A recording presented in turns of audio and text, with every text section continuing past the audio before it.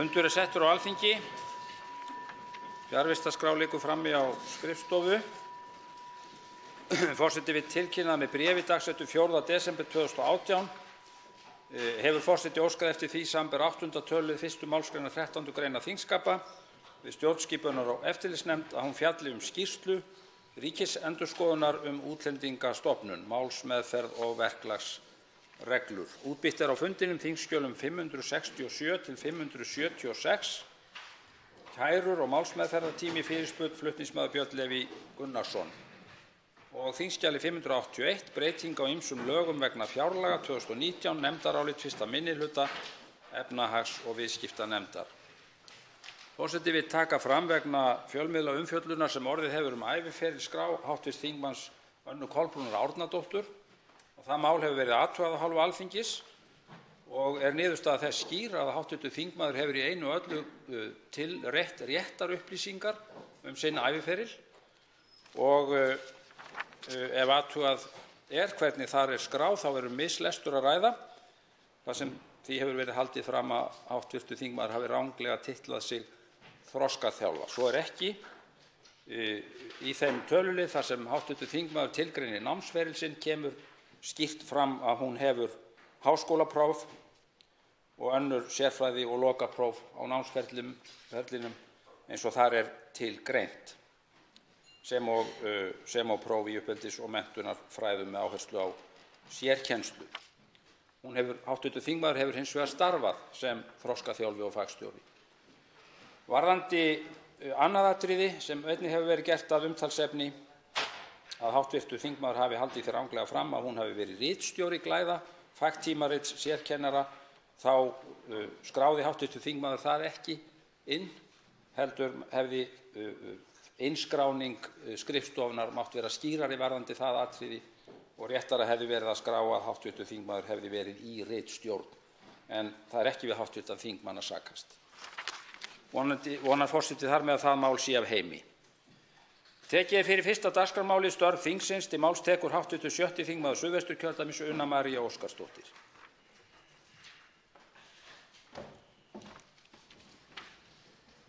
Herra þingforseti, ágæti þingheimur, mig langar að ræða við ykkur líðan í vinnu, heilsueflandi samfélag. Talið að fólk eyði þriðjungi lífsins í vinnunni. Það langur tími og það skiptir miklu að fólki líði vel í vinnunni sem og annars staðar. Það ábyrgð vinnuveitenda, starfsmanna sjálfra og samfélagsins alls að svo verði. Konan okkur var mætt á nýjan stóran vinnustað. Hún lét fremur lítið fyrir sér fara og örfáir starfsmenn heilsuðu henni. Það gladdi hana en aðrir virtu hana varla viðlits. Hún varð hissa. Konan hitti samstarfskonu sem hún þekkti en hafði ekki séð lengi. Sú kona sneri sér undan og sagði fátt. Kannski mátti hún ekki láta sjá sig á tali við þessa konu, alveg eins og deildarstjórinn hefði gefið út einhverja línu það. Ekki skal ég segja. Þetta dæmi sýnir að vinnustaður þessara kvenna þarf á lýðheilsustefnu að halda. Það þannig að góður vinnustaður og góð líðan starfsmanna getur haft margvíslegan ávinning, svo sem fjarvistir frá vinnu, meiri framleiðni og betri vinnuafköst. Góð vinnustaðamenning bætir ímynd og menningu innan fyrirtækja. Það óumdeilt að aðstæður á vinnustað og áhrif á heilsuna og heilsa starfsmanna hefur áhrif á það hvernig þeir skila störfum sínum. Vinnueftirlitið hefur langt skeið unnið að heilsuvernd á vinnustöðum og geðheilbrigði og vellíðan í vinnu eru starfsmönnum ekki síður mikilvæg en aðrir öryggisþættir. Erindi embætti landlæknis vinnur að fjölgun heilsueflandi samfélaga og allir vinnustaðir ættu að vera heilsueflandi samfélög. Eftir því ég best veit þá hafa fáir vinnustaðir hér á landi mótað sér slíka stefnu. Ég vil því hvetja hið háa Alþingi til að móta sér lýðheilsustefnu og sýna gott fordæmi sem stuðla geti að góðri líðan bæði starfsmanna og starfsfólks þingsins. Til máls tekur hv. 9. þingmaður Suðurkjördæmis Vilhjálmur Árnason og ræðir störf þingsins. Virðulegi forseti,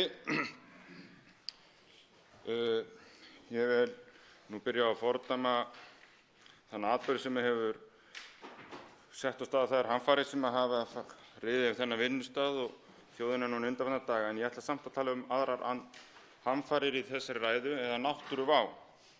Náttúruvá á Íslandi fjölbreytt, en við höfum okkar eldstöðvar, berghrun, flóð á landi og frá hafi og storma og ýmislegt sem við þurfum að vera undirbúin fyrir. Það eru margir aðilar sem að koma að því að vinna að þessari náttúruvá, bæði að kortleggja hana og bregðast við henni og undirbúa samfélagið til þess að draga sem mest úr tjóni. Þar má nefna náttúrulega almannavarnir og viðbragðsaðila eins og löggæslu og landhelgisgæslu, björgunarsveitir og fleira, Veðurstofuna, fræðasamfélagið allt, háskólann okkar, sveitarfélögin og ýmislegt. Margt af þessu og flest eru föstum skorðum og samvinnan á milli þessa aðila sem að koma að þessum málum er mjög góð. En það sem ég held að við þurfum að tryggja hér, eins og hv. þingmaður Ari Trausti Guðmundsson hefur verið að fjalla undanfarna daga líka, að við þurfum að hafa einhverja yfirsýn og yfirsýnina þurfum við að tryggja þá á því hvar sé gert áhættumat. Erum við búin að gera áhættumat alls staðar sem þarf og þegar áhættumatið er komið, hvernig er þá unnið úr því? Eru gerðar viðbragðsáætlanir? Eru þær æfðar? Er einhver vöktun sett á stað? Er einhverjar rannsóknir settar í gang og hvaða rannsóknir höfum við og hvaða rannsóknir vantar okkur? Og síðast en ekki síst, förum við þá fyrirbyggjandi innviði sem að þarf til þess að bregðast við þessu komið þetta upp, til að draga úr hættunni á manntjóni eða eignatjóni. En svo þarf líka að fylgja þessari yfirsýn að það þarf að forgangsraða öllum þessum þáttum. Og það er það sem við þurfum að huga hér. Til máls tekur hv. 7. þingmaður Suðurkjördæmis Ásgerður K. Gylfadóttir.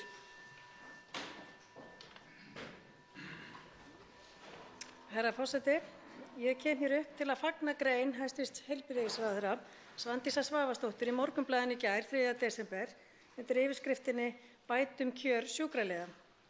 Þar kemur ráðherra inn á þá viðvarandi áskorun heilbrigðiskerfisins að manna stöður og þá sérstaklega stórra kvennastétta. Ég fagna orðum ráðherra og hvatningu hennar að kjör, vinnutími og starfsumhverfi sjúkraliða sé skoðað og gripið til aðgerða. Mikilvægt er að heilbrigðisþjónustan sé vel mönnuð og þverfaglegt samstarf gangi vel. Hver og einn starfsmaður er mikilvægur í heilbrigðisþjónustunni, ekki síður en í öðrum starfsgreinum. Í greininni kemur fram, með leyfi forseta, að í drögum að heilbrigðisstefnu eigi staðan að vera sú árið 2030 að mannafla þörf heilbrigðiskerfisins hafi verið greind og viðeigandi ráðstafanir gerðar af hálfu ríkisvaldsins til að tryggja mönnun. Tilvitnun lýkur. Þarna er talað 2030, en ég vil minna á að mönnunarvandi er nú þegar til staðar og fer vaxandi með hverju árinu sem líður. Við sem þjóð höfum ekki efni á því að eyða mörgum árum í greiningu og hugsa út í viðeigandi ráðstafanir. Við þurfum að bregðast við núna, laða að menntaða sjúkraliða og aðrar heilbrigðisstéttir til starfa innan heilbrigðiskerfisins og fjölga þeim sem leggja fyrir sig nám í heilbrigðisgreinum. Einnig gefa orð hv.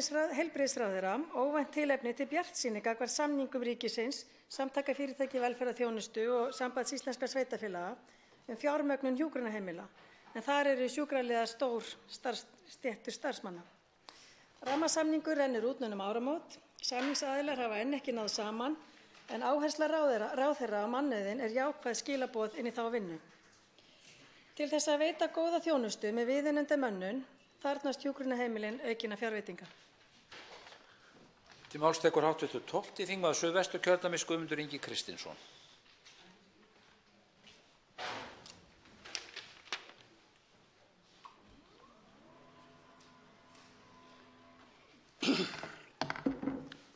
Virðulegi forseti, þann 3. desember síðastliðinn í gær var alþjóðadagur fatlaðs fólks. Sú umræða sem fór fram hér á bar einum og varðar fatlað fólk er skelfileg. Við megum aldrei láta hatrið sigra. Þau störf sem ég hef verið í undanfarin ár varðar sjálfsbjörg, sjálfsbjargarheimilið sem er landssamband fatlaðra og Öryrkjabandalag. Og að horfa á mikið fatlað fólk og illa fatlað fólk berjast fyrir hverjum einasta degi þeim þröskuldum sem fyrir það er lagt er athugavert. Hversu langt þau komast og hversu langt og eru tilbúin til að berjast. En að geta hugsað það sem þarna fór fram, sett það í orð og setið undir því á ekki að líðast. Og við verðum að átta okkur á því að þarna var 10% af þingmönnum, 10% satt þarna undir þessu orðaði. Og við verðum að átta okkur líka á því að þetta segir allt um þá sem voru þarna og ekki neitt um þá sem var fjallað um. Og við verðum líka að koma í veg fyrir grófa haturumræðu og smán gagnvart konum og minnihlutahópum, og við verðum að passa okkur það að skömmin sé hjá þeim sem þarna töluðu en aldrei koma hana yfir á aðra. Til máls tekur hv. 4. þingmaður Norðvesturkjördæmis Jón Þór Þorvaldsson.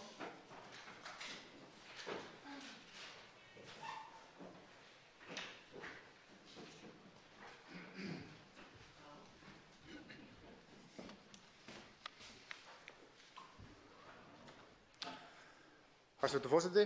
Eftir því sem kemur næst munu íslensk stjórnvöld skrifa undir samning Sameinuðu þjóðanna í Marrakesh í Marokkó á fundi sem fram fer dagana 10. og 11. desember næstkomandi.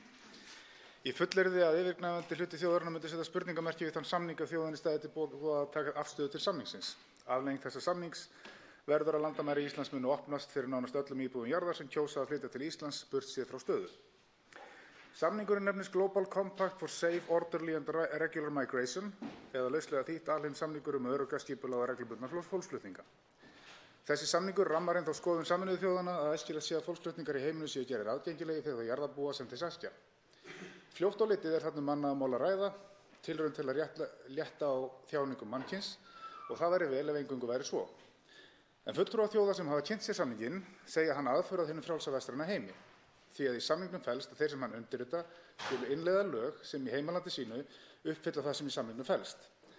Það meðal annars að tjáning gegn því sem í samningnum felst skuli flokkast undir hatursorðræðu og að refsingu viðurlögum að loka megi fjölmiðlum og gera setjur að taka þátt í slíkri umræðu. Með öðrum orðum, hér skal gengið gegn grundvallar mannréttindum stjórnarskrár lýðveldisins og að grunnum að frelsi einstaklingsins og vestrænu samfélagi. Samningurinn hefur ekki fengið neina umfjöllun þessi 2 ár að séð verður á Alþingi, hjá stjórnvöldum eða fjölmiðlum. Því viðbúið að utanríkisráðherra landsins eða staðgengill hans skuldbindi okkur 10. eða 11. september næstkomandi eftir rúma viku án þess að nokkur umræða hafa farið fram samninginn hérlendis. Það vitað að nokkur lönd munu ekki staðfesta samninginn.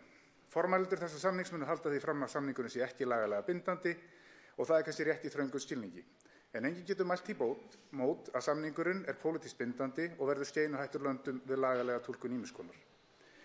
Það leitt til þess að hugsa að nú þegar við fögnum 100 ára afmæli fullveldisins skuli þingheimur og fjölmiðlar ekki sinna meir fullveldi Íslands. Hvert málið á fætur öðru reynt að rekja gegnum þingið eða það sem alvarlega framhjá því í litlum sneiðum, salamiaðferðin við framsal fullveldis. Ég skora á Alþingi að ræða þennan samning sem og aðra sem á eftir munu koma og ef satt reynist að þar sé framsal fullveldis undir alþjóðalögin eða hefting á grunngildum vestræns samfélags, þá hljótum við að hafna undirritun slíkar samningar. Máls tekur hv. 9. þingmaður Reykjavíkurkjördæmis suður Alex B. Stefánsson.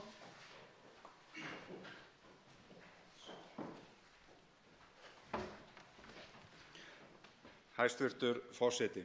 Einn hópur sem að stjórnvöld hafa ekki tryggt húsnæðisöryggi fyrir leigjendur á almennum leigumarkaði. Ástæðan að leiguverð hátt, leigutími stuttur og samningar leigu eru þannig gerðir að leigjendum gert að þola sífelldar verðhækkanir. Herra forseti, leigusamningar almennra leigufélaga eru bundnir við hækkun neysluvísitölu. Það ekki heimild til hækkun leigu ef rekstrarkostnaður hækkar, til dæmis fasteignagjöld.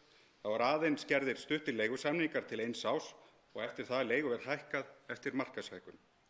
Hvernig á fólk að geta talið leigu traustan kost þegar það situr uppi með 2.000 kr. hækkun eftir aðeins árs leigu? Nei, hvergi í samanburðarlöndunum sem við teljum okkur tilheyra eru réttindi leigjenda jafn lítil á Íslandi.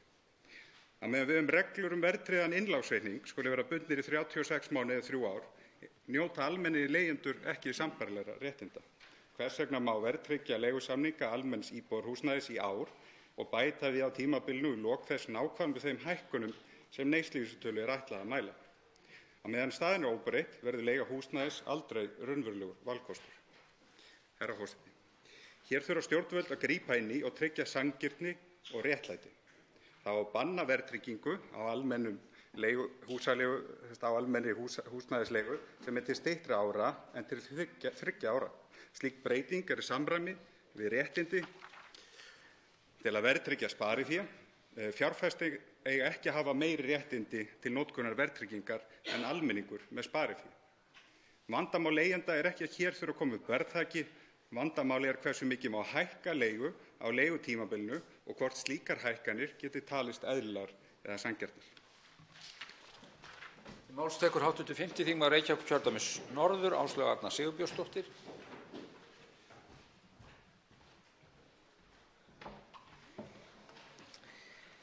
Hæstv. forseti. Í hv. allsherjar- og menntamálanefnd nú til umfjöllunar frumvarp sem ég lagði fram snemma í haust sem lýtur að bættum lögum nálgunarbann og brottvísun af heimili. Meðflutningsmenn eru úr öllum flokkum á þingi. Frumvarpið snýr að því að bæta meðferð þingsins og hún verði ekki eins þung í vöfum, einkum þegar sakborningur samþykkur ákvörðun lögreglustjóra beitingu nálgunarbanns, en ásamt því kveðið á í frumvarpinu að skilgreina nánar vægari úrræði. Frumvarpið bárust í síðustu viku 2 umsagnir, annars vegar frá Mannréttindaskrifstofu Íslands og hins vegar frá samtökum kvenna af erlendum uppruna. Báðar umsagnirnar eru gríðarlega jákvæðar og taka undir mikilvægi þess fyrir brotaþola að létta á þessari málsmeðferð og hversu mikilvægt að fá skilgreindara vægari úrræði áður en þessum úrræðum beitt. Og ég vona að hv. allsherjar- og menntamálanefnd taki málið til umfjöllunar sem fyrst og okkur lánist að klára það brotaþolum öllum til hagsbóta sem fyrst. Til máls tekur hv. 4. þingmaður Reykjavíkurkjördæmis norður, Helga Vala Helgadóttir.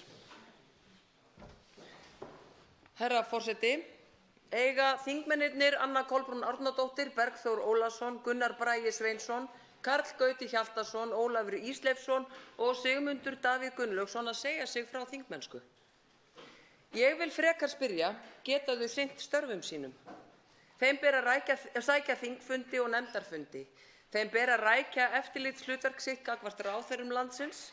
Þeim ber að vanda til verka við lagasetningu, setja sig inn í mál, hlusta á þá gesti sem mæta fyrir nefndir og eiga í samstarfi við aðra þingmenn og ráðherra.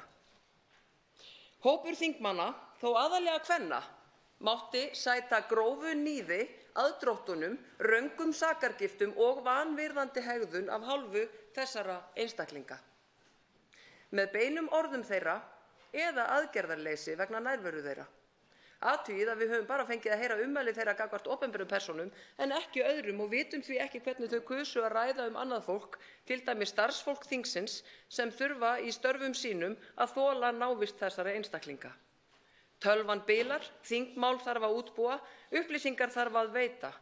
Margt af þessu fólki hefur síðustu daga spurt sig og okkur hvernig tala þau mig. Við skulum einnig vera meðvituð það að sumt af því sem sagt var hefur ekki verið birt vegna þess hversu ósæmilegt það þótti. Ekkert þeirra getur beint fyrirspurn að hæstv. Menntamálaráðherra, enda tel ég hana ekki þurfa að svara níðingum sem að henni vógu með svívirðilegum hætti.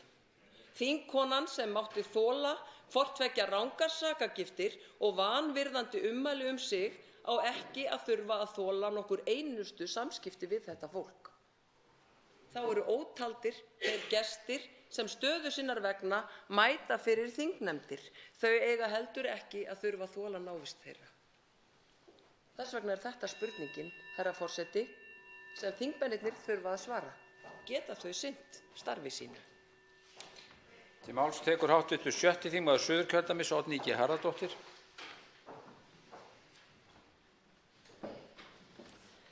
Herra forseti, við höfum talið okkur vera í fararbroddi í jafnréttismálum. Það hefur slest á þá sjálfsmynd síðustu daga. Og líkt og hér á landi sjáum við mikla breytingar til þess verra á stöðu kvenna samfara breytinga á hinu pólitíska sviði á Norðurlöndum, í Bandaríkjunum og víða í Evrópu. Forseti Bandaríkjanna hefur stært sig af því að konur leyfi sér að káfa og kyssa sig þegar honum henti og segist grípa í píkuna á þeim. Á sama tíma og Trump hættir fjárveitingum til alþjóðlegra hópa sem styðja með einhverjum hætti þungunarrof, eins og Mannfjöldasjóð Sameinuðu þjóðanna, þá bætir hann í fjárveitingu til samtaka sem vinna gegn réttindum kvenna og hinsegin fólks. Þróunin á Norðurlöndum veldur líka áhyggjum, svo sem hugmyndir forsætisráðherra og formanns hægri flokksins í Noregi, Ernu Solberg, að banna með öllu þungunarrof umfram 12. viku, sama hvað konurnar vilja sjálfar. Stjórnmál og fótbolti eiga það sameiginlegt að vera mjög karllægir heimar. Á dögunum var norska knattspyrnukonan Ada Hegerberg valin besta knattspyrnukona heims. Og leið og hún tók við þessari miklu viðurkenningu bað kynnirinn hana að hrista á sér rassinn og var svo steinhissa á neikvæðum viðbrögðum við þessu virðingarleysi sem hann sýndi. Þrumuræða stjórnmálakonunnar Söru Hansson Young hefur farið eins og eldur sinu á internetinu síðustu daga. Hún segist þar með kröftugum hætti hafa algjörlega fengið nóg af framkomu ákveðinna karlmanna á ástralska þinginu sem niðurlægja konur ef þær eru þeim ósammála. Það eru ekki allir karlar sem fara niðurlægjandi orðum konur eða beita þær ofbeldi. Við þurfum öll að taka á því saman, svo að þessi ómenning sem birtist hér á síðustu dögum með svo skýrum hætti hafi ekki enn frekari skaða í för með sér. Til máls tekur hv. 8. þingmaður Reykjavíkurkjördæmis suður, Inga Sæland. Virðulegi forseti. Já, það einkennilegt andrúmsloftið á hinu háa Alþingi í dag. Og það alveg ljóst að við förum ekkert okkar varhluta af því. Það kannski ekki aðalmálið hvort að ég hef verið þolandi í þessu máli og hvort að ég grenju dúkka sem get ekki tekið ákvarðanir eða hvernig sem það og mig hefur verið samið virkilega skemmtilegt lag í áramótaskaupinu sem ég nú aldeilis stolt af. En alþingismenn mega líka hafa tilfinningar án þess að það sé verið að ræja það og rakka og gera lítið úr þeim. Ég stolt af því og vil þakka forseta fyrir hans góðu afsökunarbeiðni og hvernig hann hóf störfin okkar hér í gær, hvernig hann hóf þingfund hér í gær, vegna sem ég þótti það til fyrirmyndar og ég var stolt af forseta mínum í gær. Ég vil líka segja það við virkjum siðanefnd og ég vil bara hvetja ykkur öll til þess að taka utan um þann vilja sem við erum að sýna hér í að breyta umgjörðinni inn í þinginu, breyta því hvernig talað okkur út í samfélaginu, breyta siðferðinu sem hér hefur ríkt í áratugi þar sem enginn hefur axlað ábyrgð gjörða sinna. Kjósendur eru ekki að biðja undirferli, baktjaldamakk og fyllirí á pöbbum við hliðina á þinginu á meðan á þingstörfum stendur. Kjósendur vilja heiðarlegt fólk inn á Alþingi Íslendinga og þeir vilja fyrst og síðast traust. Og það alveg víst að þó að flokkur fólksins sigli nú hálfur frá borði og hér stöndum við eftir 2, Guðmundur Ingi og ég, sem áður voru næstminnsti flokkur á Alþingi en erum nú augljóslega sá minnsti, þá það alveg örugt. Kjósendur okkar geta áfram treyst flokki fólksins. Við komum hér af einni ástæðu og einni ástæðu aðeins. Við berjumst áfram gegn fátækt. Við, Guðmundur Ingi Kristinsson, erum bæði öryrkjar. Við berjumst fyrir hag og bættum kjörum minnihlutahópa á Íslandi sem hingað til hafa verið settir frá garði og það mun ekkert breytast þó við séum aðeins 2 eftir í flokki fólksins. Við munum standa sterkari en nokkru sinni fyrr. Þá tekur til máls hv. 4. þingmaður Reykjavíkurkjördæmis suður, Þórhildur Sunna Ævarsdóttir.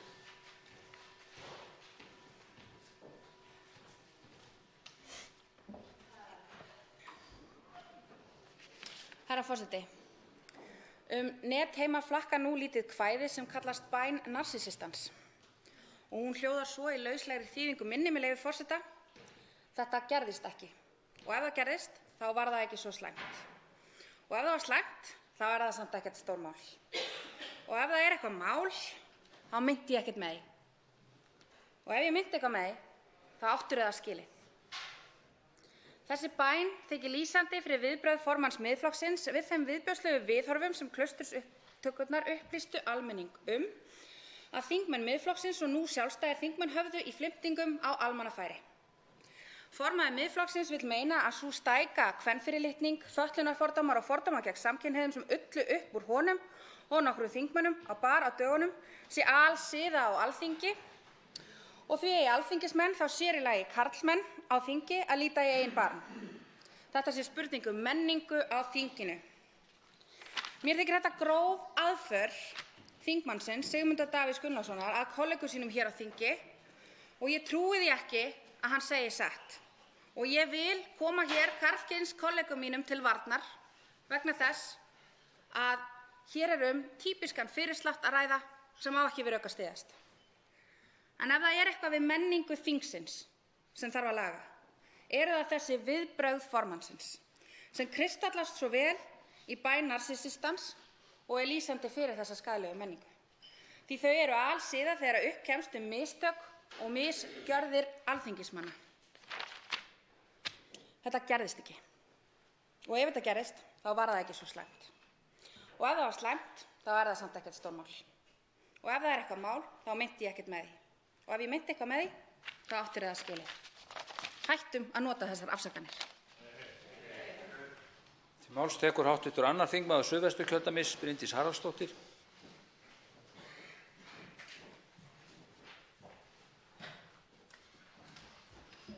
Virðulegur forseti, ég ætla að nota þennan stutta tíma hér til að ræða mál sem mér þykir mjög brýnt. Og það eru samgöngumál hérna á höfuðborgarsvæðinu. Háttvirt umhverfis- og samgöngunefnd fékk í morgun kynningu á skýrslu sem verkefnahópur á vegum sveitarfélaganna hérna á höfuðborgarsvæðinu og samgönguráðsins hafði unnið. Þetta nú 43 blaðsíðna skýrsla, þannig að ég ætla ekki að segjast hafa lesið hana alla, en mig langar að grípa hér niður í helstu atriði skýrslunnar. En þar kemur fram að hlutur höfuðborgarsvæðisins sé mjög rýr í tillögum að samgönguáætlun til 15 ára. Það sé 18% af fé til nýframkvæmda í vegakerfinu og aðeins 8% af rekstrarstuðningi almenningssamgangna. Breytingartillögur á samgönguáætluninni gera ráð fyrir heildstæðum samgöngupakka á höfuðborgarsvæðinu, en það það sem þessum verkefnahópi var falið að gera. Þar talað markvissar fjárfestingar og aðgerðir sem stuðla að breyttum ferðavenjum sem dragi úr umferðartöfum og losun gróðurhúsalofttegunda. Í tillögum verkefnahópsins gert ráð fyrir að nýjum sjálfstæðum tekjustofni, svo sem vegagjöldum, innviðagjöldum og hlutir kolefnisgjalds, verði varið í að greiða fyrir þessar framkvæmdir. Tillögurnar gera ráð fyrir því að á árinu 2019 verði 600 milljónir króna varið til undirbúningar í framkvæmdina og helmingurinn komi frá ríki og helmingurinn frá sveitarfélaginu. Mér langar að ítreka það sem ég hef oft sagt hér áður í þessum sal, mikilvægi þess að við vinnum með sveitarfélögum á höfuðborgarsvæðinu þegar kemur að samgöngubótum hér. Ég held að fá svæði hafi farið í jafn ítarlegar greiningar á stöðunni eins og sveitarfélögin á höfuðborgarsvæðinu hafa gert, að sjálfsögðu í góðu samstarfi við samgönguráðuneytið.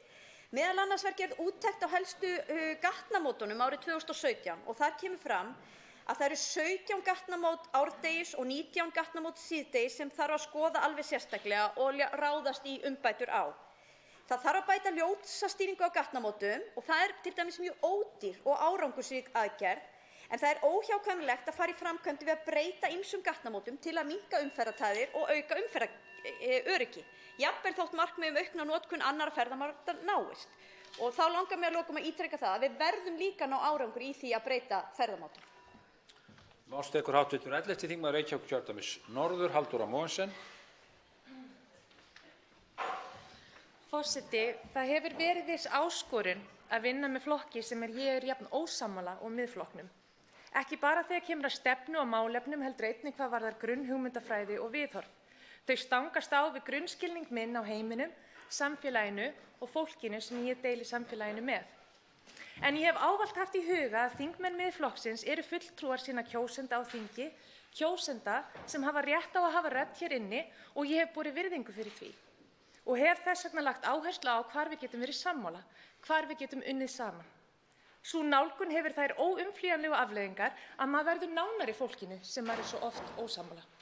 Og á einhvern fáránlegan hátt gerir það vinnuna á þingi erfiðari, sérstaklega í stöðu eins og þeirri sem uppi nú. Almenningur kallar eftir afsögnum þingmanna sem hafa afhjúpað forneskjuleg og niðrandi viðhorf gagnvart stórum hluta samborgara sinna. Traustið rofið. Ef þingmönnum annt lýðræðið og kjósendur sína, þá íhuga þeir stöðu sína á alvöru og spyrja sig hvort það að sitja sem fastast sé skaðlegt fyrir stjórnmálaflokkinn og getu hans til að vinna málefnum sínum, hvort það sé skaðlegt fyrir stjórnmálin og traust á þinginu, hvort það sé skaðlegt fyrir lýðræðið. Því ef svo þá það merki stjórnlaust ego og eigin hagsmunagæslu að sitja áfram á þingi eftir að viðkomandi þingmaður hefur misst getuna til að vinna af heilindum að málefnum og stefnum síns flokks. Forseti, að lokum vil ég segja að síðan ég hóf störf á þingi hef ég smám saman öðlast mynd af þeirri neikvæðu menningu sem ríkir á þessum vinnustað. Menningin litið af átökum, undirferli, óheiðarleika, brögðum og baktjaldamakki. Hættan sem stafar af þessari menningu sú að einstaklingar sem sjá fram á að ná litlum sem engum árangri með heiðarlegri nálgun fara að láta tilganginn helga meðalið og missa smám saman sjónar á sínum siðferðislegu mörkum. Þetta lúmsk þróun sem erfitt að koma í veg fyrir án sífelldrar sjálfskoðunar. Þessi menning hluti af vandamálinu og mér finnst mikilvægt að við spyrjum okkur hvort það sé orðið tímabært að uppræta þessa menningu og fara að stunda annars konar pólitík. Máls tekur hv. 7. þingmaður Reykjavíkurkjördæmis suður, Hanna Katrín Friðriksson. Herra forseti, það líklegast varla til það mannsbarn sem komið til vits og ára sem ekki gerir sér grein fyrir því hver nýsköpun og hagnýting hugvits bæði í atvinnumálum og annarri samfélagsuppbyggingu mikilvæg. Það ekki bara það að við þurfum menntastofnanir okkar til að leggja áherslu á þessi mál. Við erum á því stigi að við þurfum að leggja áherslu á þessi mál í uppbyggingu menntastofnana okkar. Þar þarf nýsköpun ekki síst að eiga sér stað. Enda stjórnarsáttmáli ríkisstjórnarinnar stútfullur af fallegum orðum nákvæmlega þessi mál. Og þess vegna kemur það óvart, en þó ekki, að það verið að draga saman. Það verið að skera niður í framlögum til vísindamála. Það verið að skera niður á 200 milljóna til rannsóknarsjóðs Vísinda- og tækniráðs. Hagræðing, segir einhver, hagræðingarkrafa, en þarna verður maður hreinlega að setja fótinn niður og gera kröfu forgangsröðun stjórnvalda ef þau meina eitthvað í þessu máli.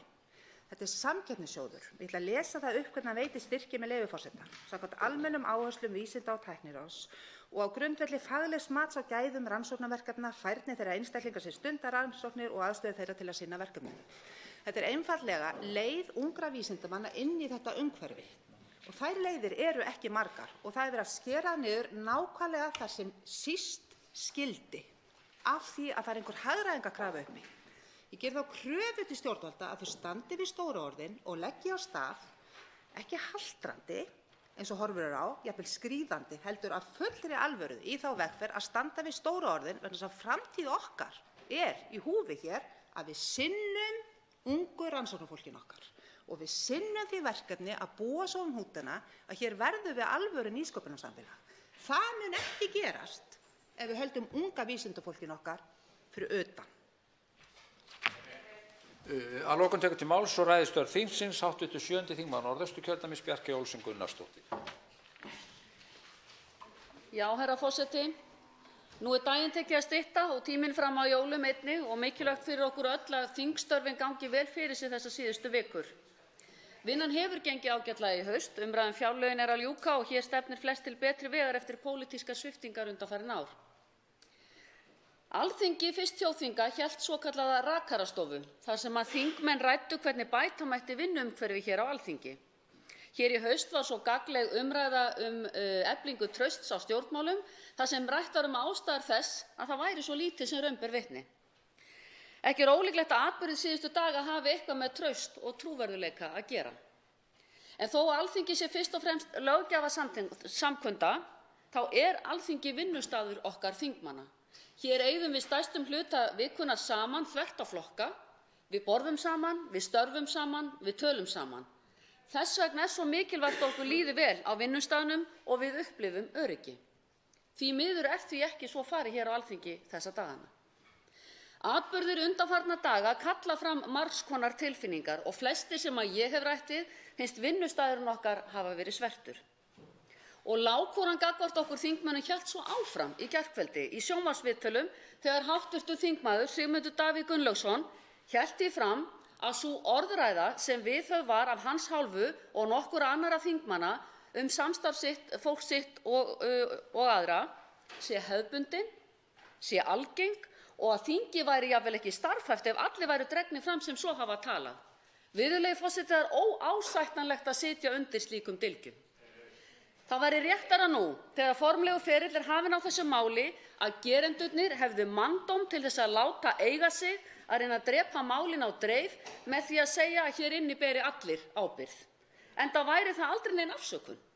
Við hljótum að gera meiri kröfur til okkar sem stjórnmálamanna og sem fólks en það að benda út í loftið og segja að aðrir séu verri. Ykkar sexmenningana er skömmin, þið eigið að axla ábyrgð. Umræðum störf þingsins er lokið. Tekið er fyrir annað dagskrármálið. Refsingar fyrir hópmorð, glæpi gegn mannúð, stríðsglæpi og glæpi gegn friði, stjórnarfrumvarp 69. mál á þingskjali 520, 3. umræða. Enginn hefur kvatt sér hljóðs og er umræðu lokið en atkvæðagreiðslu frestað.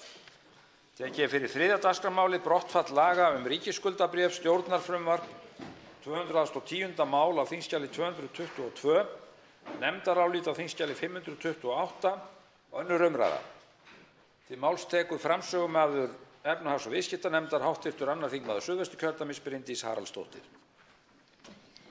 Virðulegur forseti, ég mæli hér fyrir nefndaráliti hv. efnahags- og viðskiptanefndar er varðar lög brottfall laga nr. 51 frá 1924 ríkisskuldabréf.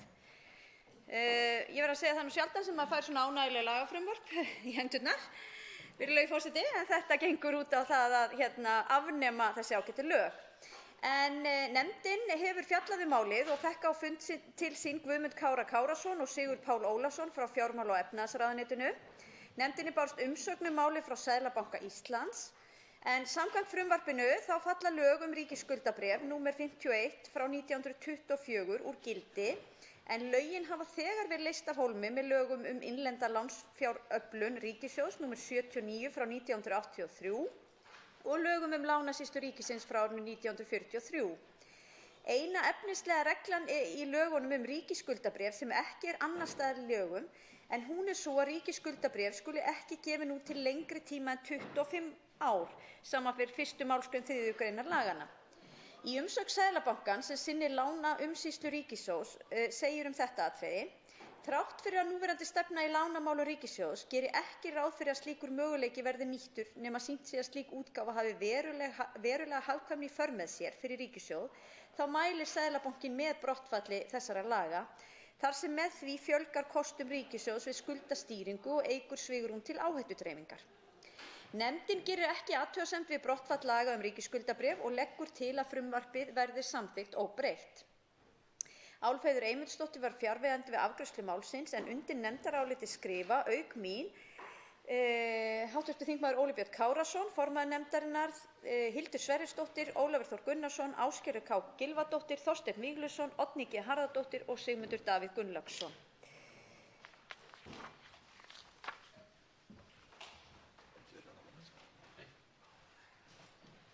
Fleiri hafa ekki kvatt sér hljóðs og er þá umræðu lokið en atkvæðagreiðslu frestað. Tekið er fyrir 4. dagskrármálið, rafræn birting á álagningu skatta og gjalda, stjórnarfrumvarp 211. mál á þingskjali 223, nefndarálit á þingskjali 529, önnur umræða.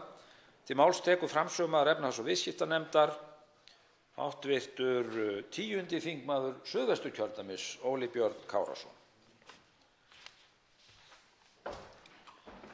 Herra forseti, ég mæli hér fyrir nefndaráliti með breytingartillögu frumvarp til laga rafræna birtingu og álagningu skatta og gjalda, 211. mál, og þetta er á þingskjali 529. Með frumvarpinu eru lagðar til breytingar á 9 lögum þess efnis að tekið verði fram að heimilt sé að senda tilkynningar álagningu ýmissa skatta og gjalda rafrænt. Er þar með stigið skref í átt að eflingu rafrænnar stjórnsýslu, en sætt hefur gagnrýni hversu skammt íslensk stjórnsýsla er á veg komin hvað það varðar, meðal annars í samanburði við önnur Norðurlönd. Í umsögnum sem nefndinni bárust er lýst stuðningi við framgang frumvarpsins, jafnframt hvetja umsagnaraðilar til þess að gengið verði lengra og að stjórnsýslulög sæti endurskoðun, með það að markmiði að skýrt verði að rafræn stjórnsýsla sé meginregla varðandi öll samskipti hins opinbera við almenning. Í umsögn Sambands íslenskra sveitarfélaga segir meðal annars með leyfi hæstv. Forseta: Til þess að rafræn stjórnsýsla nái festu hér á landi og sé raunhæfur kostur í öllum tegundum stjórnsýslumála er mikilvægt að stjórnsýslulögin séu skýr og ekki þurfa að taka fram í sérlögum hvort heimilt sé að birta ákvörðun rafrænt eða ekki. Og í umsögn Viðskiptaráðs er tekið í sama streng og bent á að Ísland komi illa út í alþjóðlegum samanburði og innleiðingu tækni í opinberri stjórnsýslu. Á mælikvarða Global Innovation Index fyrir stafvæðingu hins opinbera sé Ísland í 60. sæti af 126 ríkjum á milli Perú og Bangladesh. Í umsögninni er að finna mynd sem birtist í nefndarálitinu sem þingmenn geta kynnt sér. Nefndin telur frumvarp þetta til bóta og mælir með samþykkt þess en tekur jafnframt undir framangreind sjónarmið að betur megi ef duga skal. Telur nefndin þá ábendingu réttmæta að hætta sé á að sú leið sem farin er með frumvarpinu að tiltaka sérstaklega í sérlögum að heimilt sé að senda ákveðnar opinberar tilkynningar rafrænt veki spurninga hvort rétt sé að gagn álykta á þá leið að rafræn birting sé óheimil nema hún sé sérstaklega heimiluð. Þetta telur nefndin bagalegt og beinir því til forsætisráðuneytisins að fram fari heildræn endurskoðun meðal annars á ákvæðum 9. kafla stjórnsýslulaga nr. 37/1993 rafræna meðferð stjórnsýslulaga sem miði að því að skýrt verði að rafræn samskipti séu meginreglan en ekki undantekning, þar með talið þegar kemur að álagningu skatta og gjalda. Nefndin leggur til að frumvarpið verði samþykkt með breytingu þannig að fyrirsögn frumvarpsins verður frumvarp til laga breytingu á ýmsum lagaákvæðum og álagningu skatta og gjalda innan sviga rafræn birting. Undir nefndarálit þetta rita sá er hér stendur Óli Björn Kárason og hv. þingmenn Þorsteinn Víglundsson, Bryndís Haraldsdóttir, Hildur Sverrisdóttir, Ásgerður K. Gylfadóttir, Oddný G. Harðardóttir, Ólafur Þór Gunnarsson og Sigmundur Davíð Gunnlaugsson. Álfheiður Einarsdóttir var fjarverandi við afgreiðslu málsins. Fleiri hafa ekki kvætt til hljóðs og umræðu lokið en atkvæðagreiðslu frestað. Tekið fyrir 5. dagskrármálið breyting á ýmsum lögum vegna fjárlaga 2019, stjórnarfrumvarp, 3. mál á þingskjali 3, nefndarálit á þingskjali 564, breytingatillögur á þingskjali 565, önnur umræða. Til máls tekur framsögumaður meirihluta efnahags- og viðskiptanefndar hv. 10. þingmaður Suðvesturkjördæmis Óli Björn Kárason. Herra forseti, ég mæli hér fyrir nefndarálit frumvarp til laga breytingur á ýmsum lögum vegna fjárlaga fyrir árið 2019. Þetta er á þingskjali 564, 3. mál. Eins og kemur fram í nefndarálitinu þá fékk nefndin á sinn fund ýmsa aðila frá meðal annars fjármála- og efnahagsráðuneytinu, ríkisskattstjóra, samtökum atvinnulífsins, landssamtökum lífeyrissjóða, samtökum ferðaþjónustunnar, Öryrkjabandalaginu. Í frumvarpinu lagðar til breytingar á ýmsum lagaákvæðum sem hafa áhrif á tekju- og gjaldahlið ríkissjóðs. Meðal aðgerða er hækkun kolefnisgjalds 10% sem ætlað er að skila 550 milljón króna tekjuaukningu og 2,5% hækkun á gjaldi í Framkvæmdasjóð aldraðra sem skilar 64 milljónum. Mestum tekjuauka skilar 2,5% hækkun krónutöluskatta og gjaldskráa í samræmi við verðlagsforsendur fjárlagafrumvarpsins. Það er hækkun á olíugjaldi, almennu og sérstöku bensíngjaldi, almennu og sérstöku kílómetragjaldi, bifreiðagjaldi og gjaldi af áfengi og tóbaki. Alls er þetta talið skila ríkissjóði það bil 1,6 milljörðum í tekjuauka. En samtals er tekjuaukinn á þessum breytingu því áætlaður 2,3 milljarðar. Á meðal atriði í frumvarpinu sem lúta að gjaldahlið ríkissjóðs ef framlenging á gildistíma 4. töluliðs bráðabirgðaákvæðis laga almannatryggingar nr. 100/2007 sem kveður á að frítekjumörk örorkulífeyrisþega vegna atvinnutekna skuli vera 1.315.200 kr. Ákvæðið hefði óbreyttu fallið niður komandi áramót og frítekjumarkið lækkað niður í 300.000 kr. og leitt til bótaskerðingar hjá örorku- og endurhæfingarlífeyrisþegum með atvinnutekjur yfir mörkum. Að óbreyttu hefðu útgjöld ríkisins vegna þessa því lækkað 1 milljarð króna en frumvarpið kemur í veg fyrir það. Vert er að benda á að í 12. gr. frumvarpsins lagt til að eftirlitsgjald sem lífeyrissjóðir greiða til fjármálaeftirlitsins lækki úr 0,0091% í 0,0084% af hreinni eign lífeyrissjóðanna í árslok. Eftirlitsgjaldið skiptist í tvennt, annars vegar fast gjald og hins vegar breytilegt. Þrátt fyrir lækkun á hlutfalli álags eftirlitsgjalds er ljóst að gjöld lífeyrissjóðanna hækka þar sem hrein eign þeirra hafa aukist. Í umsögn Landssambands lífeyrissjóða bent á að endurskoða samsetningu breytilega hlutans og fasta hluta eftirlitsgjaldsins til fjármálaeftirlitsins og meirihlutinn tekur undir þá ábendingu og beinir því til fjármála- og efnahagsráðuneytisins að slík endurskoðun fari fram. Í umsögn fjármálaeftirlitsins til nefndarinnar lagt til sú breyting verði gerð að eftirlitsgjaldi Náttúruhamfaratryggingar Íslands að stofnunin greiði fastagjald sem miðist við lágmarks eftirlitsgjald vátryggingafélaga samkvæmt lögum. Sé það til samræmis við sjónarmið að eftirlitsgjaldið samsvari sem best raunkostnaði við eftirlitið. Meirihlutinn tekur í sama streng og gerir breytingartillögu að þessu leyti. Í nefndaráliti meirihluta efnahags- og viðskiptanefndar frumvarp sem varð að lögum nr. 96/2017, það er 3. mál á 148. löggjafarþingi, var bent á að í 1. málsgrein 57. greinar B-laga tekjuskatt nr. 90/2003 væru sett takmörk á heimildir lögaðila til að draga frá skattskyldum tekjum vaxtagjöld og afföll vegna lánaviðskipta milli tengdra aðila. Samkvæmt B-lið 3. málsgreinar greinarinnar að ákvæðið ekki við ef lánveitandi ber ótakmarkaða skattskyldu hérlendis. Samkvæmt 3. grein laga breytingu á ýmsum lagaákvæðum skatta, tolla og gjöld nr. 59/2017, samanber 2. tölulið 26. greinar sömu laga, átti sú undanþága að falla brott 1. janúar síðastliðinn. Það var hins vegar bent á að brottfall undanþágunnar gæti komið niður á eðlilegri fjármögnun innan samstæðu sem beinist ekki að því að takmarka skattgreiðslur. Í áliti meirihluta fyrir 2. umræðu kom fram að unnið væri að breytingartillögu til að mæta fyrrgreindum sjónarmiðum varðandi brottfall B-liðar 3. málsgreinar 57. greinar B-laga tekjuskatt. Nefndinni barst slík breytingartillaga frá fjármála- og efnahagsráðuneytinu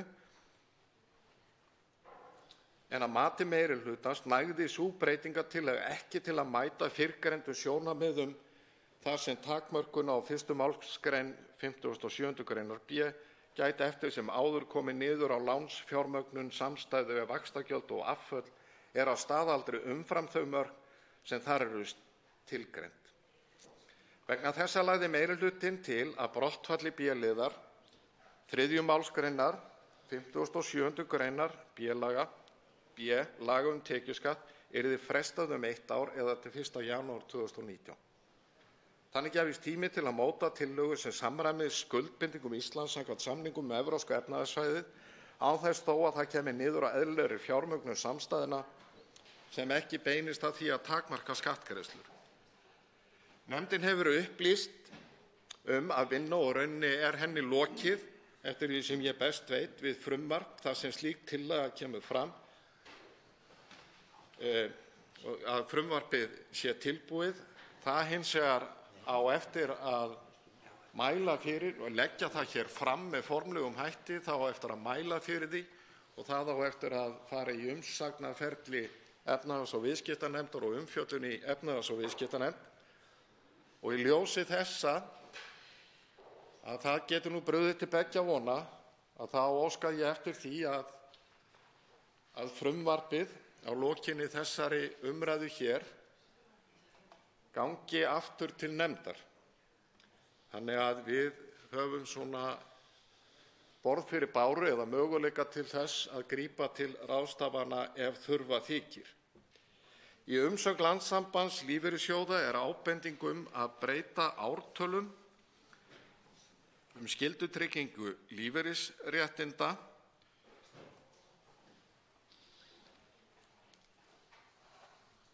og fellst meirihluti nefndarinnar á það, og síðan eru ýmsar breytingartillögur sem eru tæknilegs eðlis og er ekki ætlað að hafa efnisleg áhrif.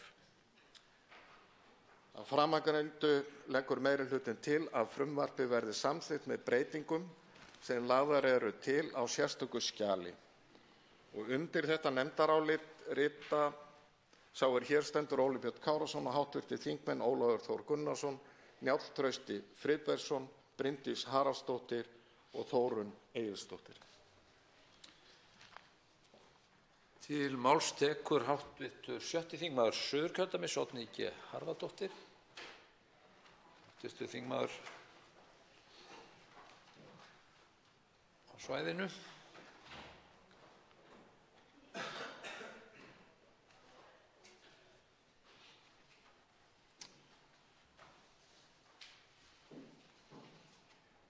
Tókum aðeins við eftir hv. þingmanni sem er á næstu grösum.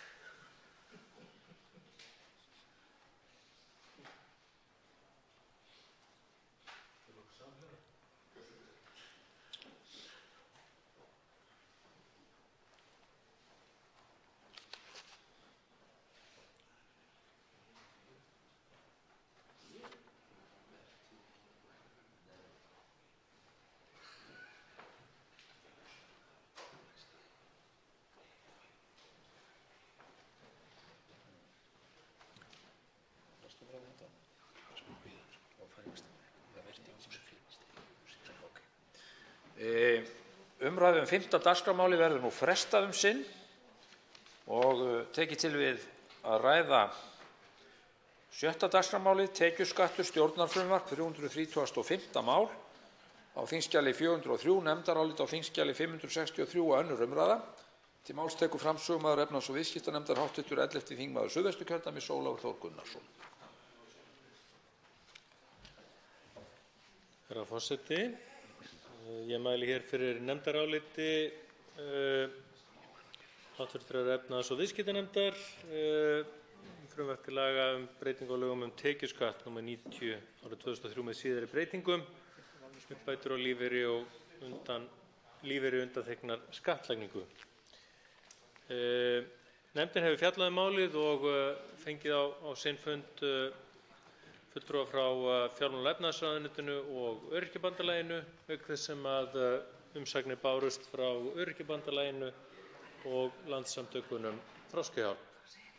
Með frumvarpinu er lagt til að uppbætur á lífeyri samkvæmt 1. málsgrein 9. grein laga félagslega aðstoð nr. 99/2007 og uppbætur vegna reksturs bifreiðar samkvæmt 2. málsgrein 10. grein sömu laga verði undanþegnar skatti og leiði ekki til skerðingar á lífeyrisgreiðslum almannatrygginga. Í greinargerð frumvarpsins kemur fram að við gerð þess hafi meðal annars verið að samráð við velferðarráðuneytið og ríkisskattstjóra. Sambærilegt mál kom til kasta nefndarinnar á 148. löggjafarþingi en í kjölfar umfjöllunar nefndarinnar það ákvað Alþingi að fela fjármála- og efnahagsráðherra að leggja fram frumvarp sama efnis, samanber þingsályktun nr. 28/148, þar sem ekki þótti fyllilega ljóst hver jaðaráhrif af breytingunni kynnu að verða. Var ráðherra falið að ganga frá þeim þáttum, meðal annars svo að tryggt væri að uppbæturnar sem ræddi leiddu ekki til skerðingar á tekjum þeirra sem þær þæðu og yrðu þar með í reynd marklausar. Að mati nefndarinnar eru þessi atriði tryggð með fyrirliggjandi frumvarpi. Í þeim umsögnum sem nefndinni hafa borist málið framlagningu frumvarpsins fagnað og hvatt til samþykkis þess, enda muni það bæta stöðu lífeyrisþega sem bera mikinn kostnað vegna fötlunar eða sjúkdóma. Nefndin telur ljóst að skattlagning bóta af því tagi sem hér ræðir samræmist ekki þeim tilgangi sem stefnt að með bótunum, enda að ræða uppbætur sem fyrst og fremst eiga að stuðla að möguleika bótaþega á þátttöku í samfélaginu. Nefndin telur að sanngirnismál sé að ræða sem miklu máli getur skipt fyrir þá sem í hlut eiga og leggur til að frumvarpið verði samþykkt óbreytt. Sigmundur Davíð Gunnlaugsson var fjarverandi við afgreiðslu málsins. Þorsteinn Víglundsson var fjarverandi við afgreiðslu málsins sem skrifar undir álit þetta samkvæmt heimild í 4. málsgrein 18. greinar starfsreglna fastareglna Alþingis og Ólafur Ísleifsson áheyrnarfulltrúi í nefndinni samþykkur þessu áliti. En undir álitið rita Óli Björn Kárason, formaður nefndarinnar, Ólafur Þór Gunnarsson, framsögumaður, Þorsteinn Víglundsson, Njáll Trausti Friðbertsson, Bryndís Haraldsdóttir, Smári McCarthy, Oddný G. Harðardóttir og Þórunn Egilsdóttir. Herra forseti, það í rauninni mikið gleðiefni að við skulum vera komin á þennan stað að klára þetta mál hér í þinginu eða því sem næst. Hér mikið réttlætismál að ræða og þeir þingmenn sem vöktu máls á þessu, sem voru þingmenn Flokks fólksins á síðasta löggjafarþingi, eiga heiður skilið fyrir að hafa ýtt þessu mál úr vör og þakkir fyrir að málið sé komið á þennan stað ásamt náttúrulega starfsfólki efnahags- og fjármála- og efnahagsráðuneytisins og ráðherra sem lagði málið fram. Það það ágæt samstaða að ég tel innan þings og í samfélaginu að þær ívilnanir sem samfélagið leggur fram, ekki í þeim tilgangi að framfleyta fólki eða aðstoða við framfærslu, heldur til þess að gera því kleifa þátttöku í samfélaginu, að þær eigi ekki að teljast til tekna. Og þetta frumvarp mikilvægur liður í því og ég fagna því sérstaklega að við skulum vera komin á þennan stað að klára afgreiðslu þess. Til máls tekur háttvirtur 8. þingmaður Reykjavíkurkjördæmis suður, Inga Sæland. Virðulegi forseti, ég vil þakka háttvirtum þingmanni og framsögumanni Ólafi Þór Gunnarssyni fyrir framsögu hans á þessu réttlætismáli. Í rauninni get ég sagt bara hálfbljúgur og bara ótrúlega fullur af þakklæti fyrir það góðu undirtektir og þann augljósa vilja sem Alþingi Íslendinga hefur sýnt gagnvart þessu máli. Það sannað sagt í fersku minni í vor þegar við stóðum hér og vorum að mæla fyrir þessu máli, þegar þingheimur allur tók undir það, hér væri sanngirnis- og réttlætismál að ræða. Og svo sannarlega, þá ef við tökum saman höndum hvar í flokki sem við stöndum, þá okkur ekkert ómögulegt. Þannig ég segi, hugsa sér að við skulum gefa fólkinu okkar, þessum þjóðfélagshópi sem hvað höllustum fæti stendur, við erum að fara að gefa þeim þessa jólagjöf, þingheimur allur. Við erum á ákveðnum tímamótum í dag, í ólgusjó, þar sem við höfum í rauninni áttu ákveðið undirhögg að sækja og ekki verið litið til okkar með mikilli hlýju síðustu daga, þrátt fyrir það að við höfum fæst okkar nokkuð til saka unnið. En á þessum tímapunkti þegar við getum staðið svona hnarreist fyrir framan fólki okkar, brosað með tindrandi augum og sagt: sjáið þið bara, sjáið hvað við getum gert ef við tökum saman höndum hvar í flokki sem við stöndum, þá okkur ekkert ómögulegt. Og sjáið þið bara, þó litli flokkur fólksins sé einungis búin að vera í 1 ár hér og þetta sé annað löggjafarþingi okkar, þá getum við komið ýmsu til leiðar þegar við bendum á augljósu málin sem að kannski hafa ekkert verið svo sýnileg. Það skiptir máli að öryrkjar eigi málsvara á Alþingi eins og allir aðrir. Það skiptir máli að hafa staðið í þessum sporum og geta sagt með sannfæringunni og með lífsreynslunni, svona er þetta. Sjáu þið tindinn, þarna vorum við. Við vitum hvað við erum að segja og okkur hefur verið tekið fagnandi. Það er satt sem þið segi. Það er satt sem þið segi. Við getum gert þetta og við ætlum að gera það, við munum gera það, skulum gera það. Gleðileg jól. Það verður jólagjöfin frá okkur öllum til ykkar fyrir þessi jól. Fleiri hafa ekki hvatt til hljóðs og umræðu lokið en atkvæðagreiðslu frestað. Tekið fyrir að 9. 5. dagskrármálið breyting á ýmsum lögum vegna fjárlaga 2019, stjórnarfrumvarp, 3. mál á þingskjali 3, nefndarálit á þingskjali 564, breytingatillögur á þingskjali 565, önnur umræða. Til máls tekur hv. 7. þingmaður Suðurkjördæmis, Oddný G. Harðardóttir. Herra forseti, ég mæli hér fyrir nefndaráliti minnihluta efnahags- og viðskiptanefndar. Fyrsti minnihluti telur frumvarp til laga breytingu á ýmsum lögum vegna fjárlaga fyrir árið 2019 ekki ganga nógu langt í þá átt að nauðsynlegum úrbótum á skatta- og gjaldaumhverfi samfélagsins. Sums staðar er jafnvel gengið til baka frá því sem áður hefur verið. Gagnrýni fyrsta minnihluta beinist helst að nokkrum afmörkuðum þáttum sem rakin eru í þessu nefndaráliti, en tvö þemu einkenna frumvarpið, annars vegar áframhald bráðabirgðaákvæða sem draga úr getu samfélagsins til þess að gera langtímaáætlanir og hins vegar skortur á að stigin séu nauðsynleg skref til að ná langtímamarkmiðum. Þessi vandamál leiða af sér ástand sem ætla má að vari út árið 2019 verði frumvarpið samþykkt. Möguleikarnir á því að takast á við öldrun þjóðarinnar og loftslagsvá skerðast samhliða því sem undirbúningur fyrir vænta kulnun í hagkerfinu sem er svo til engin. Í frumvarpinu er lagt til að framlengt verði ákvæði til bráðabirgða til að sporna við því að víxlverkanir örorkubóta almannatrygginga og örorkulífeyris hefjist að nýju. Einnig er lögð til framlenging bráðabirgðaákvæða hækkun á frítekjumarki örorkulífeyrisþega vegna atvinnutekna við útreikning tekjutryggingar. Fyrsti minnihluti telur að framlenging bráðabirgðaákvæða sem varða lífsviðurværi viðkvæmra hópa í samfélaginu séu til þess fallin að ýta undir óöryggi og hvetur stjórnvöld til að bæta kjör lífeyrisþega svo mannsæmandi sé, fremur en að framlengja ákvæði til bráðabirgða ár eftir ár. Framkvæmdasjóði aldraðra er samkvæmt lögum ætlað að tryggja að fjármunum sé varið til byggingar þjónustumiðstöðva og dagdvalar og byggingar stofnana fyrir aldraðra og til að mæta kostnaði við nauðsynlegar breytingar og endurbætur á húsnæði sem notað er til þjónustu fyrir aldraða.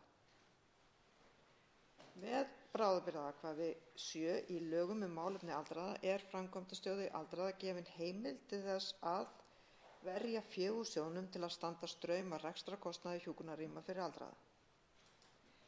Bráðabirgðaákvæðið var tekið upp í lögin árið 2010 og gilti fyrst fyrir fjárlagaárið 2011. Ákvæðið hefur gilt til 1 árs í senn og hefur verið endurnýjað á fjárlögum hvers árs síðan.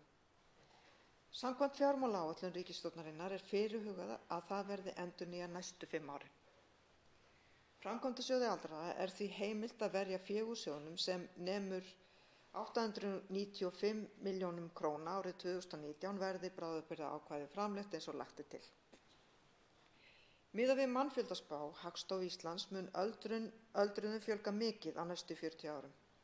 Spáin gerir ráð fyrir rúmlega tvöföldun aldraðra á þeim tíma og verði þeir í lok hans 90.000 manns. Eftir því sem öldruðum fjölgar má reikna með að fjárþörf sjóðsins aukist jafnt og því er nauðsynlegt að hætta greiðslu rekstrarkostnaðar vegna hjúkrunarheimila úr sjóðnum eigi hann að standa undir hlutverki sínu. Með hækkun kolefnisgjalds vill ríkisstjórnin senda skýr skilaboð til neytenda, atvinnurekenda og fjárfesta að það skilar árangri og borgar sig að fjárfesta í tækjum og búnaði sem draga úr losun koltvísýrings. Það er gott og blessað, en er sú hækkun sem frumvarpið gerir ráð fyrir nóg til þess? Því þarf að svara og einnig þurfa stjórnvöld að sýna svart á hvítu hvernig þau ætla að bæta innviði þannig að mögulegt sé fyrir almenning, atvinnurekendur og fjárfesta að nota vistvænni tæki og búnað. Spurningin er einnig álitin hvort stjórnvöldum sé í raun alvara með aðgerðaáætlun sinni í loftslagsmálum. Nýútgefin aðgerðaáætlun ríkisstjórnarinnar í loftslagsmálum hefur nú fengið aukatitilinn fyrsta útgáfa. Það er skiljanlegt því að í áætluninni er ákaflega lítið magnbundin og tímasett markmið hversu mikið skuli draga úr losun og hvenær því skuli lokið. Í áætluninni segir meðal annars að sölu á dísil- og bensínbílum skuli hætt árið 2030 en ekkert er sagt hver staðan skuli vera árið 2025. Ef Ísland semur við Evrópusambandið samdrátt í losun 40% skal losun á fyrsta ári skuldbindingatímabils Parísarsamkomulagsins vera 40% minni en á árunum 2016, 2017 og 2018. Þar af leiðandi er afar brýnt að Íslendingar hætti að kaupa stóra og eyðslufreka bíla ef minnka á losun línulega frá samgöngum, landbúnaði og sjávarútvegi, iðnaði og úrgangi 40% og orkuskiptin gangi greiðlega fyrir sig með öflugum innviðum sem virka. Miðað við núverandi heildarlosun koltvísýrings og annarra gróðurhúsalofttegunda þarf að draga úr losun koltvísýrings rúmlega 120.000 tonn hvert einasta ár næstu 12 ár til að ná að mæta alþjóðaskuldbindingum Íslands. Bæði jákvæðir og neikvæðir efnahagslegir hvatar eru nauðsynlegir til að ná markmiðinu. Stjórnvöld virðast ekki átta sig nógu vel á þessu. Í frumvarpinu er gert ráð fyrir framlengingu á bráðabirgðaákvæði að starfsendurhæfingarsjóður fái ekki tekjur af almennu tryggingagjaldi á árinu 2019. Virk starfsendurhæfingarsjóður hefur bent á að framlög til sjóðsins þurfa að hækka svo þeir nemi 0,05% af áætluðum gjaldstofni tryggingagjalds fyrir árið 2018 eins og kveðið er á í lögum nr. 60/2012 og þjónustusamningi milli velferðarráðuneytisins og VIRK. Og 1. minnihluti vill vekja athygli á þessu og leggur áherslu á að stjórnvöld standi við gerða samninga. Undir þetta nefndarálit skrifum við tvö, sú sem hér stendur og hv. þingmaður Smári McCarthy. Fleiri hafa ekki kvætt sér hljóðs og er umræðu lokið en atkvæðagreiðslu frestað. Þá er tekið fyrir 8. dagskrármálið, svæðisbundin flutningsjöfnun, stjórnarfrumvarp 158. mál á þingskjali 158, nefndarálit á þingskjali 561, önnur umræða. Til máls tekur framsögumaður atvinnuveganefndar, hv. 7. þingmaður Norðvesturkjördæmis, Halla Signý Kristjánsdóttir. Virðulegi forseti.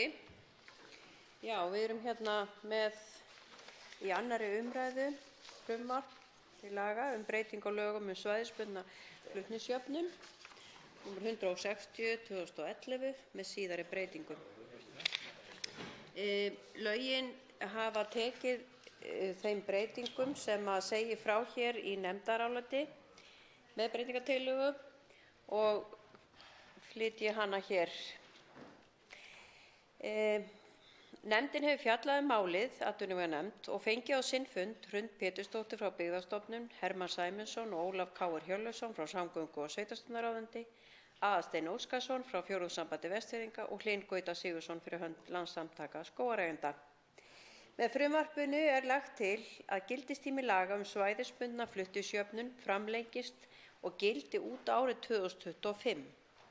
En gildandi lög féllu að öðrum kosti úr gildi í árslok 2020.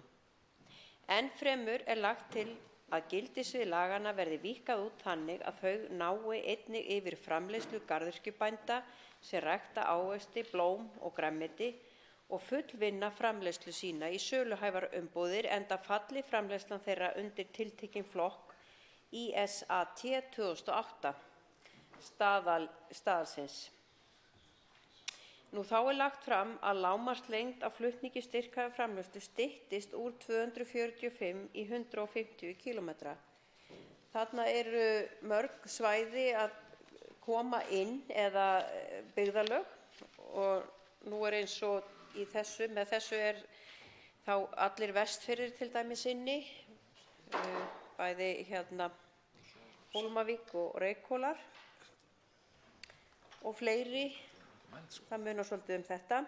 En jafnframt er í frumvarpinu kveðið skýrlega á að ef styrkhæfar umsóknir fara fram úr fjárveitingu geti Byggðastofnun lækkað hlutfall styrkja, en ef styrkhæfar umsóknir reyndist lægri en fjárveitingin megi hækka hlutfallið.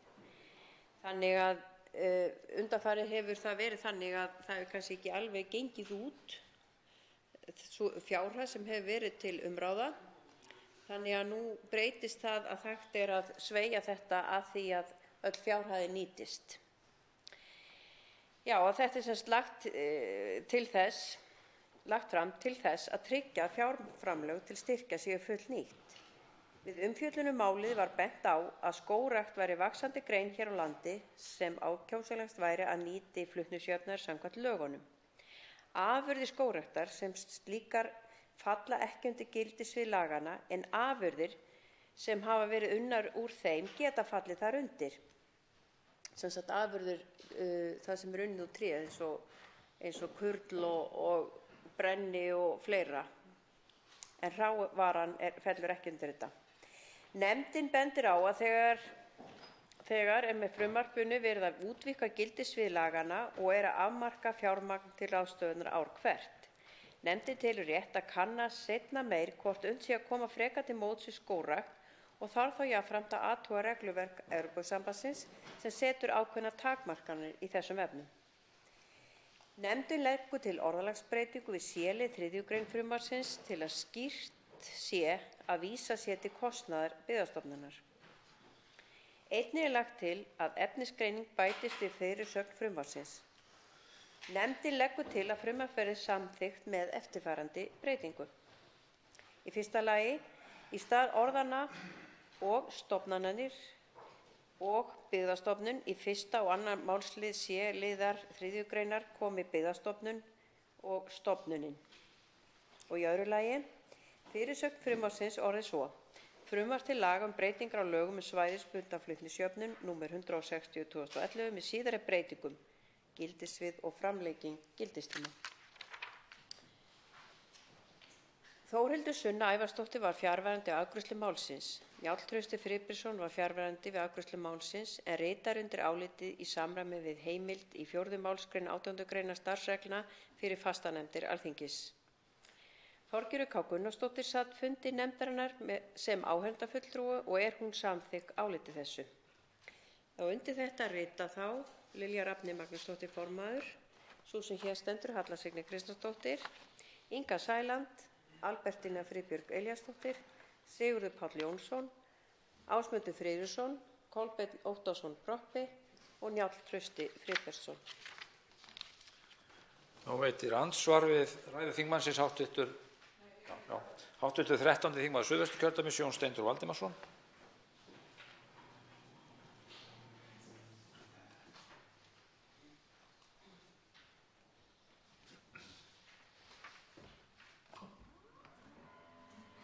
Herra forseti, þakka hv.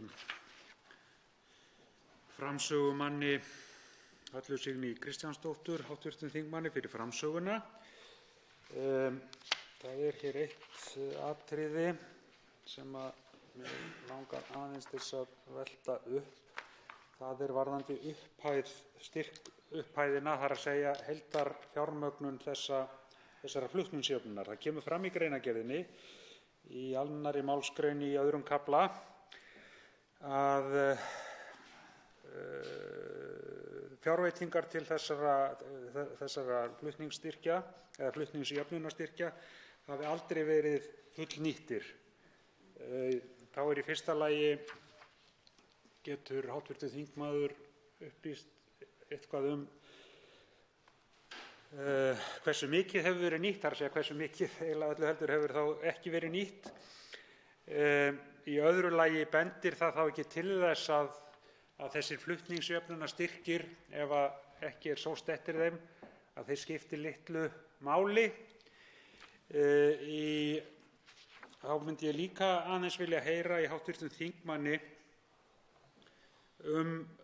mat á áhrifum. Í 6. kafla eða 6. tölulið greinargerðarinnar er fjallað mat á áhrifum og mér sýnist í sjálfu sér að það sé ekki gerð nein tilraun til þess að gera neitt mat á því. Megum við reikna með því að þessi nýju flokkar sem verið að setja inn í flutningsjöfnunarkerfið, hversu mikið munu þeir taka til sín af því að heildarstyrkupphæðin er fasti og þá er spurning, hafa menn eitthvað gert sér grein fyrir því hvort að þetta muni rúmast innan núverandi fjárveitinga, að því leyti til að það muni þá ekki skerða réttindi annarra sem þeir hafa núna, eða hvernig þetta er hugsað, hvert er hér raunverulega mat, það kemur eiginlega ekki fram.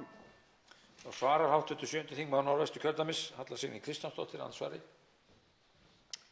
Já, virðulegi forseti.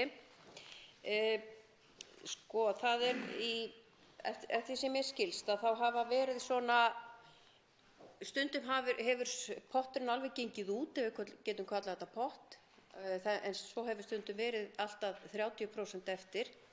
Ég spurði mitt eftir þessu og ég held að þetta er bundið við 200.000 evrur sem eru bara þetta er bara kemur frá Evrópusambandinu til þess að geta liðkað til í þessu. Þá er lagt til að það verði hægt að meta það, að það sé hægt að nýta allan potti með því að annarkvæmt að ef að komi of margar umsóknir inn að þá sé hægt að lækka hverja styrkveitingu eða þá að hækkana til þess að nýta pottin. Þetta hefur ekki verið leyfilegt. En ég tel að með þessu, sérstaklega það er verið að draga úr þessari fjallað úr 245 kílómetrum í 145, er það ekki, held ég, þá er verið að taka miklu fleiri og stærri hópinn, þannig að ég tel að þetta gæti alveg nýst miklu fleirum. En hvort að það var ekki lagt í einhverja sérstaka könnun eða lagt mat á það hvað þetta myndi þýða sérstaklega, en ég held að þetta sé gríðarlega mikilvægt fyrir garðyrkjubændur sem að fullvinna sína afurð heima og setja þær í neytendapakningar, að þeir hafa ekki fallið undir þetta hingað til. Ég held að það skipti mjög miklu máli.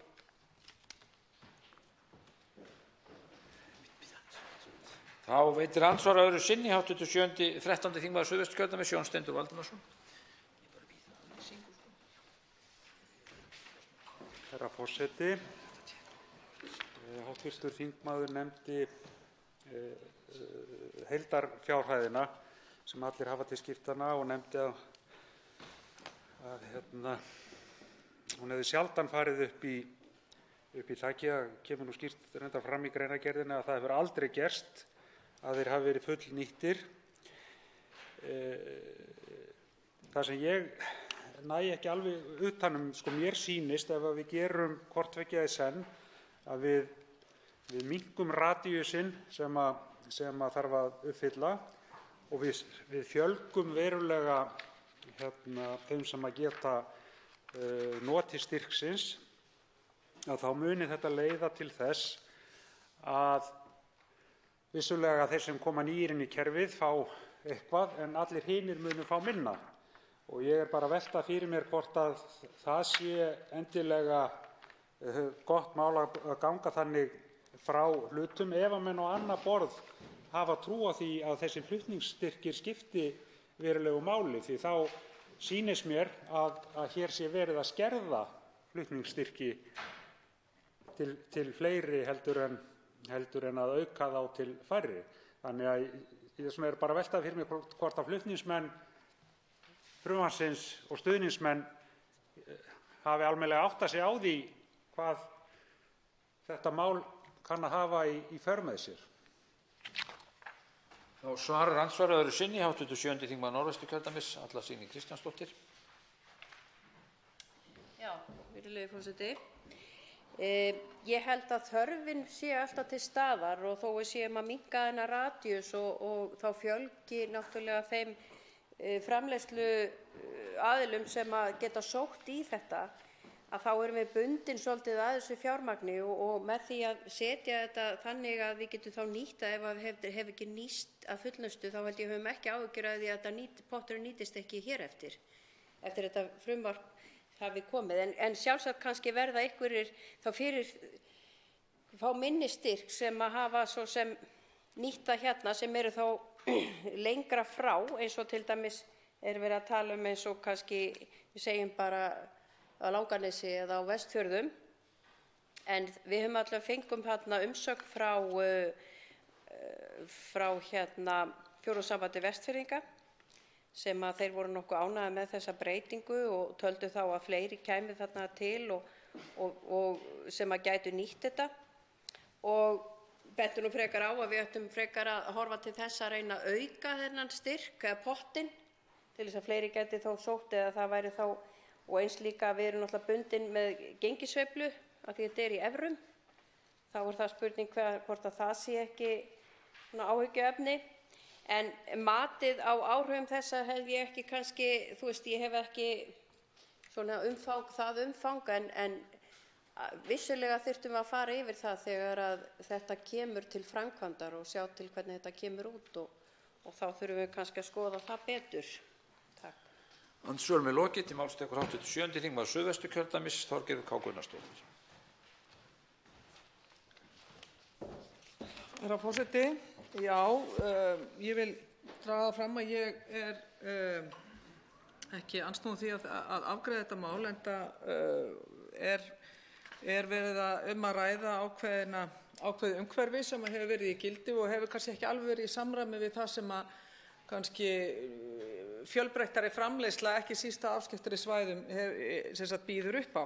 Og það er verið að taka tillit að því gefnu að það er verið að framlengja lögin sem að myndu falla úr gildi og öðrum kosti núna árið 2020 og það verið að framlengja þetta til 2025.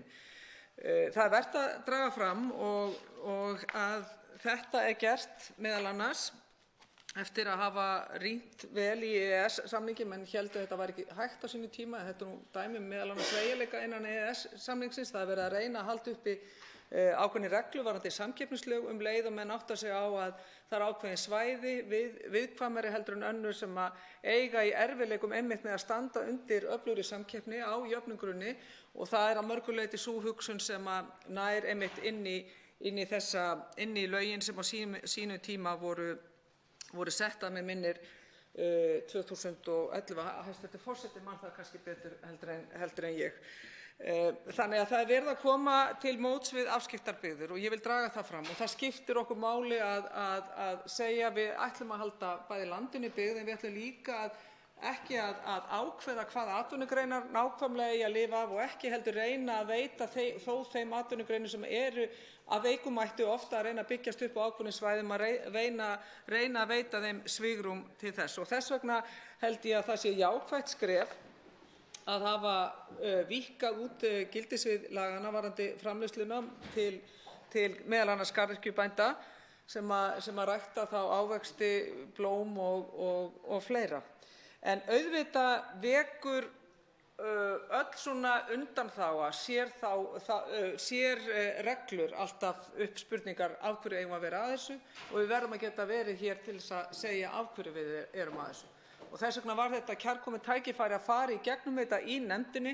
Það var velt við ákveðnum spurningum og mér fannst þeim að mörgu leyti svarað varðandi þær efasemdir sem að ég hafði uppi í þessu. Og það er alveg skýrt að það er ekki verið að fara meðal annars yfir þaki sem að við myndum þá fara yfir sem eru með 200.000 evrur af því þá værum við að tala meðal annars ríkisstyrk sem að færi þá og breyti í bága við EES-samninginn. Það skiptir okkur miklu máli að þegar við breytum að þá sé það í samræmi við umgjörð og ramma sem að EES-samningurinn, sá mikilvægi samningur sem að ég vona að haldi áfram og verði gildur og ríkisstjórnin fari nú ekki að taka einhverja fjallabaksleiðir að grafa undan honum eða ekki síst Sjálfstæðisflokkurinn. Það önnur saga og það var hægt að lengja þá umræðu og nýta þessar 17 mínútur sem ég á eftir bara að tala um mikilvægi EES-samningsins.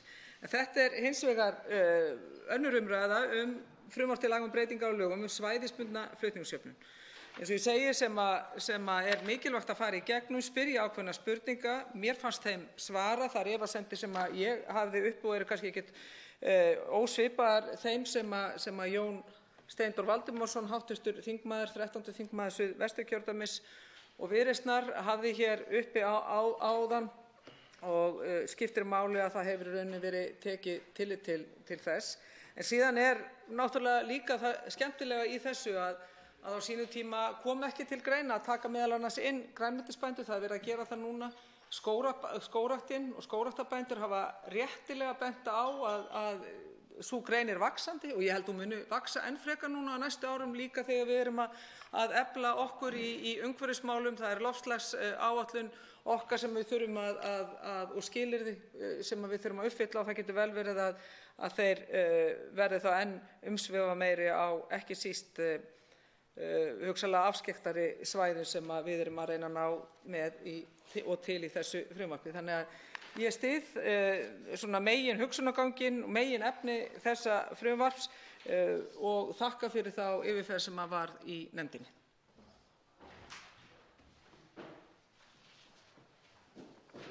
Fleiri hafa ekki hvatt sér hljóðs og umræðu lokið en atkvæðagreiðslu frestað.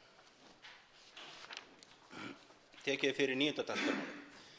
Dýralækningar og heilbrigðisþjónusta við dýr, stjórnarfrumvarp, 178. mál, þingskjal 181, nefndarálit 560, önnur umræða. Til máls tekur framsögumaður atvinnuveganefndar hv. 6. þingmaður Reykjavíkurkjördæmis suður, Kolbeinn Óttarsson Proppé. Forseti,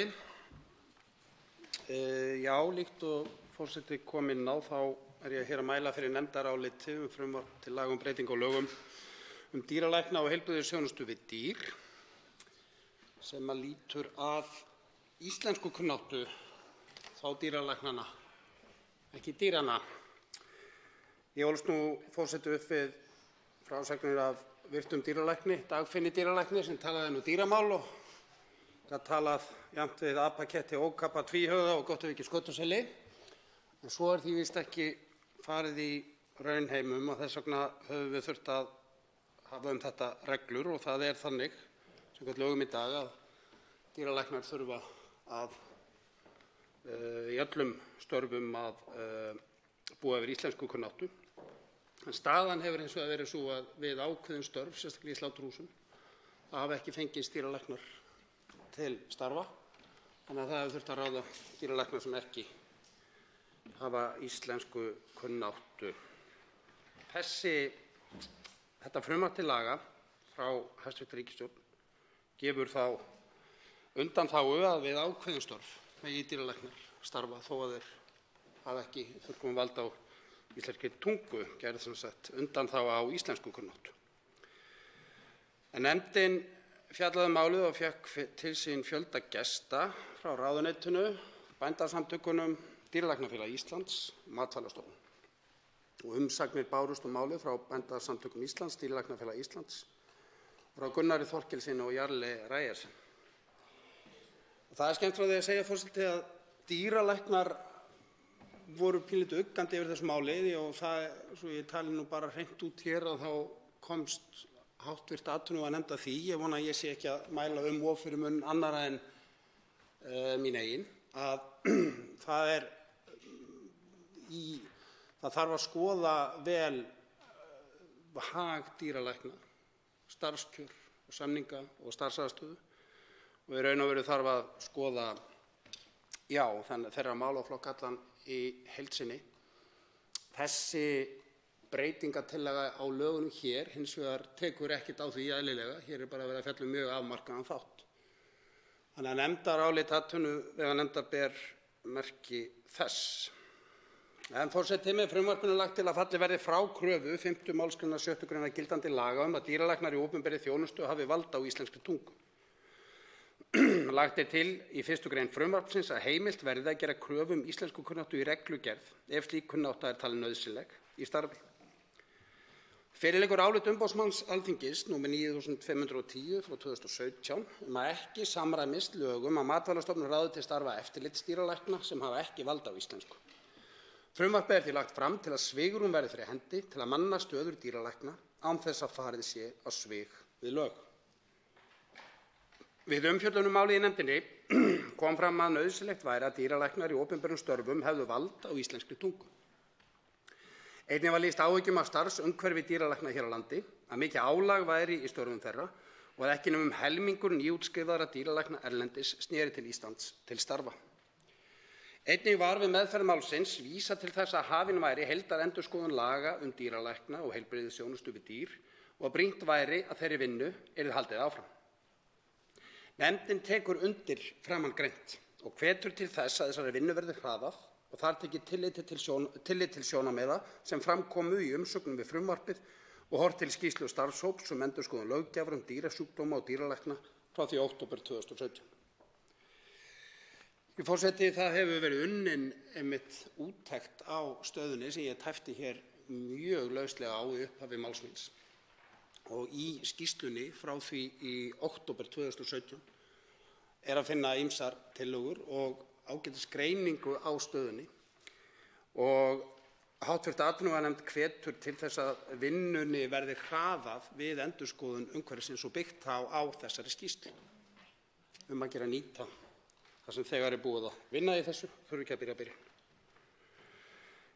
Hins vegar telur nefndin að Matvælastofnun verði að vera kleift að ráða dýralækna til starfa svo hún geti sinnt lögbundnu eftirlitshlutverki sínu. Á öðrum sviðum hefur verið þörf fyrir starfsfólk erlendis frá og hefur meðal annars landlæknir mat það þegar starfsleyfi veitt erlendum heilbrigðisstarfsmönnum hvort krefjast eigi kunnáttu í íslensku.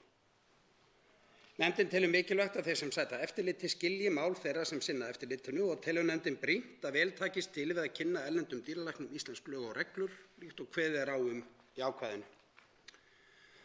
Nefndin leggur til að frumvarpið verði samþykkt óbreytt.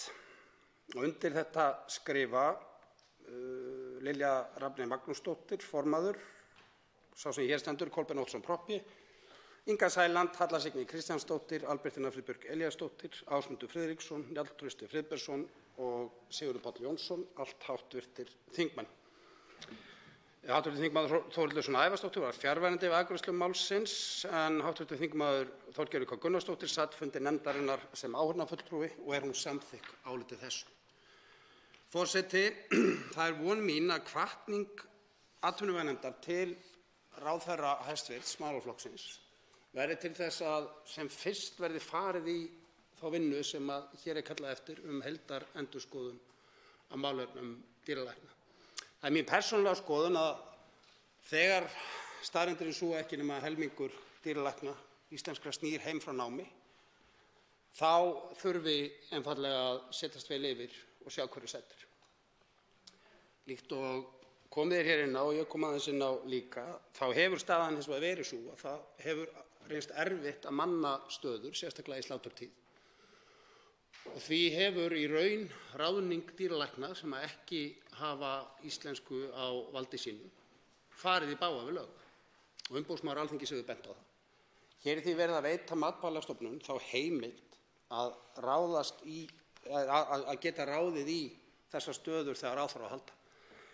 Það breytir því ekki að við teljum mikilvægt við í hv. atvinnuveganefnd eins og fram kemur í frumvarpinu að þeir sem sæta eftirliti skilji mál þeirra sem sinna eftirlitinu. Og svo auk þess að þeim sem hér á landi starfa, hvaðan sem þeim koma, verði kynnt íslensk lög og reglur.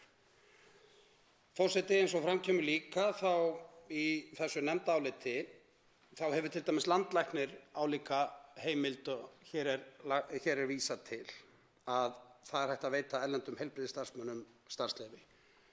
Og það var rætt í nefndinni einnig og persónulega tel ég að einboðið að fyrst að sú heimild hjá landlækni þá ætti hún alveg eins að vera þegar kemur að heilbrigðisþjónustu við dýr. En þetta sem sagt nefndarálitið, virðulegur forseti, við leggjum til að þetta verði samþykkt samþykkt óbreytt og ég ítreka hvatningu okkar til hæstv. Ráðherra endurskoðun í þessum málaflokki. Einn hv. þingmaður hefur óskað eftir að veita andsvör. Það er Þorgerður Katrín Gunnarsdóttir, hv. 7. þingmaður Suðvesturkjördæmis. Herra forseti, ég vil þakka hv. þingmanni Kolbeini Óttarssyni Proppé fyrir einmitt skýra framsögu og ég ætla kannski að fá að hnykkja aðeins á því sem hann sagði. Það skiptir mjög miklu máli og við höfum fundið það líka bæði þegar ég var í ráðuneytinu á síðasta ári, en við fundum það líka ekki síst þegar dýralæknarnir komu til okkur. Það er mikið álag á þeim af því að það einfaldlega vantar íslenska dýralækna. Það þarf að fara og gaumgæfilega ofan í skýrsluna sem var skilað í október 2017 varðandi endurskoðun löggjafar á dýrasjúkdómum, tvímælalaust. En að því sögðu og ég skil vel ótta þeirra við að slaka á kröfum varðandi íslenskukunnáttu. En hér á móti verð ég að segja að við eigum ekki síður að bjóða alla þá dýralækna sem vilja líka koma og vinna hérna velkomna, og við eigum að gera það þannig að upplýsa hvernig lög og regluverk íslenskt virkar, og hér er verið í raun að raungera það að Matvælastofnun getur ráðið til sín erlenda dýralækna, ekki síst í sláturtíðinni, þar sem álag er mikið. Ég vil spyrja hv. þingmann hvort hann sé ekki sammála mér í þeirri nálgun að það er ekki verið að breyta neinu, það er ennþá þessi opnun að ráða erlenda dýralækna í þessi störf, og hvort hann sé ekki sammála mér líka í því að það þurfi þá að fara ekki bara í þessa endurskoðun á dýrasjúkdómum og á skýrslunni, heldur ekki síður það að skoða starfsumhverfi dýralækna almennt, ekki bara íslenskra heldur þeirra sem starfa við dýralækningar hér heima. Svara fyrir andsvari Kolbeinn Óttarsson Proppé, hv. 7. þingmaður Reykjavíkurkjördæmis suður. Forseti, jú, ég er hjartanlega sammála hv. þingmanni. Hér er ekki verið að breyta neinu og ekki bara er hér enn opnun, heldur er beinlínis opnunin gerð lögleg. Já, opnunin hefur verið í raun á svig við lög hingað til vegna þessa ákvæðis að það sé skilyrði fyrir íslenskukunnáttu. Þess vegna hafa ráðningar Matvælastofnunar á dýralæknum í sláturtíð í raun verið á svig við lög eins og kemur fram í áliti umboðsmanns Alþingis. Og ég er hjartanlega sammála því, og þess vegna kom ég nokkuð inn á það í framsögu minni og eins og við tökum skýrt undir hér í nefndarálitinu, að það þarf að fara í þessa endurskoðun og byggja einmitt á umræddri skýrslu. Og ég er hjartanlega sammála hv. þingmanni Þorgerði K. Gunnarsdóttur að stór hluti af því sem þarf að skoða eru starfskjörin. Og það á ekkert bara við dýralækna sem fæðast á Íslandi eða hafa íslensku á móðurmáli eða hafa lært, heldur bara alla dýralækna sem hér koma til starfa.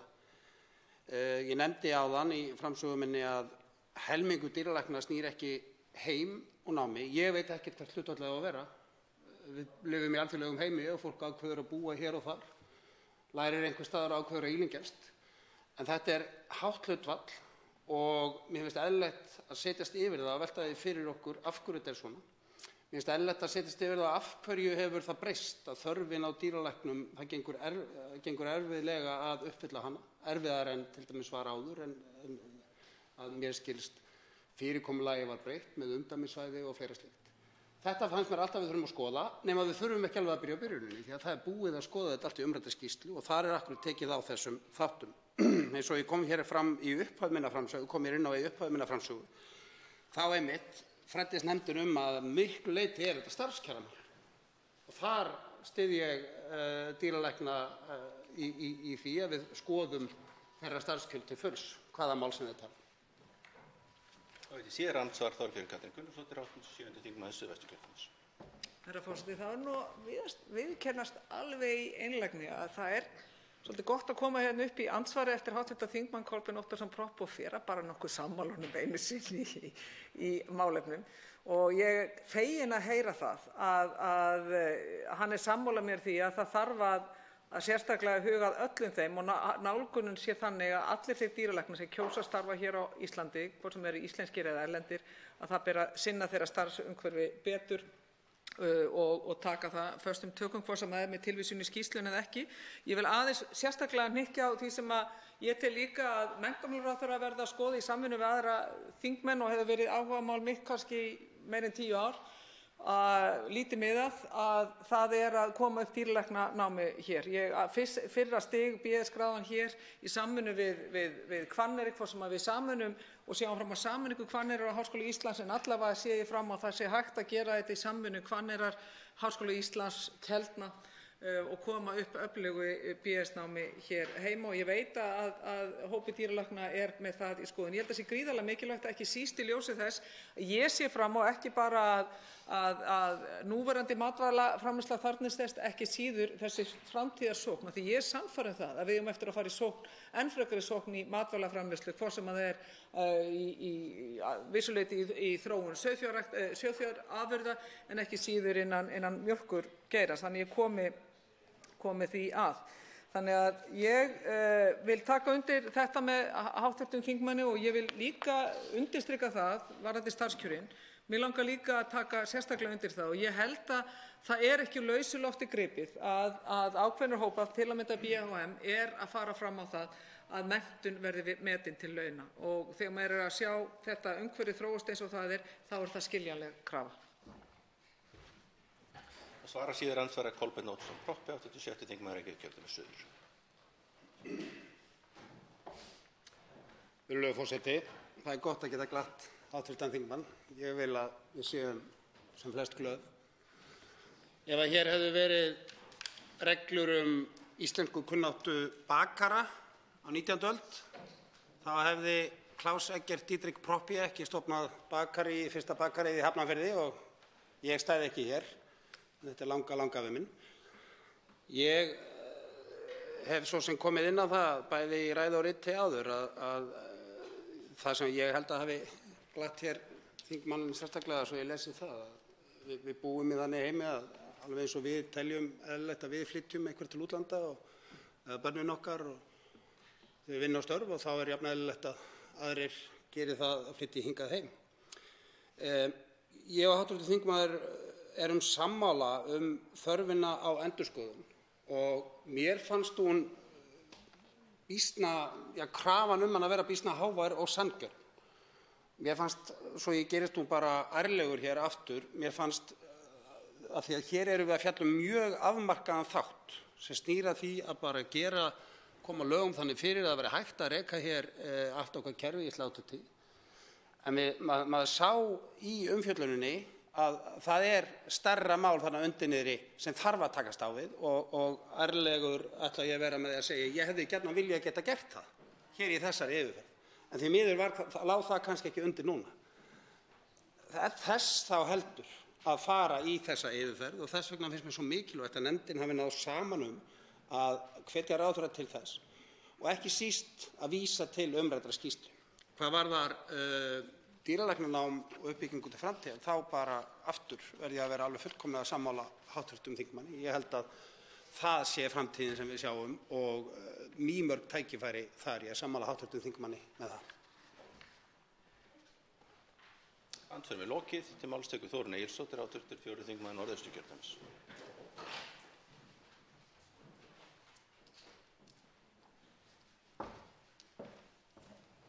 Hæstv. forseti. Ég vil þakka hv. framsögumanni þessa nefndarálits prýðisgóða framsögu og skýrt framsett mál hér. En hér erum við að ræða mál sem allrar athygli vert, sem lýtur að því að dýralæknaþjónustu ákveðnum hluta hennar land allt. Eins og við þekkjum flest að þá hér fjöldinn allur af mjög góðum dýralæknum frá öllum heimshornum má segja, og fólk sem sannarlega hefur bætt samfélag okkar og komið með mikla og góða viðbót við okkar menningu. En meginefni þessa frumvarps að þar lögð til breyting á 6. grein laganna þar sem fallið frá ófrávíkjanlegri kröfu íslensku kunnáttu dýralækna í opinberri þjónustu. Þess í stað þykir rétt að heimilt sé að gera kröfu ef slík kunnátta talin nauðsynleg í starfi. Þarna í rauninni verið að taka á við þetta mál og segja má í sjálfu sér sé ekkert að breytast. Það eru ýmsir verkferlar og ýmislegt sem hefur viðgengist. Það hefur verið erfitt að ráða dýralækna og sú ófrávíkjanlega krafa að menn séu talandi á íslenska tungu ekki raunhæf og við höfum ekki getað staðið við hana. Það er mikið álag á dýralæknum og ákveðnum tímum eins og í sláturtíð, eins og hefur komið fram hér, að þá hafa menn þurft að bjarga sér og ráða hingað inn fólk erlendis frá. Og okkur nú svolítið tamt að telja það að þegar menn tala útlensku þá þeir vil danska eða enska, en svo nú ekki eingöngu raunin. Og margir bændur sem hafa þurft að eiga mikið samskipti við dýralækna hafa klórað sér í hausnum þegar þeir hafa verið að fá heilbrigðisvottorð og tilvísanir á spænsku eða úkraínsku eða einhverjum öðrum tungumálum sem eru flestum okkar mjög framandi. Og þá þessi vinna kannski ekki að skila sér. Þannig að þetta eitthvað sem við þurfum að skoða vel, en ég held að þetta sé bara ágætt skref sem við erum að stíga hérna. Það verður að opna heimildir, en við þurfum að taka á þessu einhvern veginn áfram og þannig að skilningur og gagn að þessari þjónustu sé örugglega til staðar og það sem menn hafa fram að færa og skepnunum til góðs, og þá þarf mannskepnana að skilja það líka.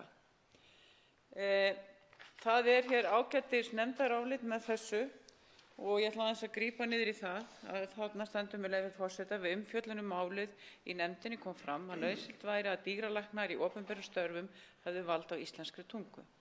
Einnig var lýst áhyggjum af starfsumhverfi dýralækna hér á landi, að mikið álag væri á störfum þeirra og að ekki nema helmingur nýútskrifaðra dýralækna erlendis sneri til Íslands til starfa. Einnig var við meðferð málsins vísað til þess að hafin væri heildarendurskoðun laga dýralækna og heilbrigðisþjónustu við dýr og að brýnt væri að þeirri vinnu yrði haldið áfram. Tilvitnun lýkur. Þetta hefur komið hér fram bæði í ræðu og andsvörum og í fyrri umræðu þetta mál hér við fyrstu umræðu, og það starfsumhverfi dýralækna sem full ástæða til að hafa áhyggjur af, og það einhver vinna sem þarf að eiga sér stað þar. En við náttúrulega hljótum að bjóða alla velkomna sem hingað vilja koma og starfa í okkar samfélagi og gerast þátttakendur í því og vinna með okkur að framförum. Og þannig að þetta í þessum geira sem og öllum öðrum, þá þurfum við að vanda okkur og búa til skýra ramma, en þeir þurfa að vera raunsæir. Við þurfum að geta farið eftir þeim. Og ég tek undir það að við þurfum að rýna betur í þessi lög og umhverfi dýralækna. Það held ég að sé bara mjög gagnlegt fyrir okkur. Ég geri mér ekki grein fyrir því hversu hátt hlutfall nýútskrifaðra dýralækna eðlilegt að skili sér hingað inn. Ég tek undir orð hv. þingmanns Kolbeins Óttarssonar Proppé það að við búum náttúrulega í þannig heima að fólk setur sig bara niður þar sem því hentar. Það engin regla til það. Hugmyndir að koma upp dýralæknanámi hér finnst mér heillandi. Ef við náum utan það gangi, þá væri það örugglega jákvætt skref, og ég reikna með því að þá fengjum við jafnvel líka nemendur erlendis frá sem myndu sjá tækifæri hér að setjast hér að. Þá myndi líka fólk hafa meiri möguleika á að tileinka sér íslenskuna og nýta það í sínum störfum. Og ég vona svo sannarlega að við þurfum bara á fleiri dýralæknum að halda í framtíðinni, af því ég vil sjá Ísland, matvælalandi Ísland vaxa og dafna. Við nýtum gjafir jarðarinnar, við nýtum auðlindir okkar og byggjum hér á aukinni matvælaframleiðslu, af því hér búum við heilbrigt og gott umhverfi þar sem við erum í öllum færum til að framleiða meira, en þá megum við hvergi gefa eftir í eftirliti og því sem að því lýtur og öryggi neytenda og aðbúnaði skepna, og þar koma dýralæknar sterkt inn. En dýralæknarnir þurfa líka að geta talað við dýrahirðana, bændurna og fleiri, og skila að sér skýrslum og umsögnum sem allir skilja klárlega. En ég vil bara þakka nefndinni fyrir þetta og líst ágætlega á þetta skref sem við erum að stíga hér. Fleiri hafa ekki kvatt sér hljóðs og er umræðu lokið en atkvæðagreiðslu frestað. Tekið er fyrir 10. dagskrármálið. Útflutningur hrossa, stjórnarfrumvarp, 179. mál, þingskjal 182, nefndarálit 566, önnur umræða. Til máls tekur framsögumaður meirihluta atvinnuveganefndar, hv. 8. þingmaður Norðausturkjördæmis, Sigurður Páll Jónsson.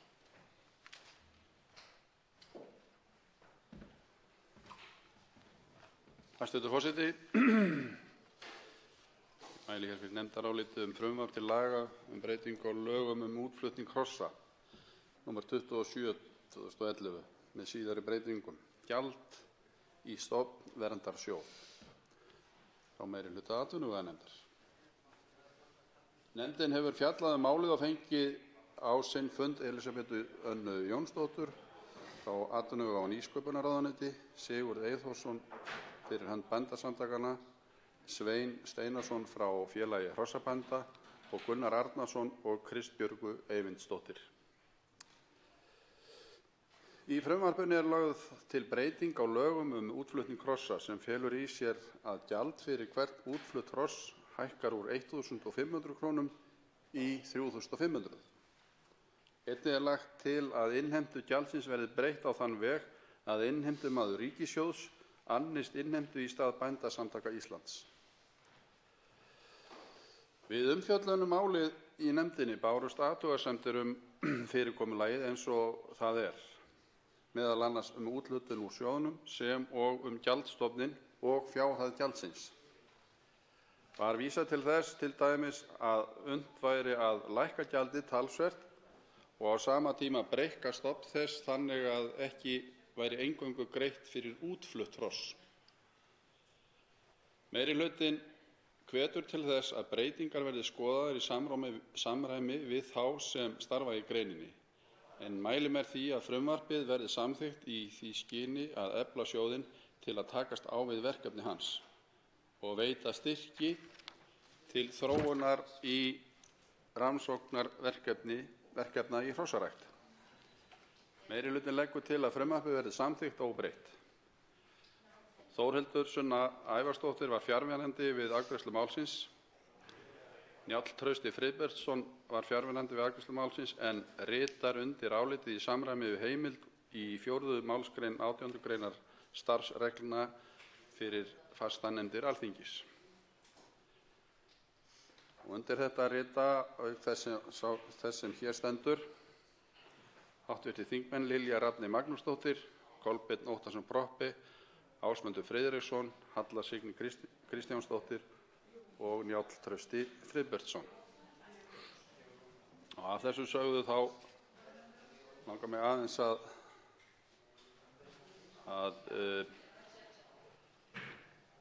nefna það að þegar þetta mál og það mál sem var hér til umfjöllunar áðan komu fyrir nefndina, að þá segi ég nú fyrir mig, þá fannst manni þetta, já þetta eru bara eitthvað lítil mál.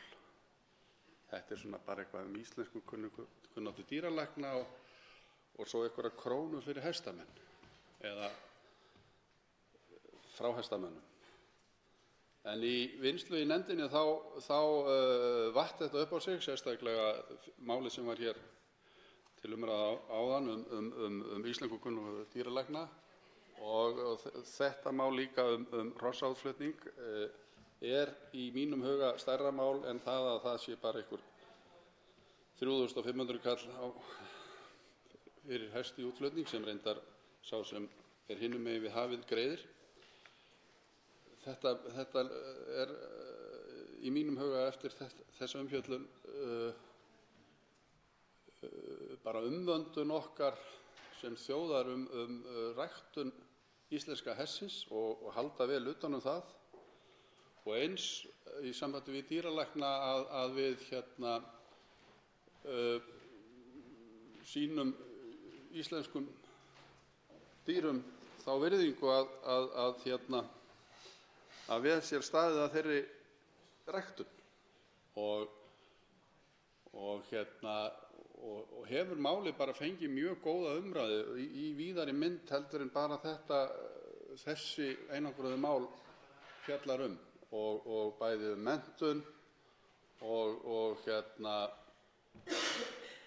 annað slíkt. Vegna þess að þetta er vaxandi, til dæmis eins og með íslensku kunnáttuna, þetta er vaxandi vandamál. Við erum að fá hérna inn dýralækna erlendis frá, sérstaklega í kringum sláturtíðir, af því að þá vantar fleiri og það er samskiptaörðugleikar. Það fara mikið af íslensku ungu fólki erlendist í nám og skila sér ekki heim. Þannig að þetta er bara stórt verkefni að við, stjórnmálamennirnir og íslenska þjóðin, bara hlúi að þessum málaflokkum báðum og eins og segir oft, veltir lítil þúfa þungu lassi. Það á við bara þetta mál eins og allt annað sem við fjöllum hér, sem við vigtum misjafnlega þungt.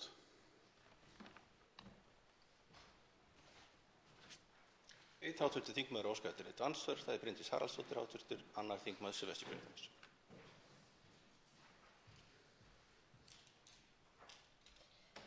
Virðulegur forseti, ég þakka hv. þingmanni fyrir framsöguna og nefndarálitið. Og ég verð að viðurkenna, ég er sammála honum, þegar þessi mál kom hérna fyrst inn þá leit ég á þetta sem svona lítil mál, en ég var samt svolítið forvitin og hafði bara ekki tök á að spyrja því þá þegar það var verið að mæla fyrir málinu. Og kannski kann að vera ósanngjarnt að ég sé að spyrja núna framsögumann nefndarinnar og allt í lagi ef hann getur ekki alveg svarað því. En nauðsyn þess að við séum með eitthvað yfir höfuð sem heitir stofnverndarsjóður. Ég ætla ekki að hafa mikla skoðun á því hvort að það eigi að rukka 1.500 krónur eða 3.500 krónur þegar verið er að flytja út hross sem að þá fer í þennan sjóð. En ég bara velti fyrir mig hvort að það hafi eitthvað komið til umræðu í nefndinni, sjóðurinn sem slíkur og nauðsyn hans. Það svara fyrir andsvari Sigurður Páll Jónsson, hv. 8. þingmaður Norðvesturkjördæmis. Já, hæstv. forseti, ég þakka þingmanninum fyrir þetta andsvar. Jú, það kom til umræðu og þessi stofnverndarsjóður er, ég man ekki hvað, margra ára gamall, 25 ára gamall eða eitthvað. Það er búið að bíða eftir hækkun, það hefur verið inn í beiðni hækkun á þessu gjaldi frá 2015.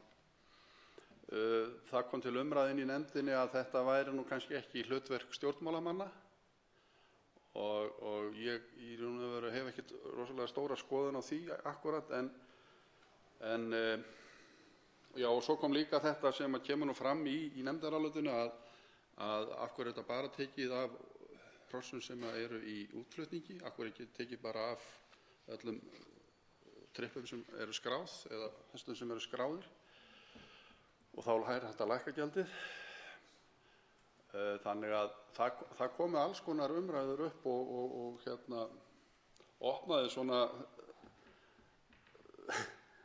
þetta litla mála. Það er töluvert stærra í mínum huga heldur en það og ég, eins og ég segi, ég veit í raun og veru ekki hvort að, já, ég er bara ekkert búinn að mynda mér skoðun það hvað mér finnst hvers eigi að sjá þetta, en svona er þetta í dag, en við eins og segir köllum á að þetta verði endurskoðað og þá einhverjar væntanlegar breytingar í framhaldi af því. Vona ég hafi eitthvað getað svarað þingmanninum. Það verður síðar andsvar Bryndís Haraldsdóttir, hv. 2. þingmaður Suðvesturkjördæmis.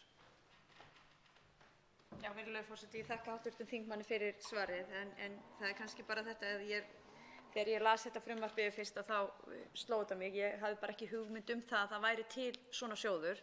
Og það er nú kannski þegar maður kemur hérna inn á þing og fer að lesa sig í gegnum ýmis frumvörp og tala ekki fjárlagafrumvarp og annað, þá eru alls konar hlutir til sem maður hafði bara hreinlega ekki hugmynd að væru til.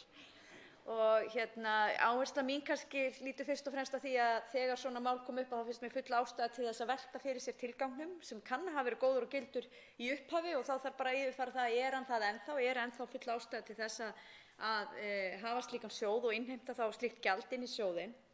Þegar ég fór að nota veraldarvefinn og leita þetta uppi þá sé ég að þessi sjóður hefur stutt ýmis þörf og góð verkefni.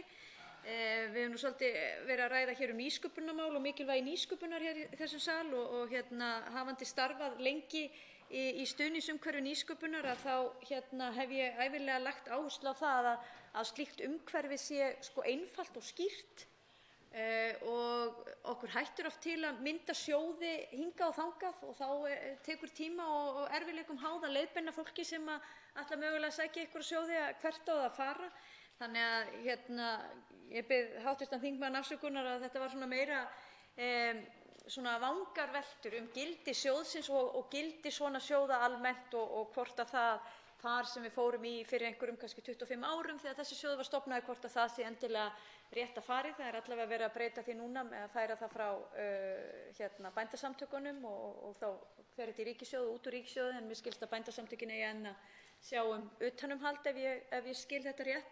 En ég bara svona kannski er að árétta mér finnst ástæða til þess að við yfirförum þetta reglulega. Það örugglega ýmislegt sem má hreinsa til í okkar lagaumhverfi og ekki síst í svona okkar stuðningsumhverfi við ýmsar atvinnugreinar. Svara síðar andsvari Sigurður Páll Jónsson, 8. þingmaður Vesturkjördæmis. Já, hæstv. forseti. Já, það svo margt sem maður hefur ekki hugmynd þegar maður byrjar að starfa hérna á Alþingi. Það er ég búinn að starfa töluvert skemur heldur en hv. þingmaður. En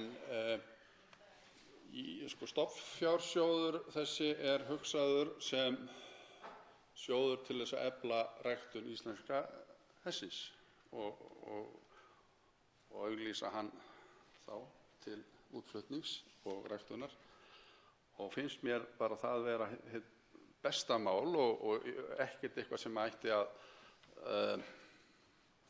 draga í land með.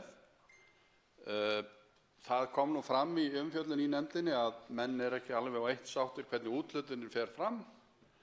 Það þá svona meira innanbúðarmál hrossaræktenda og hvet ég þá til dáða að taka saman höndum og vera samtaka í því hvernig þeir deila út þessum sjóð og hvernig að því staðið. Og er það miklu vænlegra til árangurs heldur en að það sé einhver ágreiningur það. Það gengur oft á ýmsu í hrossabúskap eins og öðrum búskap, en það er vænlegast til árangurs að menn geti haldist í hendur. En eins og ég segi, þetta er bara í mínum huga hið besta mál, en það þarf að endurskoða tilhögun þessa alls í framhaldinu eins og kemur fram í nefndarálitinu.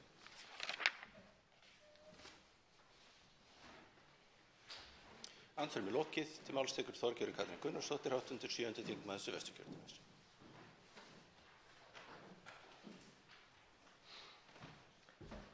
Herra forseti, já, ég vil þakka hv. þingmanni fyrir hans framsögu og líka ekki síst það sem vekur athygli á að vissulega erum við núna með eitt mál í þinginu sem allt er loft upp með. Það er eðlilega galið mál, veiðigjöldin, en það er það bil kannski það eina sem við erum algjörlega á öndverðu meira að segja ég og hv. þingmaður, við erum ekki á sömu skoðun þar og ég og aðrir í nefndinni eru það ekki heldur og sé hér formanni vera glaðbrosandi út í sal.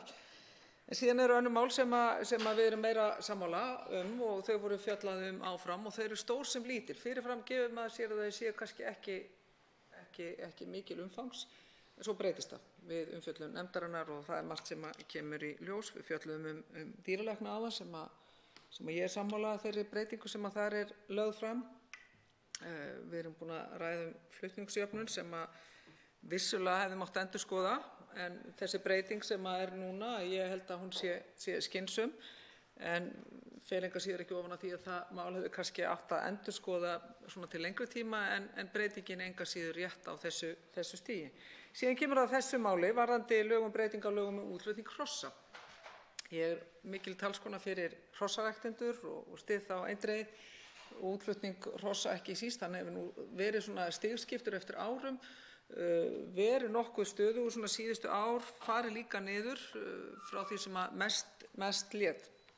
Enda eftir að við byrjuðum að leyfa útflutning á stóðhestum eðlilega þá var kannski minnkaði aðeins eftirspurnin hérna heima, menn úti byrjuðu erlendir ræktendur sem eru stórar og miklu bæði hvort sem eru í Þýskalandi, Svíþjóð, Danmörku, Bandaríkjunum líka, en aðallega í Evrópu, að þeir fóru að koma sér upp sinni eigin ræktun. En eftir sem áður að þá er líka, því betur fer blessunarlega, mikil eftirspurn eftir okkar kyni hér heima og okkar ræktun, enda er alveg gríðarleg framþróun og hefur verið á svona umliðnum, myndi ég segja, svona 15-20 árum í hrossaræktinni og náttúrulega það sjá allir þeir sem sækja búin og náttúrulega landsmótin heim. Það getur verið verulega stolt. En síðan kemur að þessu máli, varðandi útflutning hrossa. Ég vil draga það fram að ég er eindregið stuðningskona þess að efla rannsóknir hrossarækt. Ég held að það sé mikilvægt að við erum með einstæðan stofn. Það kom meðal annars fram í umfjöllun nefndarinnar hjá þeim gestum sem komu til okkar, og það er gríðarlega mikið að það verði svigrúm og tækifæri til þess áfram. Að því sögðu að þá kom líka fram í nefndinni að þetta er skattahækkun, hún er ekki mikið, það er verið að fara úr 1.500 krónum í 3.500 krónur. Mér finnst þetta ekki heppilegur tímapunktur, þó að fjárhæðin sé ekki há, þá finnst mér ekki rétt á þessu stigi, sérstaklega því málið er umdeilt. Á sínu tíma var eðlilega og auðveldlega hægt að rökstyðja það að þessi sjóður ætti rétt á sér, herra forseti. Það var mjög eðlilegt að skilja það, en síðan breytist stjórnsýslan, lög breytast, meðal annars lög um opinber fjármál eru komin. Það er ýmislegt sem hefur breyst á þessu skeiði og ég meðal annars ekki þessi mikli einhugur sem í rauninni hefur oft verið þetta lengur á meðal hrossabænda og sérstaklega útflytjenda. Og þess vegna finnst mér rétt að staldra við á þessu stigi, og ég velti því fyrir mér einmitt hvort að þessi lög eins og þetta er lagt upp þarna, það er rétt að gjaldið fer ekki lengur í rauninni beint til Bændasamtaka Íslands, en gjaldið kemur við í ríkissjóð en fer síðan beint aftur til Bændasamtakanna. Er það rétt? Stenst þetta lög um opinber fjármál? Eða er það einfaldlega út af því að það eru þessir aðilar sem eigi hlut að þetta má fara svona? Þannig ég hef miklar efasemdir að þetta sé. Ég líka velti því fyrir mér að því að til dæmis iðnaðarmálagjald var minnir mig lagt niður fyrir einhverjum rúmlega 10 árum síðan. Af hverju sér ekki greinin einfaldlega þetta sjálf og kemur sér saman og hrossabændur koma sér saman það að taka sjálfur gjöld hjá sér, koma sér upp einhverju fyrirkomulagi án þess að nota milliliðinn ríkisvaldið, milliliðinn stjórnvöld. Þannig að þetta eru þær ábendingar sem ég vil koma á framfæri. Af hverju gera þetta ekki sjálfur og eyrnamerkja í rannsóknir líka, og Bændasamtökin geta sjálfsögðu þá komið að því líka. Þannig að ég hef leið og ég stuðningskona þess að halda áfram rannsóknum og fleira, þá komi það alvarlegar, fannst mér, athugasemdir við nefndina sem segir okkur við eigum að staldra við. Við eigum ekki að fara með þetta mál áfram. Ég verð að segja alveg eins og er. Og ég held líka að hrossaræktendur og Bændasamtökin myndi gera vel með að skoða hvort að allar þær styrkbeiðnir sem fóru til sjóðsins eigi í dag rétt á sér, af því ég vil sjá miklu heldur þetta beinast að rannsóknum, ekki endilega bókútgáfu, og ég held að þetta sé svona prinsippumræða sem ég held að hvaða atvinnugrein sem á í hlut hefur gott af því að fara aðeins og kjarna sig og ræða hvaða leiðir eru bestar til þess að styrkja rannsóknir og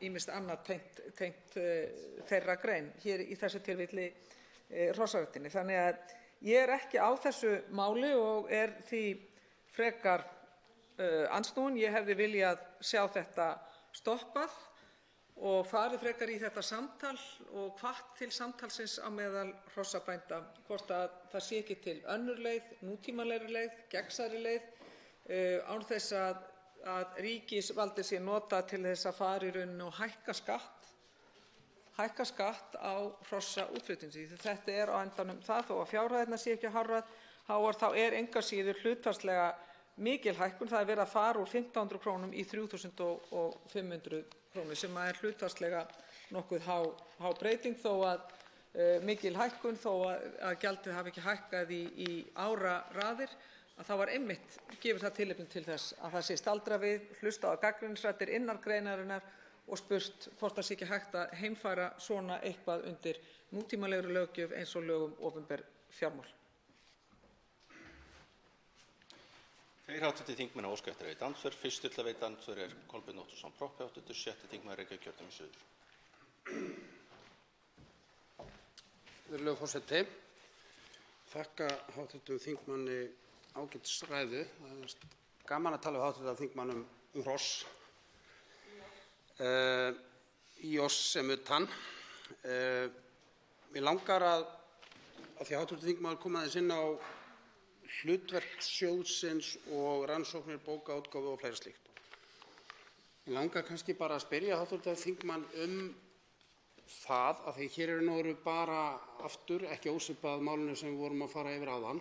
Hér ekki verið að fara einhvers konar heildarendurskoðun á lagaumhverfi akkúrat þessa málaflokks, heldur mjög afmarkað mál sem snýr að upphæð og innheimtu.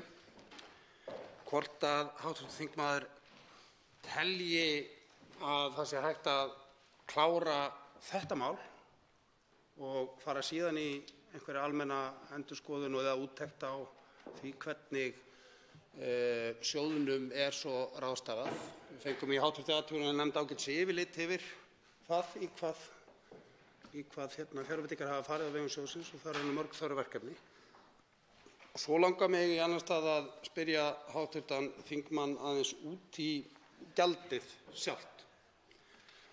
Því að hér, eins og ég hef skilið það, þá hefur hugsunin verið sú að það að hafa ræktað upp hér þennan eftirsótta íslenska hrossastofn sé nokkurs konar samvinnuverkefni okkar allra, ekki síst hrossaeiganda, og þegar þeir síðan selji hross úr landi þá séu þeir að njóta þeirra samvinnu og því sé ekki óeðlilegt að kaupandinn greiði þetta gjald til að koma á stofn þessum sjóði.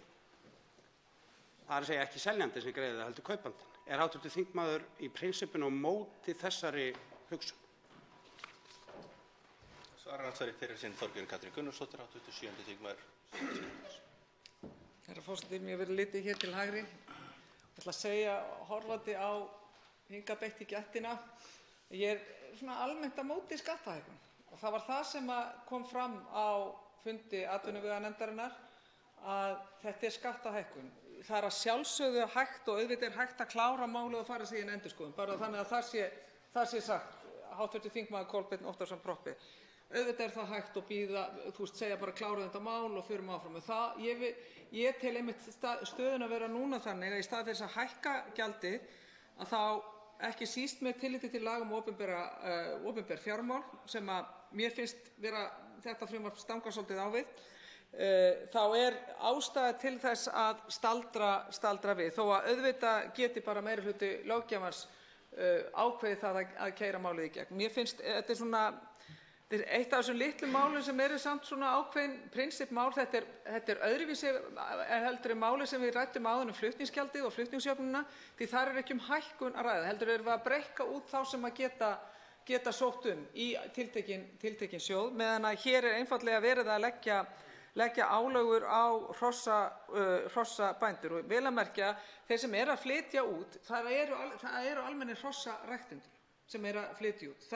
Það er ekki síst þeirra sem eru að flytja út sem hefur verið líka, sem við getum þakka fyrir, að viðhalda glæsilegum íslenskum hrossastofni með öllum þeirra litum, líka nýjum litaafbrigðum eins og dæmin sanna núna síðustu 3 árum. Það eru að minnsta kosti að fá einn nýjan lit inn í hrossaræktunina. Að þá held ég enga síður að í stað fyrir að fara þessa leið, hækka gjaldið, mér þætti, herra forseti, ótrúlega fínt ef það væri hægt að fá að svara án þess að það væri. Forseti óskar eftir að menn hafi hljóð meðan ræðumenn eru að tala. Ég gef þingmannum örlítið lengri tíma sökum þess. Já, þakka þér fyrir, herra forseti. Ég bara fer þá á eftir en ég, eins og ég segi, þetta er að sjálfsögðu hægt að klára þetta en eins og ég segi, þetta er að mínum mati töluverð hækkun, hlutfallsleg hækkun, 1.500 kr. í 3.500 og þetta er tilefni til þess að við aðeins fyrir rólega og skoðum hvort það sé ekki hægt að styrkja hrossaræktendur og rannsóknir með öðrum hætti en þessum. Það er andsvari síðara sinn, Kolbeinn Óttarsson Proppé, hv. 7. þingmaður Reykjavíkurkjördæmis suður. Virðulegur forseti. Ég hjó eftir að hv. þingmaður horfði ekki á mig þegar var rætt skattahækkanir, enda veit hv. þingmaður sem að ég er ekki feiminn við skattahækkanir, enda lít ég á skatta sem það sameiginlega gjald sem við greiðum fyrir samfélagsþjónustuna okkar og samneysluna. En ég hef ekki endilega litið á þetta sem skattahækkun og það kannski bara greinir okkur hv. þingmann á og ég svo sem löngu hættur að trúa því að ég hef alltaf rétt fyrir mér. Heldur hef ég, eins og ég kom aðeins inn á í fyrra andsvari mínu, litið á þetta sem gjald sem að kaupendur, erlendir kaupendur greiða. Það leggst með öðrum orðum ofan á söluverðið. Ég hef eftir að hv. þingmaður talaði hér gjald á hrossaræktendur. Því að þarna er töluverður munur á hvort það hrossaræktendur sjálfir eða erlendir kaupendur sem greiða. En talandi hrossaræktendur sjálfa, forseti, þá kannski ágætt að benda á að þetta er náttúrulega hugmyndin hækkun eða óskin hana kemur frá þeim sjálfum og er samþykkt á félagslegum grunni þeirra aftur og aftur í nokkur ár. Þannig að þau félagasamtök sem að hrossaræktendur hafa til að fara með sinn málarekstur hafa kallað eftir þessu sjálf. Þannig að, og ég er án þess að ég fullyrði en sjaldan er það að félagasamtök endilega séu að kalla eftir skattahækkunum á sjálfsig. Þess vegna hefur það frekar styrkt mig í þeirri trú að þetta sé ekki endilega skattahækkun á hrossaútflytjendur, heldur gjald til að njóta gjalda á erlenda kaupendur til að njóta þeirra gæða sem að íslenskir hrossastofnun er.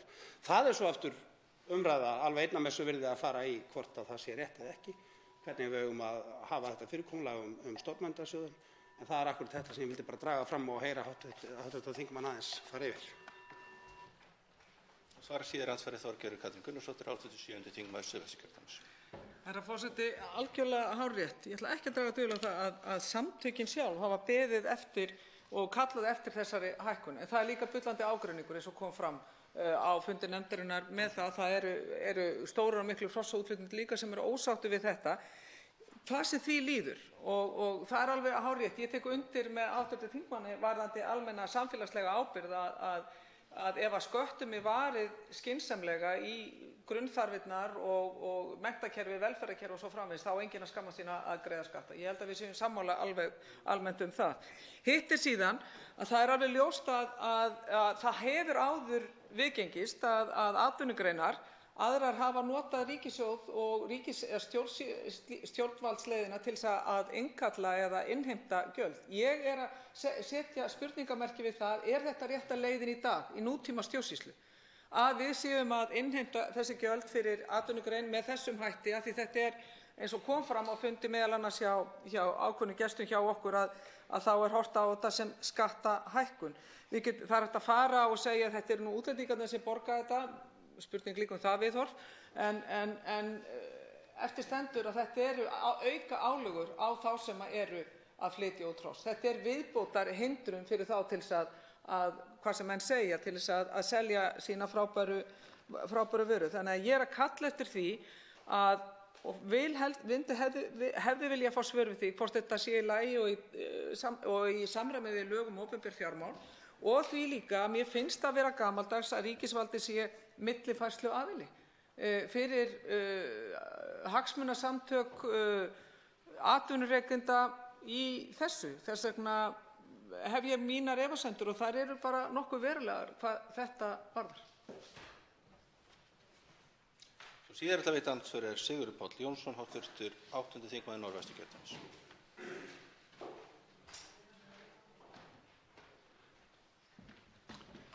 Hæstv. forseti. Ég vil þakka hv. þingmanni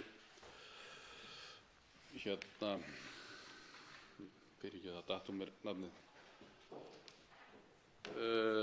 Þorgerður Katrínu Gunnarsdóttur, svona byrjar þetta, sagði maðurinn, fyrir góða ræðu. Ég hjó eftir því að þingmaðurinn var að tala að hann hefði staldrað við þegar þetta mál kom fyrir inn í nefndina. Ég hugsaði það líka á sínu tíma, á þeim tíma að staldra við og vera ekki með. En sérstaklega eftir umfjöllun í nefndinni vegna þessar umræðum skattahækkun og þetta, af hverju þetta væri, ríkið væri að véla með þetta sem millifærsluaðili og annað slíkt. En eftir umfjöllunina þá komst ég að því að maður vildi halda þessu máli lifandi, halda þessum sjóði áfram í gangi með þeirri útskýringu að vinna yrði þá til þess að efla og finna nýjar leiðir.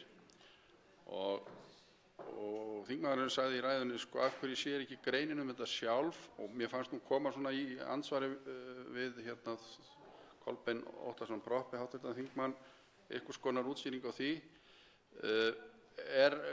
Hvernig hugsar þingmaðurinn þá leið, eða er þingmaðurinn með einhverja leið í því hvernig þá greinin myndi sjá þetta sjálf?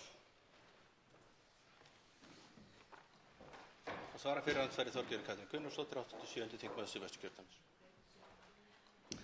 Herra forseti, ég hefði viljað nákvæmlega út af þessu að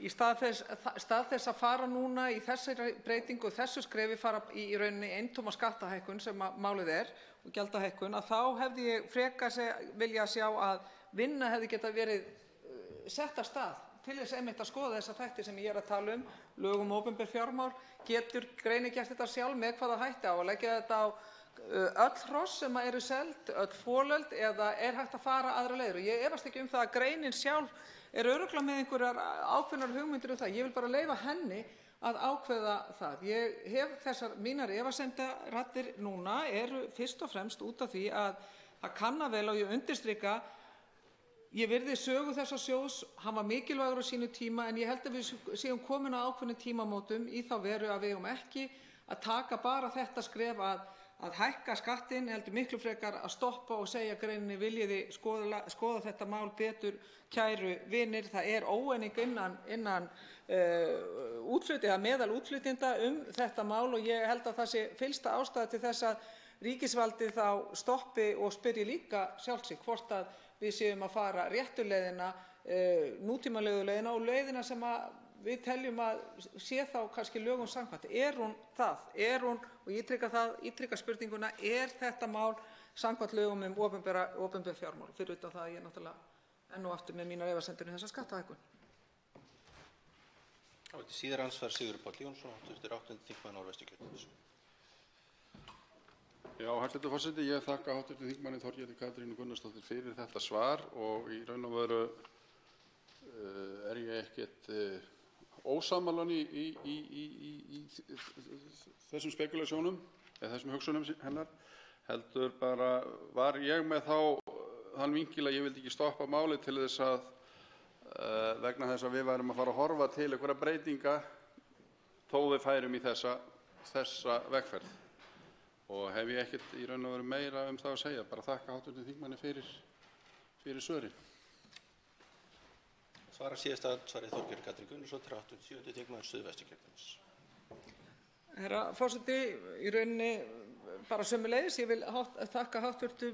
þingmanni Sigurði Páli Jónssyni, þingmanni Norðvesturkjördæmis, fyrir bæði framsöguna, og ég skil alveg hans efasemdir. Ég skil líka það sjónarmið að vilja bara fara með málið áfram núna og síðan að það verði tekið til endurskoðunar. Ég hefði viljað sjá þetta með öðrum hætti. Ég hefði kannski líka viljað sjá þingmenn Sjálfstæðisflokksins staldra aðeins við og spyrja sig spurninga hvort að prinsippin sem eru öll þarna, og er hægt að spyrja svo í þessu máli sem er ekki risastórt en er svona ágætt að pæla í, hvort að þetta sé í samræmi við það sem ég hef verið að benda á, hvort að það sé rétt að vera að auka gjöld á þessu stigi í staðinn fyrir að fara í endurskoðun, að þetta standist og sé í samræmi við lög um opinber fjármál og nútíma stjórnsýslu. Þannig að þetta eru svona mínar pælingar og ég held mig fast við það að ég vil gjarnan að þetta mál verði látið liggja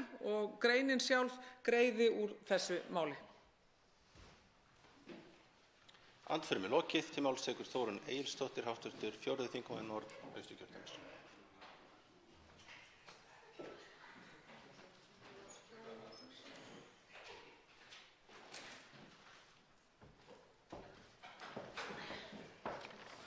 Hæstv. forseti.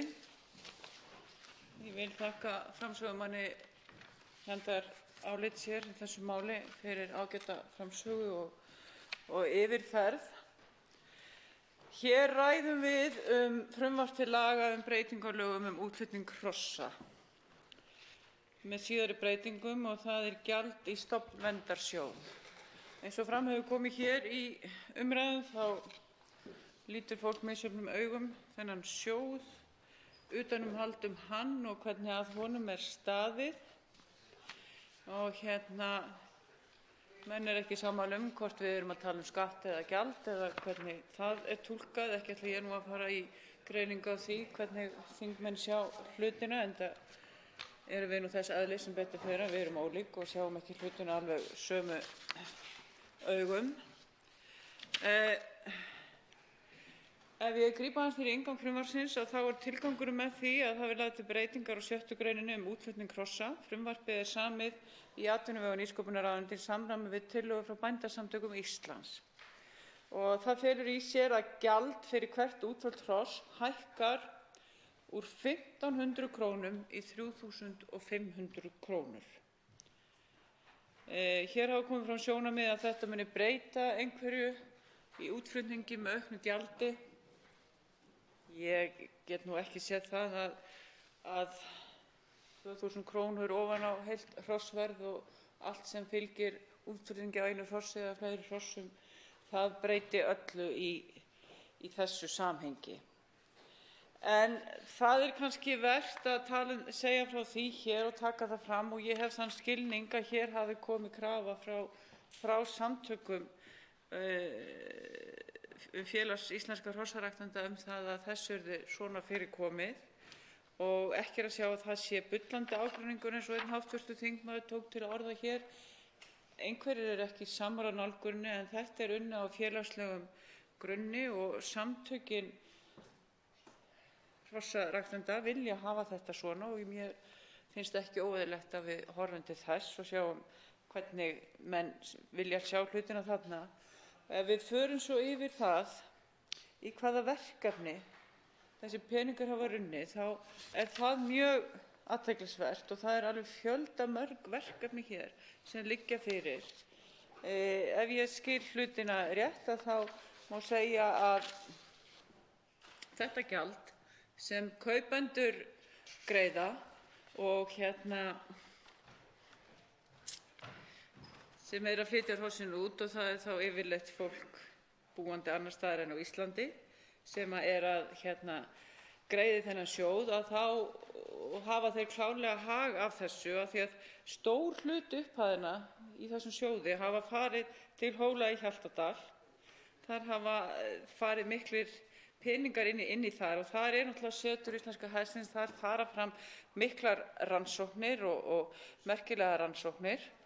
Og þar líka utanumhald útgáfu efnis íslenska hestinn sem ber hróður hans þá víða, og erum við með mjög merkilega skepnu hér, og íslenskir bústofnar eru margt sérstakir, og við þekkjum öll eiginleika íslenska hestsins, fjölbreytta liti og gangtegundir. Og þannig að það mikilvægt að við verndum íslenska hestinn. Og það hafa líka runnið peningar í styrki til námsmanna, og það hefur stutt við nýsköpun og ýmsar framkvæmdir, bara jákvæðar og góðar. Og við erum þá með þessu líka að styrkja íslenskan landbúnað, því að hrossarækt klárlega hluti af íslenskum landbúnaði. Við þurfum að nýta landið og við þurfum að nýta rækturinn okkar. Það þarf að slá tún og heyja fyrir hrossin. En ef ég bara aðeins tæpi á nokkrum rannsóknum í hvað aurarnir hafa runnið. Ef við grípum það niður frá 2012 og þá er verið að vinna þar rannsókn, þjálfunar lífeðlisfræði rannsókn á íslenska hestinum við Háskólann á Hólum, til Landbúnaðarháskóla Íslands á Hvanneyri, það er staða upprunalandsins í alþjóðlegri ræktun íslenskra hrossa. Svo tilraunastöðin á Keldum sem fékk úthlutað í rannsókn á þróun gamma-herpesýkinga í hrossum. Það eru allavega 2 úthlutanir 2013. Það er þjálfunar lífeðlisfræði rannsóknir á íslenska hestinum við Háskólann á Hólum.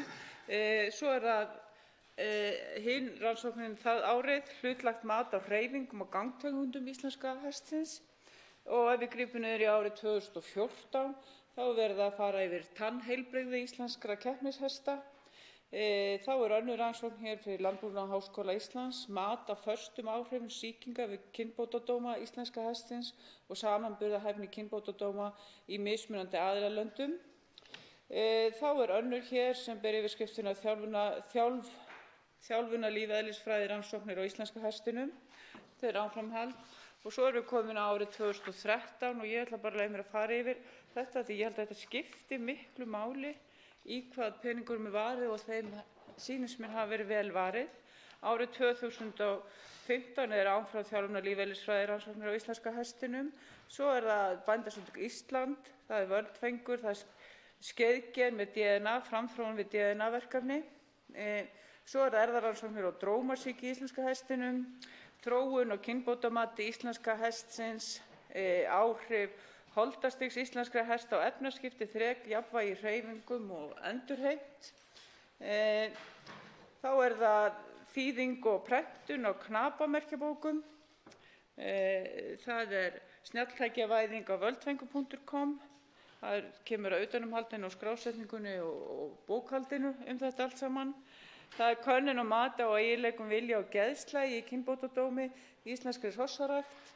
Og þá erum við komin á árið 2016, það er virkni mismunandi méla og líffræðileg áhrif þeirra á munn hesta.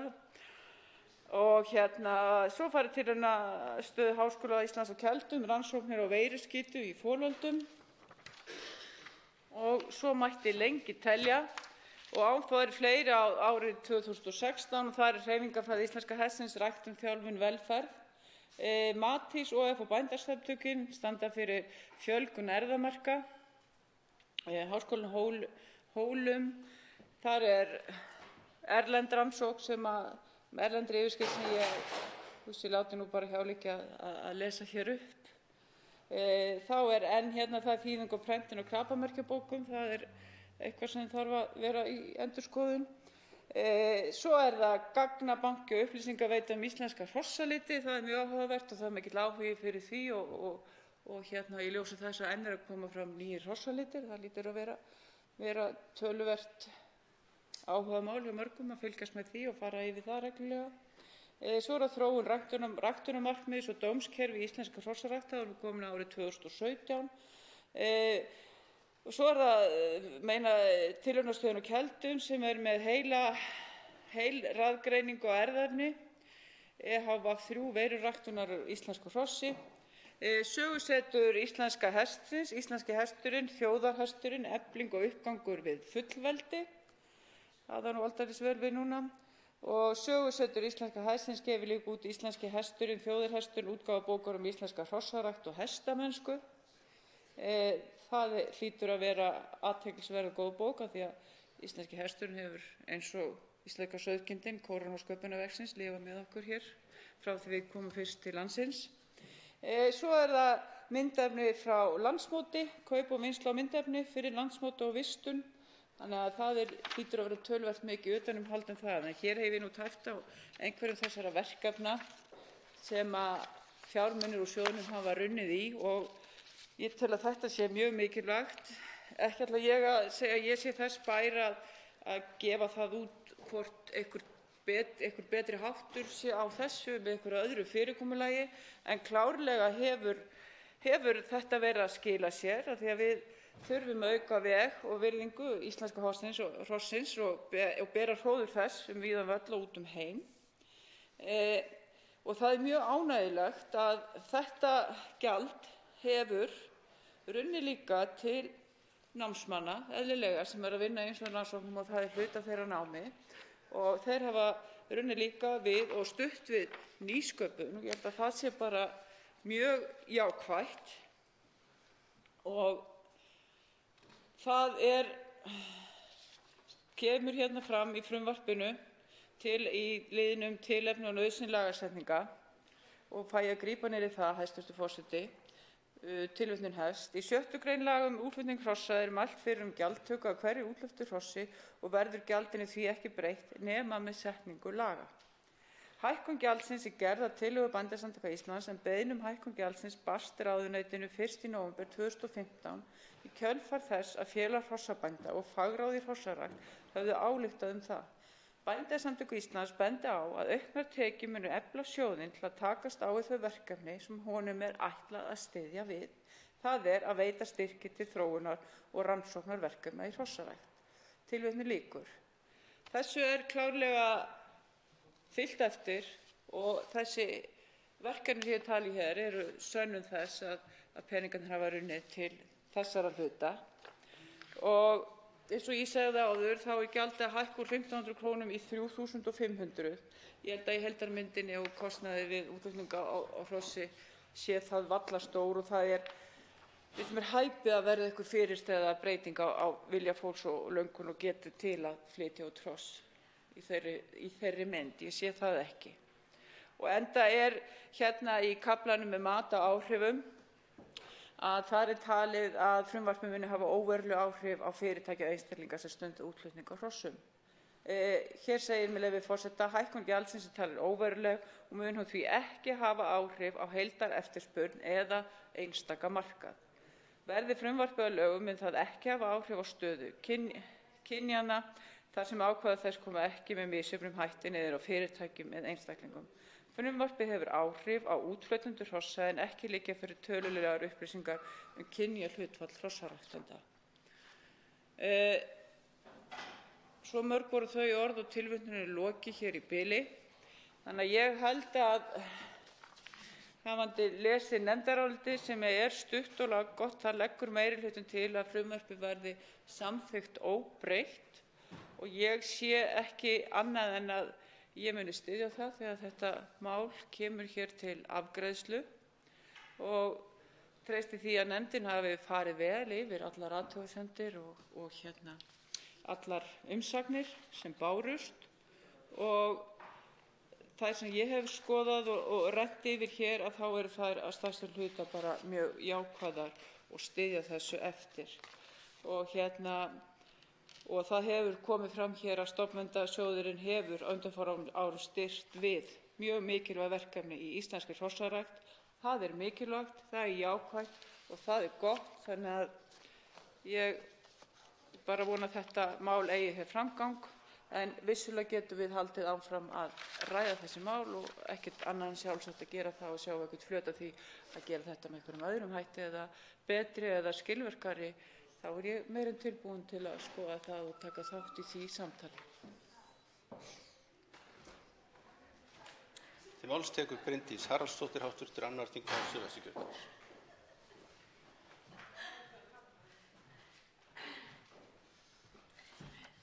Virðulegur forseti, ég ætla nú kannski ekki að lengja þessa umræðu mikið, sérstaklega í ljósi þess að fyrrverandi þingmaður sem var hér uppi, hv. þingmaður Þórunn Egilsdóttir, fór svona meira og minna með ræðuna mína þegar kom að þessum styrkveitingum úr þessum fræga stofnverndarsjóði íslenska hestsins. En hv. þingmaður Þorgerður Katrín Gunnarsdóttir kallaði nú eftir því áðan að Sjálfstæðismenn tjáðu sig þetta frumvarp og þess vegna finnst mér ástæða til að gera það. Eins og kom fram hér í andsvörum mínum áðan þá vakti þetta frumvarp athygli mína fyrst þegar það kom fram, ekki síst vegna þess að hér verið að tala gjald í stofnverndarsjóð og ég hafði ekki hugmynd hvað stofnverndarsjóður íslenska hestsins væri og vissi bara hreinlega ekki til að þessa slíkur sjóður væri til. Ég mun greiða þessu frumvarpi atkvæði mitt þrátt fyrir það að hér sé verið að tala töluvert mikla hækkun á þessu gjaldi. Í prósentutalum er þetta mjög mikið. Þetta er að fara úr 1.500 krónum í 3.500 krónur. En ég tek undir eins og aðrir þingmenn hafa farið, ég held að í svona stóra samhenginu, þegar verið að flytja út hross, þá er það væntanlega vegna þess að virði þeirra hrossa sé töluvert og þá held ég að 3.500 krónur sé engum ekkert óyfirstíganleg upphæð í þeim efnum. En ég reyndar, eins og ég kom líka aðeins inn á hérna í andsvarinu mínu, mér finnst alltaf ástæða til þess að við hugum að því þegar við fáum svona málin okkar borð og jafnvel oftar, hvernig hægt er að taka til í lagasafninu okkar, ef svo má orði komast. Og ég hreinlega velti fyrir mér nauðsyn þessa sjóðs. Og nú viðurkenni ég það að ég hef ekki lagst yfir það mál. Það kann vel að vera að þessi sjóður sé alveg gríðarlega mikilvægur. En ég held að það sé full ástæða til að skoða það og ég bara tek undir það sem að fram kemur hér í nefndarálitinu að þar er vísað í það, eða meirihlutinn hvetur til þess að breytingarnar verði skoðaðar í samræmi við þá sem starfa í greininni en mælir engu síður með því að frumvarpið verði samþykkt óbreytt að svo stöddu. Og hv. þingmaður Þórunn Egilsdóttir fór hér ágætlega yfir það hverjir hafa hlotið þessa styrki og það var nú eiginlega það sem ég hafði hug á að segja, því hér er til að mynda mjög mikið af opinberum stofnunum sem er að fá styrki úr þessum sjóðum. Háskólinn á Hólum er hér mikið, Landbúnaðarháskólinn á Hvanneyri, Tilraunastöð Háskóla Íslands að Keldum, aftur Háskólinn á Hólum, Landbúnaðarháskólinn, einhverjir einstaklingar, Landbúnaðarháskólinn, Háskólinn á Hólum, Bændasamtök Íslands sjálf sem samt sem áður halda utan þetta, Bændasamtök Íslands aftur, Háskólinn á Hólum, Bændasamtök Íslands, einstaklingar, Tilraunastöð Háskóla Íslands að Keldum, Háskólinn á Hólum, Bændasamtökin og Matís, Háskólinn á Hólum, Bændasamtök Íslands, Tilraunastöð HÍ, Sögusetur íslenska hestsins tvisvar sinnum, Landsmótið og svo aftur Bændasamtök Íslands. Mér finnst ástæða til þess að við veltum þessu fyrir okkur, hvort að þetta sé besta fyrirkomulagi til að styrkja þessi góðu verkefni sem þarna eru. Ég ætla ekkert að efast það að það er örugglega verið að vinna mjög góð verkefni. En bara ítreka það sem ég hef sagt hér áður að þegar kemur að því að við erum með opinbera styrki til að veita í góð verkefni, hvort sem það sé nýsköpun eða þróun eða rannsóknir eitthvað, þá er mikilvægt að þetta umhverfi sé skýrt og einfalt, fólk viti hvert það eigi að sækja, það sé ekki margir sjóðir út allt sem að allir eru einhvern veginn að kosta þá töluverði til í að halda utan sjóðina við að fara yfir umsóknir, leggja mat á það og þess háttar, heldur væri einfaldara og betra og skilvirkara ef það væri færri aðilar með skýrar reglur og þar af leiðandi væri kostnaðurinn í hverju tilfelli fyrir sig við yfirferð slíkra umsókna annað minni. Þannig að það er kannski fyrst og fremst það sem ég vildi koma á framfæri og ítreka það að það sem kemur hér fram í nefndarálitinu að það sé ástæða til að endurskoða þetta fyrirkomulag í heild sinni og þá langar mig að velta því líka upp bara tilurð sjóðsins, hvort það séu til fleiri stofnverndarsjóðir, þá ekki endilega hrossa heldur einhverja annarra búfjártegunda, hvort það megi horfa á einhverja samþættingu og sameiningu slíkra sjóða.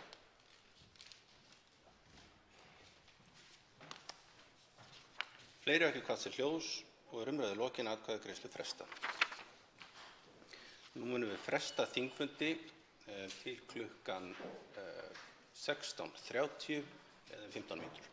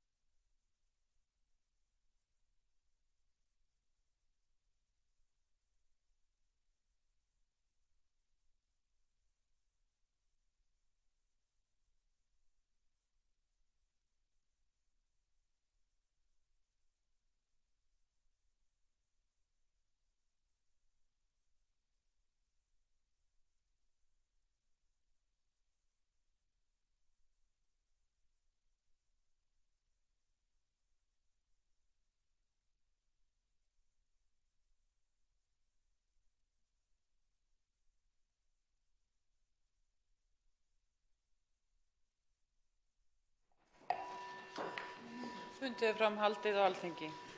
Tekið er fyrir 7. dagskrármálið sérstök umræða ráðherraábyrgð og landsdómur.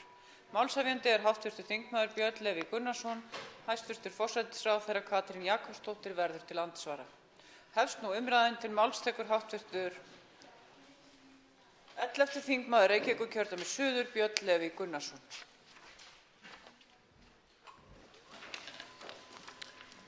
Forseti.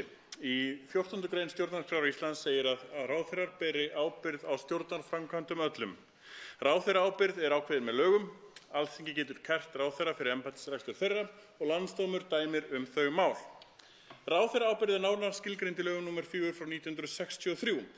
Í þeim lögum kemur fram að ráðherra getur verið gerður ábyrgur fyrir til dæmis að misbeita stórlega valdi sínu eða ef hann leitar ekki samþykkis Alþingis þegar það er skylt samkvæmt stjórnarskrá. Í athugasemdum við frumvarp til laga ráðherraábyrgð kemur fram með leyfi forseta. Það er skiljanlegt að nú á tímum eftir að þingræðisreglan er viðurkennd vakni sú spurning hvort þörf sé á sérstökum ráðherraábyrgðarlögum. Með öðrum orðum hvort þinglega ábyrgðin sé ekki nægjanleg vörn gegn misbeitingu valds af hálfu ráðherra og hvort ekki séu nægar refsiheimildir í ákvæðum almennra hegningarlaga. Þinglega ábyrgðin veitir ráðherra vissulega mikið aðhald og samkvæmt þingræðisreglunni getur Alþingi eða meirihluti þess hvenær sem losað sig við misvitran ráðherra. Lagalegu ábyrgðinni má þó aldrei sleppa. Að sjálfsögðu er ekki ástæða til að aðrar reglur gildi embættisbrot ráðherra heldur samkynjabrot annarra embættis og sýslunarmanna. En staða ráðherra er svo sérstæð að þeir geta orðið sekir það misferli í starfi sem vart eða ekki er hugsanlegt hjá öðrum opinberum starfsmönnum. Hinar sérstöku embættisskyldur ráðherra hafa naumast verið hafðar í huga við samningu almennra hegningarlaga. Sýnist því, þrátt fyrir allt vera þörf á sérstökum ráðherraábyrgðarlögum þar sem hegning er lögð við þeim brotum sem óttast má af ráðherra sérstaklega og ákvæði almennra hegningarlaga brot í opinberu starfi ná ekki til. Tilvitnun lýkur. Ekki er annað að sjá en að þessi rök gildi enn. Forseti, við höfum orðið vitni að því að þinglega ábyrgðin virkar ekki rosalega vel. Stólarnir eru mikilvægari en að ráðherra beri ábyrgð á verkum sínum. Spurningin sem vaknar í kjölfarið er því risastór. Ef ráðherrar þurfa ekki einu sinni að bera ábyrgð gagnvart þinginu, hvernig geta þeir þá lent í því að bera ábyrgð gagnvart landsdómi? Ég tel að allir geti giskað á svarið. Það gerist bara á pólitískum forsendum á loknum kosningum þar sem nýr meirihluti tekur við stjórn. Hér ber að árétta að ef nýr meirihluti myndi ákveða að sækja ráðherra fyrri ríkisstjórnar, þá eru það ekki nauðsynlega pólitískar ofsóknir. Ástæður slíks málaflutnings geta verið vel rökstuddar og málefnalegar. Staðreyndin er bara svo að við virðumst ekki geta látið ráðherra bera þinglega ábyrgð og ásýnd málaferla byggð á lögum ráðherraábyrgð verður hins vegar alltaf á pólitískum forsendum sem kastar rýrð á málsmeðferð og niðurstöðu. Í eina skiptið sem landsdómur hefur verið kallaður saman má segja ýmislegt málsmeðferðina. Sumir hallmæla málsmeðferðinni á meðan aðrir hrósa henni og hér ber að hafa í huga að báðir geta haft rétt fyrir sér. Niðurstaða dómsins er hins vegar óvéfengjanleg. Það hefur ítrekað verið reynt að finna hnökra á niðurstöðu landsdóms en dómurinn hefur alltaf staðið af sér slíkar atlögur. Á þeim forsendum er auðvelt að segja að landsdómi sé treystandi. Þó erfitt sé að alhæfa út frá einu dæmi. En það er augljóslega aðkoma Alþingis sem er vandamálið og tengist skorti á þinglegri ábyrgð. Og því er spurningin, er raunhæft að landsdómur sé úrræði sem hægt er að kalla til með við ásakanir pólitíska misnotkun gagnvart því hvernig kallað hefur verið til landsdóms. Þann 7. mars 2017 sagði forseti Íslands í viðtali landsdóm með leyfi forseta: Látum þetta okkur að kenningu verða, enda hygg ég að enginn vilji hafa ákvæði landsdóm í stjórnarskránni. Finni þann sem vill að málum verði hagað með sama hætti í framtíðinni. Ég efast að ykkur takist það. Tilvitnun lýkur. Í grein Vísis frá 5. febrúar 2018 er haft eftir Björgu Thorarensen, prófessor í stjórnskipunarrétti við lagadeild Háskóla Íslands með leyfi forseta. Á meðan ekkert kemur í staðinn fyrir landsdómsfyrirkomulagið sem stjórnmálamenn hafa sagt úrelt, er í rauninni verið að lýsa því yfir að ráðherrar séu friðhelgir gagnvart ákærum fyrir embættisbrot. Staðan er alvarleg, grafalvarleg, og það má færa fyrir rök fyrir því að klúður á skipan dómara í Landsrétt að fela skýrslu fyrir kosningar og að skipa stöður í skiptum fyrir greiða varði lögum ráðherraábyrgð. Það er hins vegar engin lausn í augsýn á stjórnarskrárbreytingum og því sitja hér friðhelgir ráðherrar í skugga þess sem er kallað úrelt stjórnarskrárákvæði. Heppilegt fyrir þá. Sem leiðir mér að annarri spurningunni. ef það liggur fyrir grunur brot á lögum ráðherraábyrgð, hvaða úrræða hægt að grípa til þess að fá úr því skorið? Forseti, því hefur verið haldið fram að fyrningarákvæði laga ráðherraábyrgð gerir það að verkum að lítill tími fyrir nýtt þing að loknum kosningum hvort ákveða skuli að kalla saman landsdóm. En í dag öðruvísi háttað til. Í 14. grein laga ráðherraábyrgð segir með leyfi forseta: málshöfðun eftir lögum þessum getur eigi átt sér stað ef 3 ár líða frá því að brot var framið, án þess þó að Alþingi hafi samþykkt ályktun málshöfðunina. Slík sök fyrnist þó aldrei fyrr en 6 mánuðir eru liðnir frá því að næstu reglulegu alþingiskosningar eftir að brot var framið fóru fram. Vert að benda á að á Íslandi hafi ekki farið fram reglulegar alþingiskosningar frá árinu 2013. Það gerir að verkum að embættisfærslur Gunnars Braga Sveinssonar sem utanríkisráðherra árið 2014, sem hafa verið til umfjöllunar undanfarna viku, ekki enn fyrndar. Því spurning hvort ekki þurfa að halda áfram að tala landsdóm á öðrum vettvangi þegar þessari sérstöku umræðu lokið. Verðum við ekki, þrátt fyrir allt, að nota þau lög sem til okkur standa? Hæstvirtur forsætisráðherra Katrín Jakobsdóttir.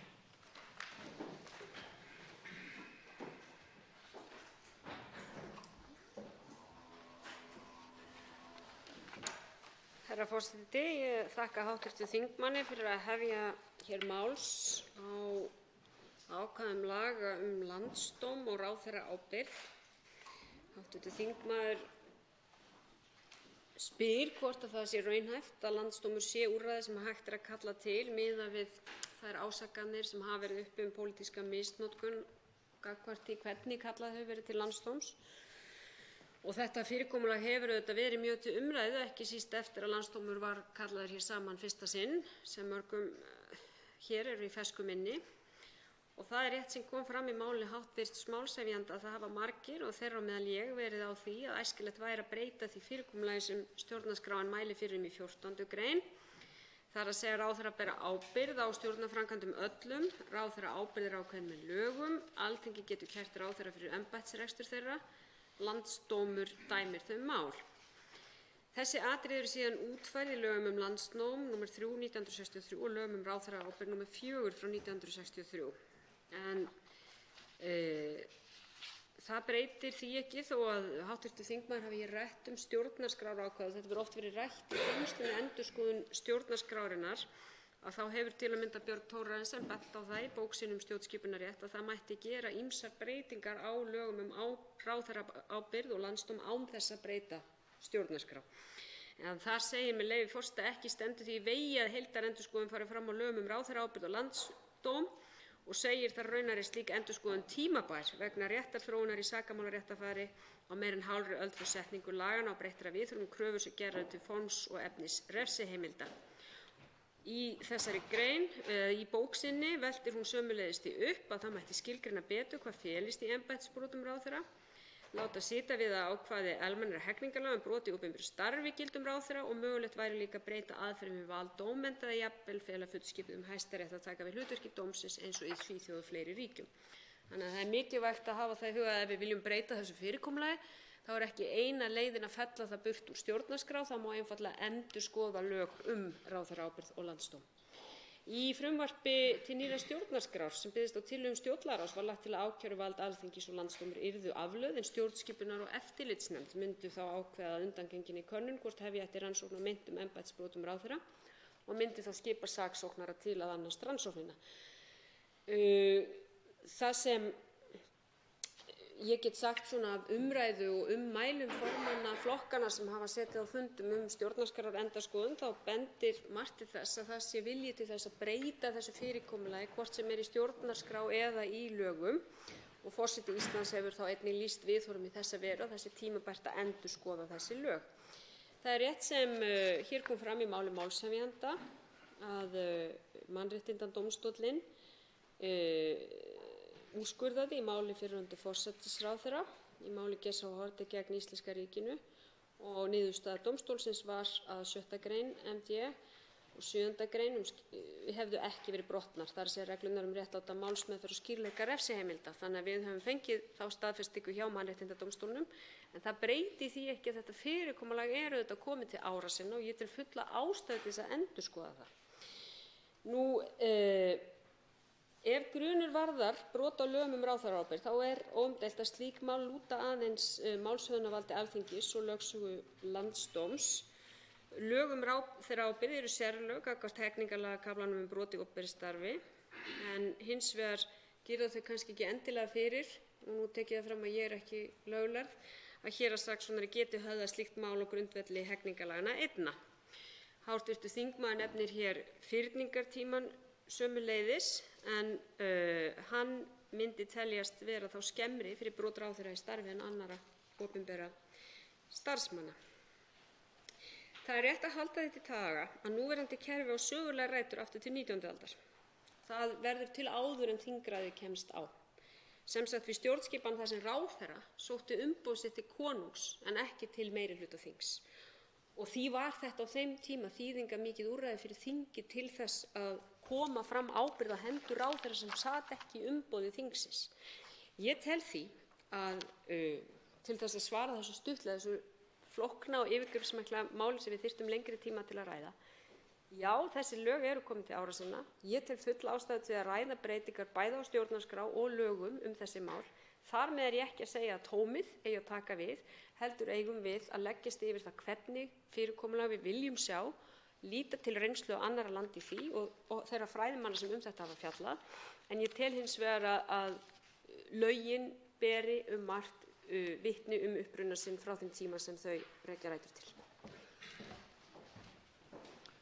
Til máls tekur hv. 6. þingmaður Suðurkjördæmis Oddný G. Harðardóttir.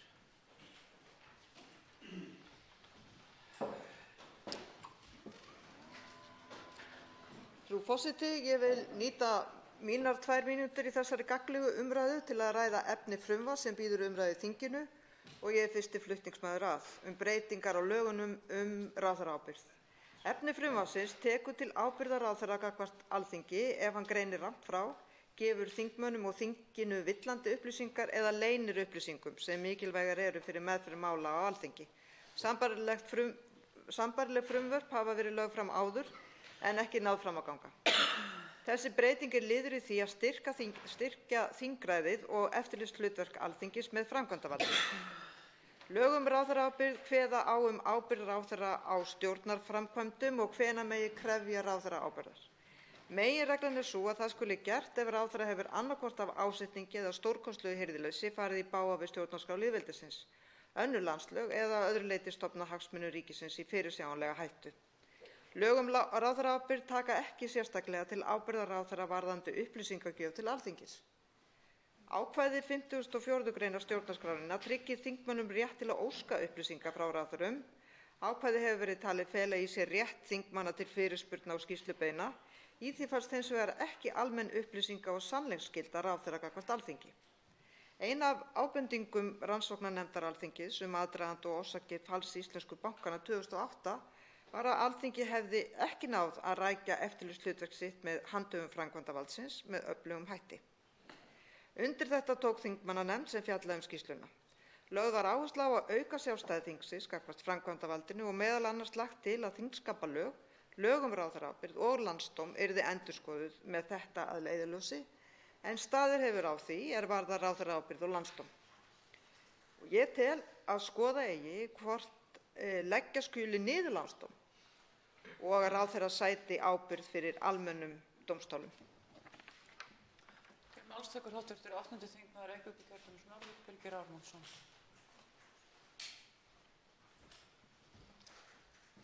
Hæstv. forseti. Það mál sem hér er til umræðu hefur af og til komið upp í umræðum hér á þingi á síðustu árum og það má segja að það hefur verið nokkur samhljómur að ástæða væri til að endurskoða það fyrirkomulag sem nú er að gildandi lögum. Eins og hér hefur verið rakið þá gerir stjórnarskráin ráð fyrir því að fyrir hendi séu lög ráðherraábyrgð og að fyrir brot á þeim skuli réttað fyrir landsdómi. En eins og kom fram í máli hæstv. Forsætisráðherra þá breytir það ekki því að jafnvel að óbreyttri stjórnarskrá væri hægt að fara í endurskoðun á lögunum ráðherraábyrgð og lögum landsdóm og breyta því fyrirkomulagi jafnvel verulega. Ég held að mér sé óhætt að segja að ein af helstu ástæðunum fyrir því að mönnum hefur kannski ekki orðið mikið úr verki á síðustu árum í sambandi við endurskoðun á þessum lögum sé sú tilfinning sem sat eftir landsdómsmálið 2010 og seinni hluta þess sem fór fram hér í þinginu í ársbyrjun 2012. Því að fá mál hafa, held ég, skilið eftir sig meiri sárindi og erfiðleika í íslenskri pólitík heldur en sú atburðarás öll.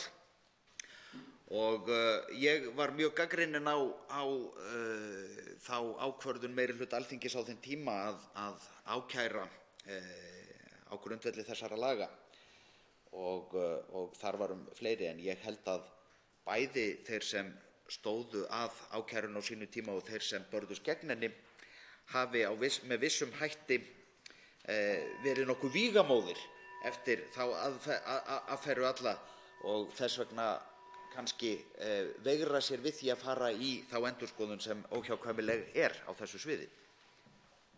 Næstu tekur til máls hv. 11. 10. þingmaður Reykjavíkurkjördæmis suður, Þorsteinn Sæmundsson.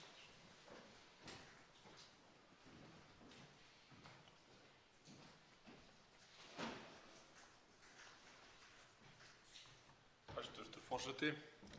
Ég vil þakka fyrir þessa umræðu sem mjög tímabær og mjög nauðsynleg.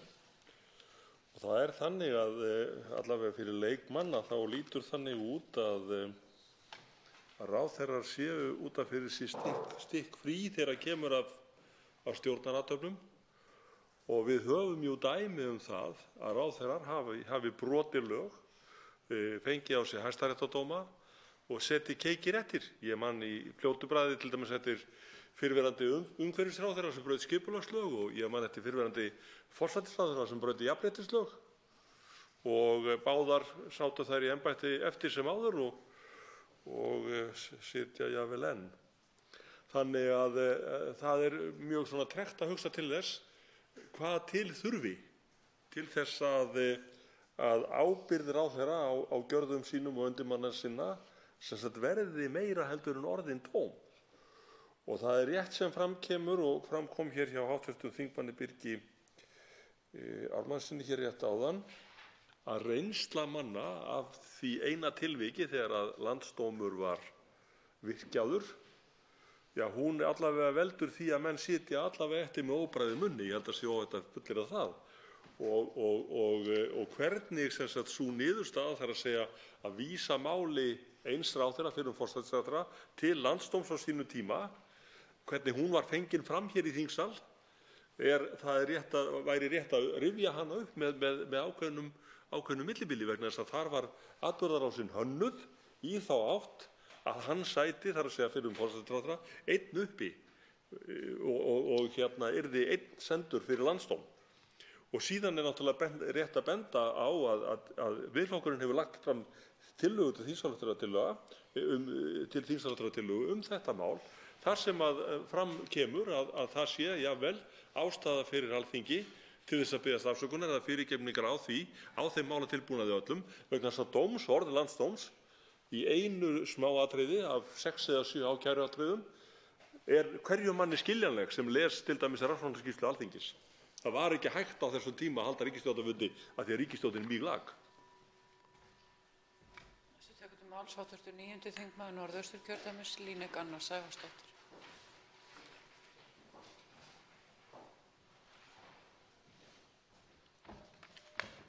Virðulegi forseti. Hér ræðum við ráðherraábyrgð og landsdóm, það að segja mögulega leiðir til að fá úr því skorið hvort ráðherra hafi brugðist embættisskyldum og ábyrgð. Eins og kunnugt skiptist ábyrgð ráðherra í tvennt, pólitíska ábyrgð og lagalega ábyrgð. Ég tel, eins og hér hefur komið fram, að flestir Íslendingar séu ósáttir við þá leið sem við höfum nú, landsdóm.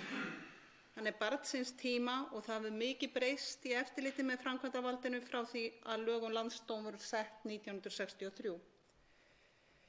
Við höfum hins vegar ólítið rætt það hvað eigi að koma í staðinn fyrir landsdóm og hvort þörf sé fyrir sérstakan dómstól eða hvort hægt sé að þeir dómstólar sem fyrir eru aðrir dómstólar sem fyrir eru í landinu geti tekið að sér hlutverkið. Þegar að lög ráðherraábyrgð voru sett taldi löggjafinn nauðsynlegt að fjalla refsiábyrgð ráðherra fyrir sérdómstóli vegna þeirrar sérstöðu sem störf ráðherra hefðu. En ég held að sé rétt að horfa til þess hvernig þetta í nágrannalöndum okkar eins og nokkrir hafa komið inn á hér. Í Danmörku hefur pólitísk og lagaleg ábyrgð ráðherra að vissu leyti runnið saman í eitt, þannig að þingið hefur jafnan kannað hvort skilyrði fyrir lagalegri ábyrgð ráðherra séu fyrir staðar, til dæmis með því óska eftir lögfræðilegri úttekt og byggt á því hvort látið sé reyna á pólitíska ábyrgð. Í Noregi dæmir ríkisréttur á einu dómstigi í þeim málum sem stórþingið höfðar gegn ráðherrum, þingmönnum eða hæstaréttardómurum fyrir brot þessara manna á embættisskyldum.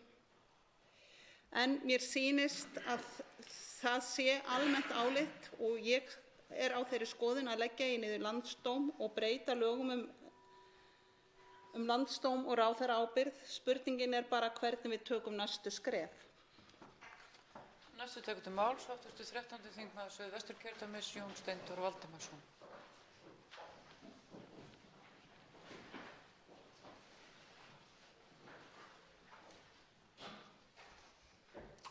Frú forseti, okkur Íslendingum hættir oft til að fara annaðhvort í ökkla eða eyra þegar við ræðum mál. Við höfum haft ákvæði um landsdóm og ráðherraábyrgð býsna lengi. Það hefur einu sinni á það reynt og þá fyrsta viðbragð að lýsa því yfir að þetta sé ómögulegt og verði að afleggja það. Ég ekki alveg viss að það séu rétt viðbrögð, eins og getur maður svo sem skilið það að fólk margt spyrji til hvers þarf mikið regluverk ábyrgð ráðherra og stjórnmálamanna yfir höfuð, þar sem að þeir virðast vera einstaklega lagnir við að víkja sér undan slíkri ábyrgð. Ég held aðalatriðið í þessu sé að skilja rækilega á milli þess sem hin lagalega ábyrgð, það er að segja refsi- og bótaábyrgð vegna embættisverka ráðherra og svo hins vegar hin pólitíska ábyrgð. Ég held hins vegar varðandi hina pólitísku ábyrgð að þar muni það geta haldist í hendur við það hvort að við getum fetað okkur inn á þá braut að menn axli í raunveruleikanum ábyrgð á því hina pólitísku ábyrgð en tali ekki að axla hana en geri það í raun ekki. Það er að segja öxlunin, ef svo má orðið komast, hefur enga þýðingu. Hún breytir ekki nokkrum sköpuðum hlut, gert gert og viðkomandi ráðherra heldur áfram. Þannig ég held að það væri stórt skref ef við gætum fetað okkur inn á þá braut að það þætti eðlilegt og sjálfsagt að menn axli í raunveruleikanum hina pólitísku ábyrgð. Eftir því sem að siðferði og mannasiðir í pólitík verða sterkari og algengari, þeim mun minni þörf verður fyrir hinar hörðu reglur. Næstu tekur máls hv. 3. þingmaður Reykjavíkurkjördæmis norður Helgi Hrafn Gunnarsson.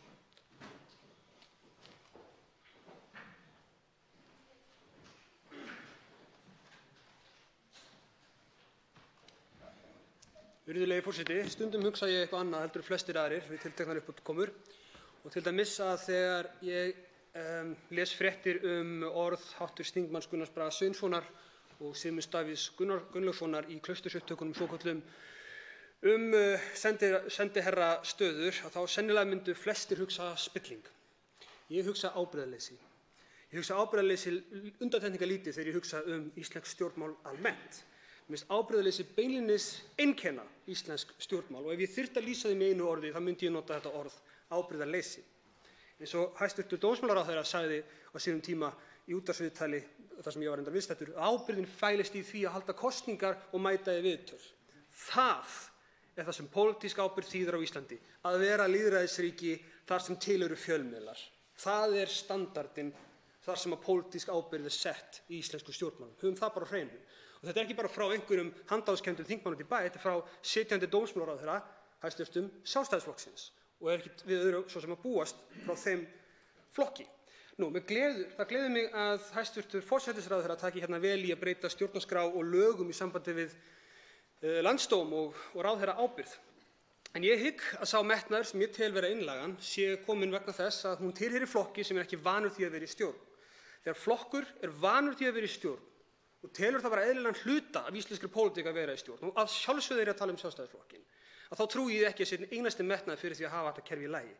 En þess að eftir stendur að vandinn er sá að þeir sem þurfa að breyta lögunum eru ráðherrarnir sjálfir, vegna þess að þeir eru jú í meirihluta með meirihluta þingsins. Það eru þeir sem verða fyrir valdinu sem þurfa að setja reglurnar um það. Og það er afskaplega heppilegt þegar maður ætlar að vera við stjórnvölinn áratugum saman að hafa kerfi sem virkar ekki til þess að veita sér aðhald, eins og til dæmis landsdómskerfið það er í dag. En ég hvet hæstv. Forsætisráðherra til dáða í þessu, fagna undirtektum ráðherrans við því að þetta þurfi að laga, en minni bara á það að saga íslenskra stjórnmála og einkenni íslenskra pólitíkur er ábyrgðarleysi og aftur ábyrgðarleysi og að laga það. Næstu tekur til máls hv. 6. þingmaður Reykjavíkurkjördæmis suður, Kolbeinn Óttarsson Proppé.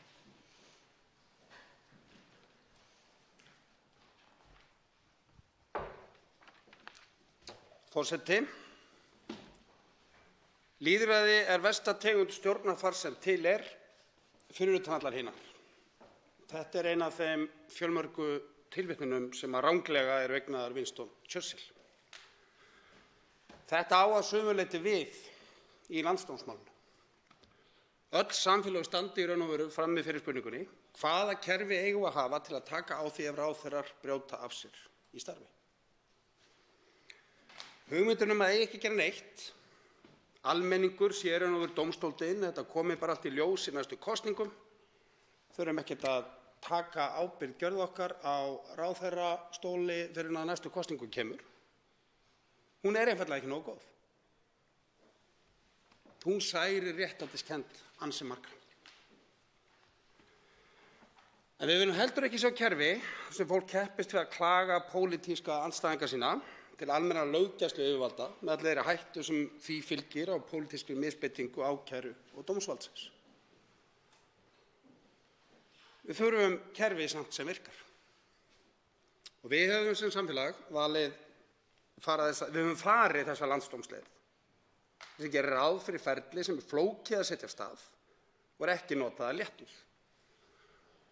Hér hefur mörgum háttvirtum þingmönnum verið tíðrætt að það kerfi virki ekki og dæmi sem við höfum það sýni það.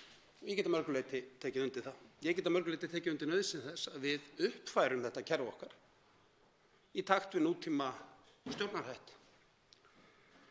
Hvernig við getum slípað þetta ferli í ljósi reynslunnar, það er eitthvað sem við verðum að gera saman. Það er eitthvað sem hæstv. Forsætisráðherra hefur ekki bara boðað, heldur hefur sagt að sé verið að vinna. Hér hefur verið rætt að það sé hægt að endurskoða lög um ráðherraábyrgð og landsdóm. Og það er vel, því að eins og ég segi, þetta er eitthvað sem við þurfum að uppfæra í takt við nútíma stjórnarhætti. Til máls tekur hv. 4. þingmaður Reykjavíkurkjördæmis norður, Helga Vala Helgadóttir.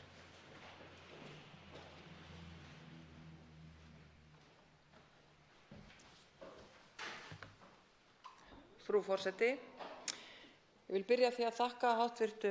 þingmanni Birni Leví Gunnarssyni kærlega fyrir að hefja máls á þessum vangaveltum landsdóm og ráðherraábyrgð.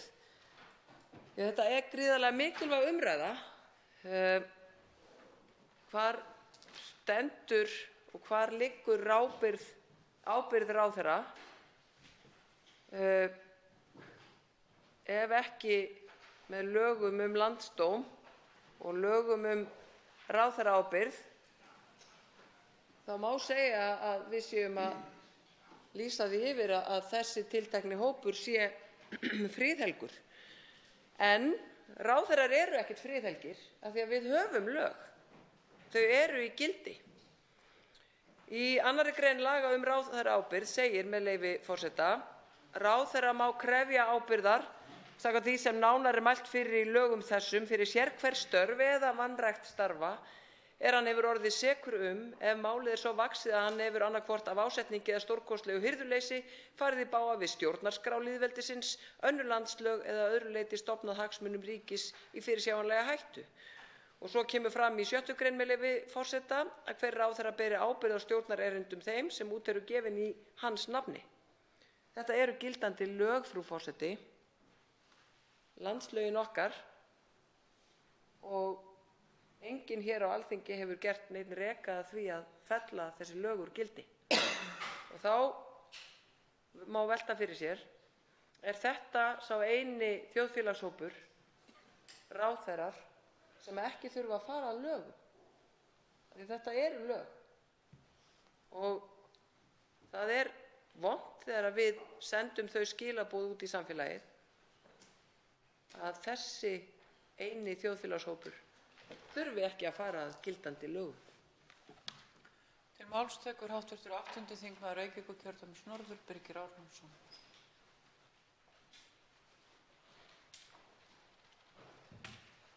Hæstv. Forseti, í framhaldi af því sem ég sagði hér í minni fyrri ræðu þá vildi ég kannski koma nánar inn á það að við endurskoðun á því fyrirkomulagi sem gildir þetta efni þá þurfum við að spyrja okkur ákveðinna grundvallarspurninga og það eru auðvitað grundvallarspurningar í fyrsta lagi það hvaða atriði það eru nánar sem við teljum að eigi undir sérlög refsiábyrgð ráðherra,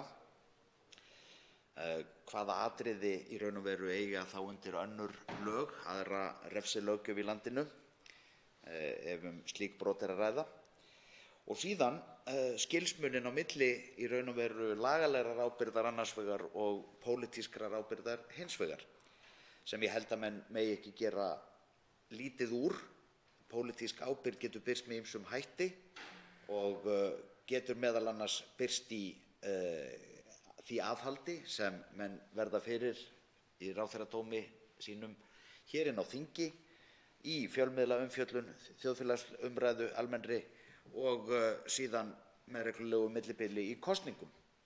Það auðvitað pólitíska ábyrgðin getur birst með ýmsum hætti og það ekki, hvað ég að segja, einhlítt að líta til vantrausts eða úrslita í vantraustsatkvæðagreiðslum í þeim efnum. En hinn hliðin sem við þurfum líka að velta fyrir okkur, ef við erum að velta fyrir okkur sérreglum ráðherraábyrgð að lögum eða refsiábyrgð ráðherra að lögum, þá þurfum við að velta fyrir okkur hvort að það fyrirkomulag sem við búum við í dag, þar sem ákvörðun saksókn í höndum þingsins, hvort að það sé heppilegt, hvort að það sé heppilegt fyrirkomulag að stjórnmálamenn sé að taka ákvarðanir málsókn, refsilögum á hendur hver öðrum. Ég tel að svo sé ekki og tel að við verðum með einhverjum hætti að hanna kerfi sem kemur okkur undan þeirri stöðu sem við höfum að mínu mati vonda reynslu af. Máls tekur hv. 4. þingmaður Norðvesturkjördæmis, Jón Þór Þorvaldsson.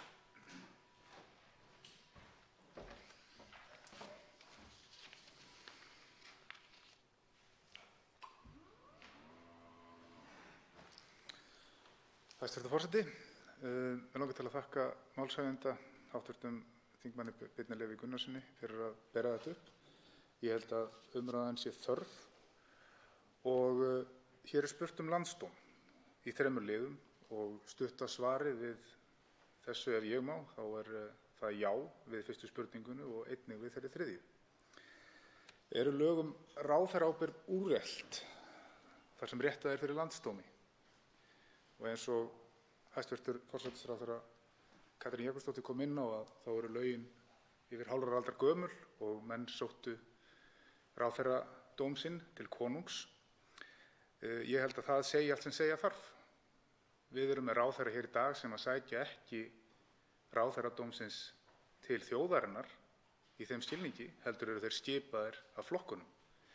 Og við erum líka með nokkur dæmi þess að ráðherrar hafa verið skipaðir í embætti án þess að vera kjörnir af þjóðinni. Það eru dæmi það að ráðherrar hafi brotið lög, setið sem fastast og jafnvel tekið sæti aftur eftir að hafa staðið upp úr ráðherrastóli í reglubundnum kosningum. Og hvar er línan dregin við slíkt lögbrot?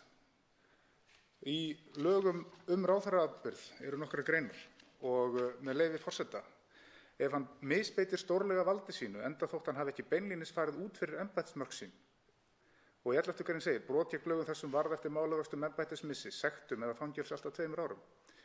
Er það þegar að ráðherrar fara gróflega út fyrir embættismörk sín, brjóta lög, eða er það þegar að menn svara ekki fyrirspurnum sem til þeirra er beint frá þjóðkjörnum þingmönnum?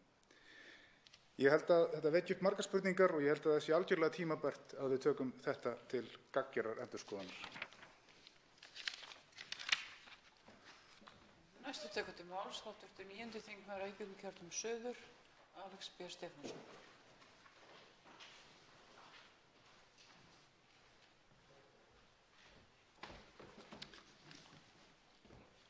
Frú forseti.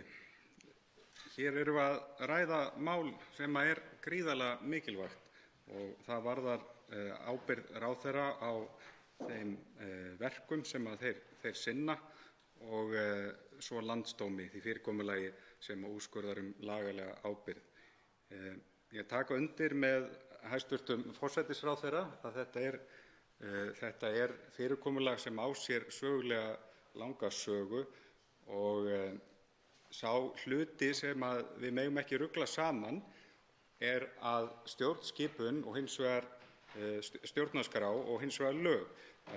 Það er heimild til þess að endurskoða lög landsdóm og ég treysti því að það verði gert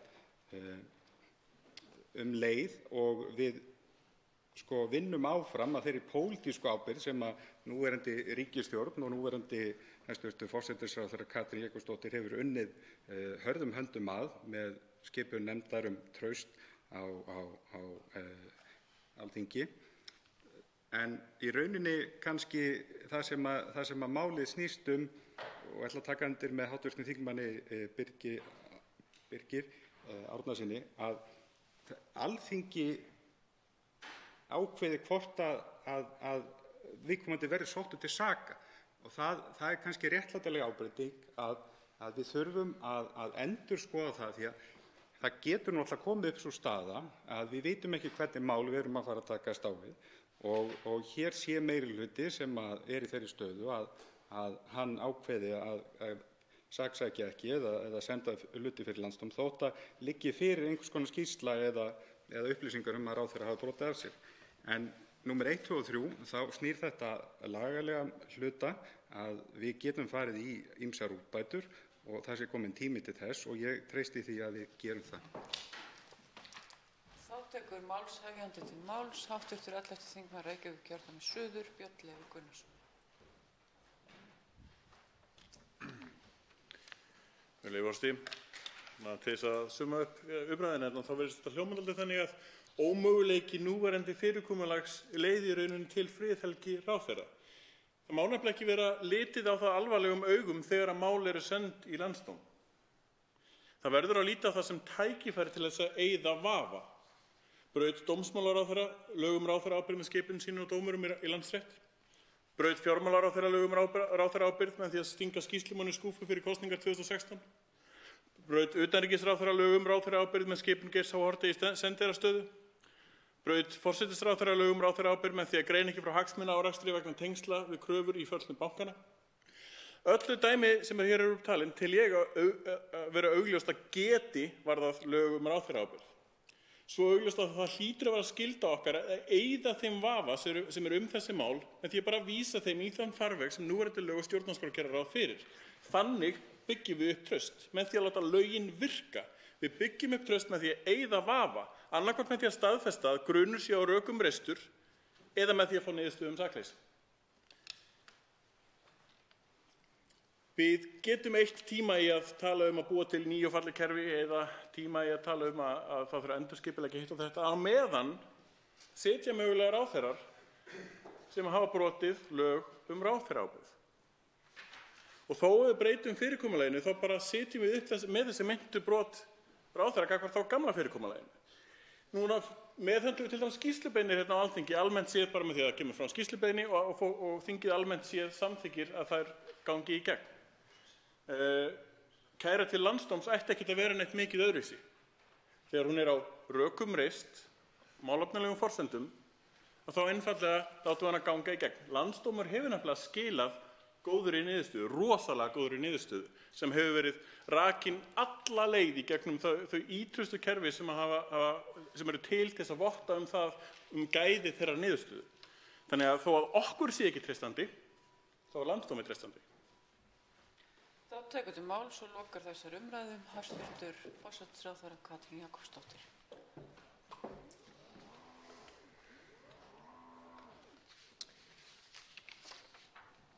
Herra forseti, flestir þeir hv. þingmenn sem hér hafa talað hafa verið þeirrar skoðunar að það sé mikilvægt að endurskoða ákvæði ráðherraábyrgð og landsdóm. Og ég er ekki sammála hv.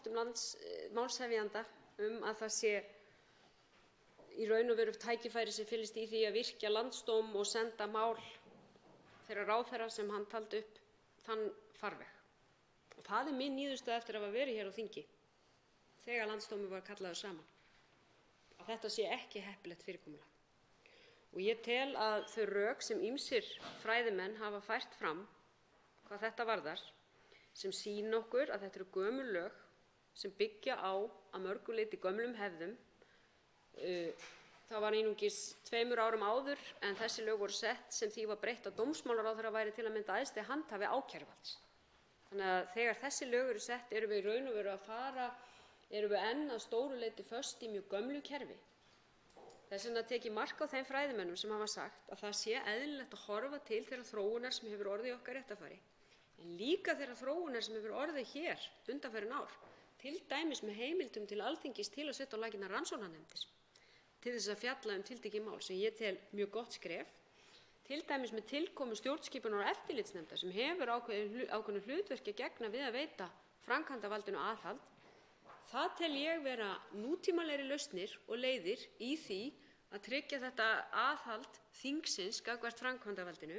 Ég tel hins vegar að þessi lög ráðherraábyrgðina og landsdóminn séu komin til ára sinna, eigi margt rætur að rekja til fyrirkomulag sem ekki lengur raunin, og ég tel líka, það er mín reynsla hafandi verið hér á þeim tíma, að sú reynsla þó að lögin hafi staðist og lögin séu enn í fullu gildi, og ég ger engan ágreining við hv. þingmann það, þetta sé ekki heppilegasta aðferðin við það að þingið geti sinnt aðhaldshlutverki sínu og að það sé hægt að taka því ef ráðherrar gerast brotlegir við lög.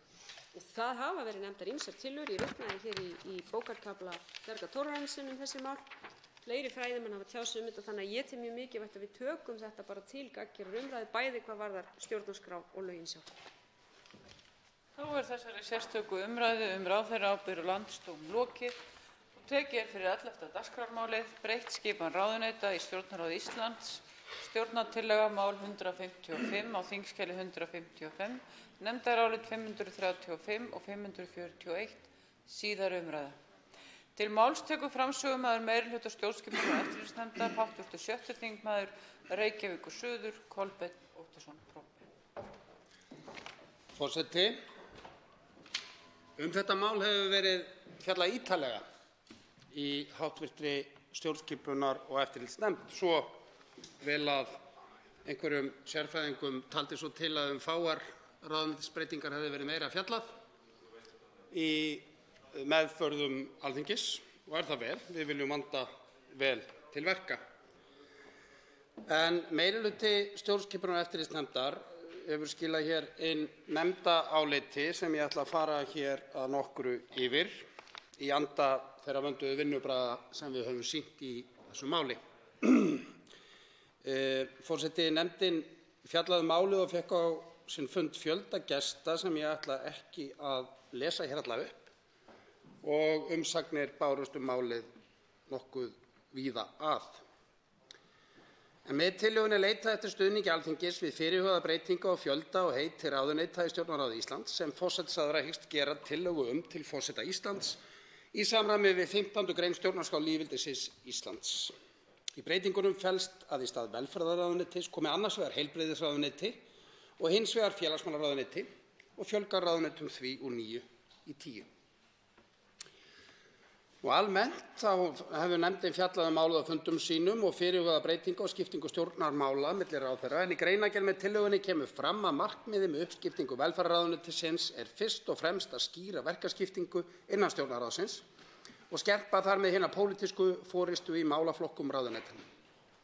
Gert ráð fyrir að uppskiptingin verði með sama hætti og verið hefur milli heilbrigðisráðherra og félags- og jafnréttismálaráðherra, að því undanskildu að jafnréttismál flytjast til forsætisráðuneytisins.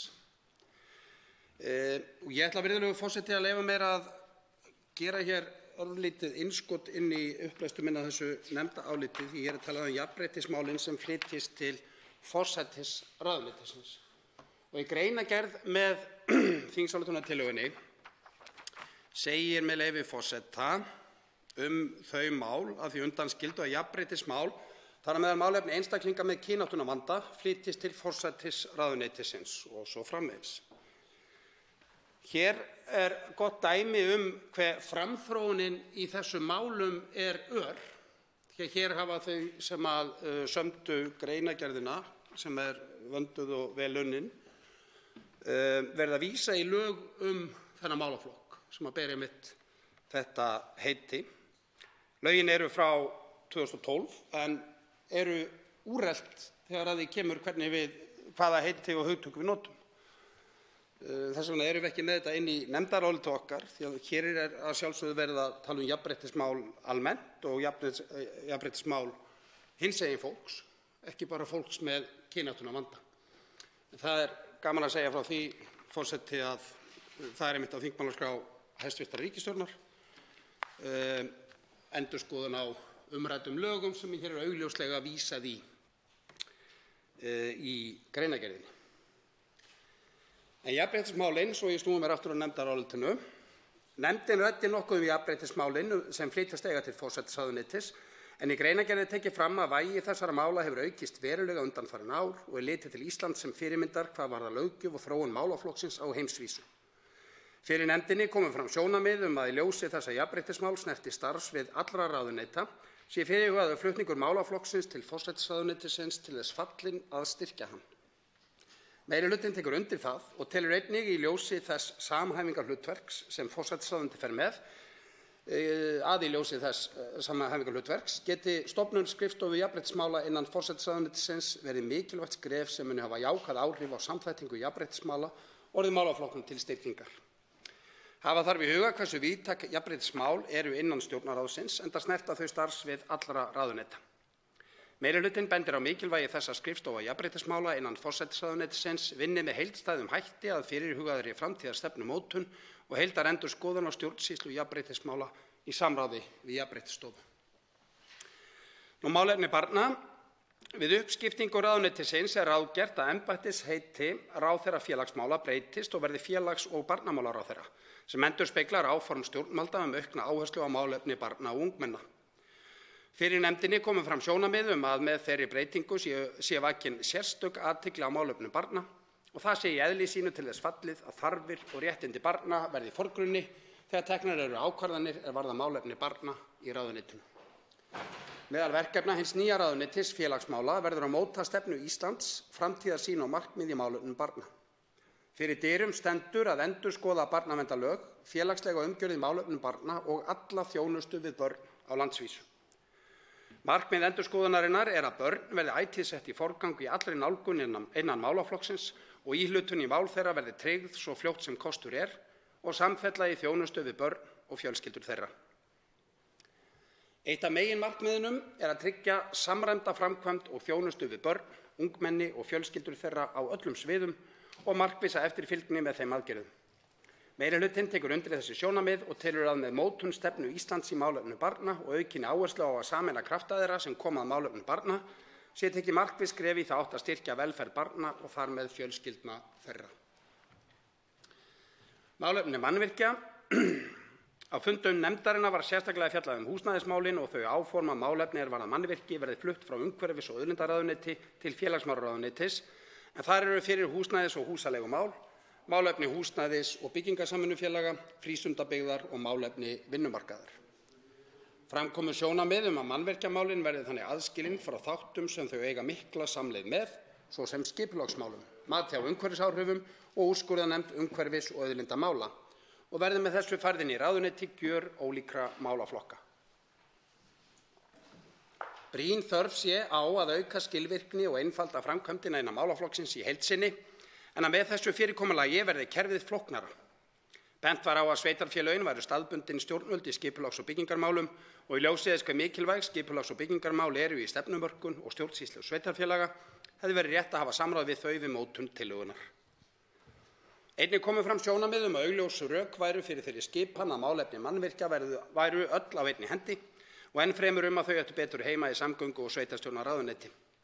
Fyrir nefndinni kom einnig fram að í Danmörku og Svíþjóð væru skipulagsmál og húsnæðismál hjá sama ráðherra.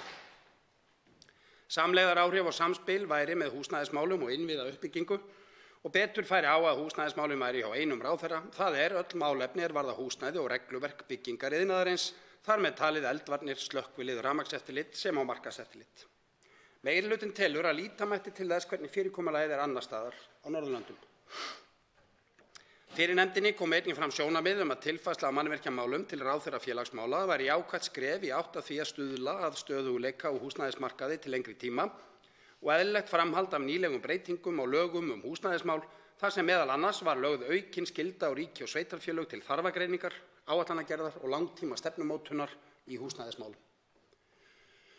Kom fram að áfram væri þó þörf á einföldun á stjórnskipulagi húsnæðismála þar sem ábyrgð á málaflokknum í heild hjá mörgum ráðuneytum en að með þessu sé stigið skref í rétta átt. Bent var á mikilvægi þess að efla og auka samstarf allra hagaðila og sóknarfæri í að lækka byggingarkostnað. Ráðherrar húsnæðismála á Norðurlöndunum hafa samþykkt samstarfsyfirlýsingu til að samræma regluverk byggingamála innan landanna og lækka með því byggingarkostnað. Meirihlutinn tekur undir sjónarmið að þetta sé fyrsta skref til að efla stjórnsýslu málaflokksins og styðja við langtíma stefnumótun og skilvirkari framkvæmd húsnæðismála. Meirihlutinn leggur áherslu á áframhaldandi vinnu við að styrkja samstarf og samhæfingu ráðuneytanna, meðal annars í tengslum við skipulagsmál, mannvirkjagerð, eftirlit með mannvirkjum og umhverfismál. Og að þessu sögðu, forseti, þá gerir meirihlutinn ekki athugasemdir við fyrirhugaða uppskiptingu velferðarráðuneytisins og leggur til að þingsályktunartillagan verði samþykkt. Og undir þetta rita sá sem hér stendur og hv. þingmenn Líneik Anna Sævarsdóttir, Hildur Sverrisdóttir, Óli Björn Kárason og Þórunn Egilsdóttir. Virðulegur forseti, þetta langt og ítarlegt álit og skýrir sig sjálft, þannig að ég ætla ekki að taka ekki að beina orðum mínu meira að þessu áliti. Hins vegar langar mig núna að skipta hatt og hætta að tala sem framsögumaður meirihluta álits hv. stjórnskipunar- og eftirlitsnefndar og tala sem Kolbeinn Óttarsson Proppé, hv. 7. þingmaður Reykjavíkurkjördæmis norður. Það nefnilega mín persónulega skoðun, forseti, að það hvernig framkvæmdarvaldið ákveður að skipa sínum málum, raða sínum ráðuneytum eða skrifstofum upp, skipta verkefnum sín á milli, sé og eigi að vera málefni framkvæmdarvaldsins en ekki endilega málefni löggjafarvaldsins. Mér finnst það í takt við þrískiptingu ríkisvaldsins að löggjafarvaldið sé ekki sérstaklega að skipta sér af því hvernig framkvæmdarvaldið ákveður að skipa sínum málum. Þar get ég, forseti, nefnt mýmörg dæmi hvernig með þessi mál farið víða heim, en læt það ógert. Því að hér ég einungis að lýsa minni persónulegu skoðun og ætla reyndar að lýsa því yfir, forseti, að ég að vinna að máli einmitt þetta mál sem að ég mun þegar þar að kemur leggja hér fram á háttvirtu Alþingi. En í því ljósi finnst mér, ég ætla að leyfa mér að segja það hér, mína persónulegu skoðun, að breytingartillaga sem að hv. 1. minnihluti stjórnskipunar- og eftirlitsnefndar leggur fram í sínu nefndaráliti og væntanlega verður mælt hér fyrir og eftir, mér finnst hún allrar athygli verð og þess virði að setjast yfir og skoða þó að hún sé ekki hluti af nefndaráliti meirihlutans og ég veit ekki og hafi ekki rætt það neitt á neinum formlegum fundum hver afstaða hvað þetta varðar, þá ég einungis að lýsa hér minni skoðun. Mér finnst með öðrum orðum, forseti, að framkvæmdarvaldinu eigi að vera í sjálfsvald sett, hvernig það hagar sínum málum, hvernig það skipuleggur sína vinnu. Og að því sögðu, svo ég skipti nú aftur hatt og gerist framsögumaður meirihlutaálits, þá bara ítreka ég það sem kom hér fram í lok upplesturs míns á álitinu, að við í meirihluta háttvirtrar stjórnskipunar- og eftirlitsnefndar leggjum til, gerum ekki athugasemdir við fyrirhugaða uppskiptingu velferðarráðuneytisins og leggjum til að þingsályktunartillagan verði samþykkt. Til máls tekur flutningsmaður framsögumaður 1. minnihluta stjórnskipunar- og eftirlitsnefndar, hv. 13. þingmaður Suðvesturkjördæmis, Jón Steindór Valdimarsson. Frú forseti, ég mæli hér fyrir nefndaráliti með breytingartillögu frá 1. minnihluta stjórnskipunar- og eftirlitsnefndar og þar erum við 2 hv. þingmenn, Helga Vala Helgadóttir, hæstv. þingmaður og formaður stjórnskipunar- og eftirlitsnefndar og sá sem hér stendur. Það þannig að samkvæmt stjórnarskránni þá skipar forsetinn ráðherra og veitir þeim lausn og sömuleiðis ákveður hann tölu þeirra og skiptir með þeim störfum með forsetaúrskurði. Og þetta gerir forseti auðvitað að tillögu og á ábyrgð forsætisráðherrans. Í lögunum Stjórnarráð Íslands er kveðið á að það skiptist í ráðuneyti sem eru skrifstofur ráðherra og æðstu stjórnvöld framkvæmdarvaldsins á viðkomandi málefnasviði. Fjöldi og heiti ráðuneyta ásamt skiptingu stjórnarmálefna á milli þeirra er síðan ákveðin í forsetaúrskurði að tillögu og ábyrgð forsætisráðherra eins og áður kom fram. Fyrsti minnihluti telur að stjórnarskrá og lög Stjórnarráð Íslands feli í sér að forsætisráðherra hafi í raun óskorað vald til þess að ákveða fjölda ráðuneyta, ráðherra og skiptingu stjórnarmálefna milli þeirra. Og að stjórnarskráin takmarki ekki þetta vald þrátt fyrir að forsætisráðherra þurfi atbeina forseta til þess að haga málum með þessum hætti. Og 1. minnihlutinn telur að lögin Stjórnarráð Íslands takmarki ekki þessa heimild forsætisráðherrans. Helst er að 2. málsgrein 4. greinar laganna Stjórnarráð Íslands komi til skoðunar í þessu samhengi, en hún kveður á að þess skuli jafnan gætt að eðlislík stjórnarmálefni heyri undir sama ráðuneyti. Ákvæðið er hins vegar mjög opið og svo opið að forsætisráðherra hefur nánast frjálsar hendur í þessum efnum.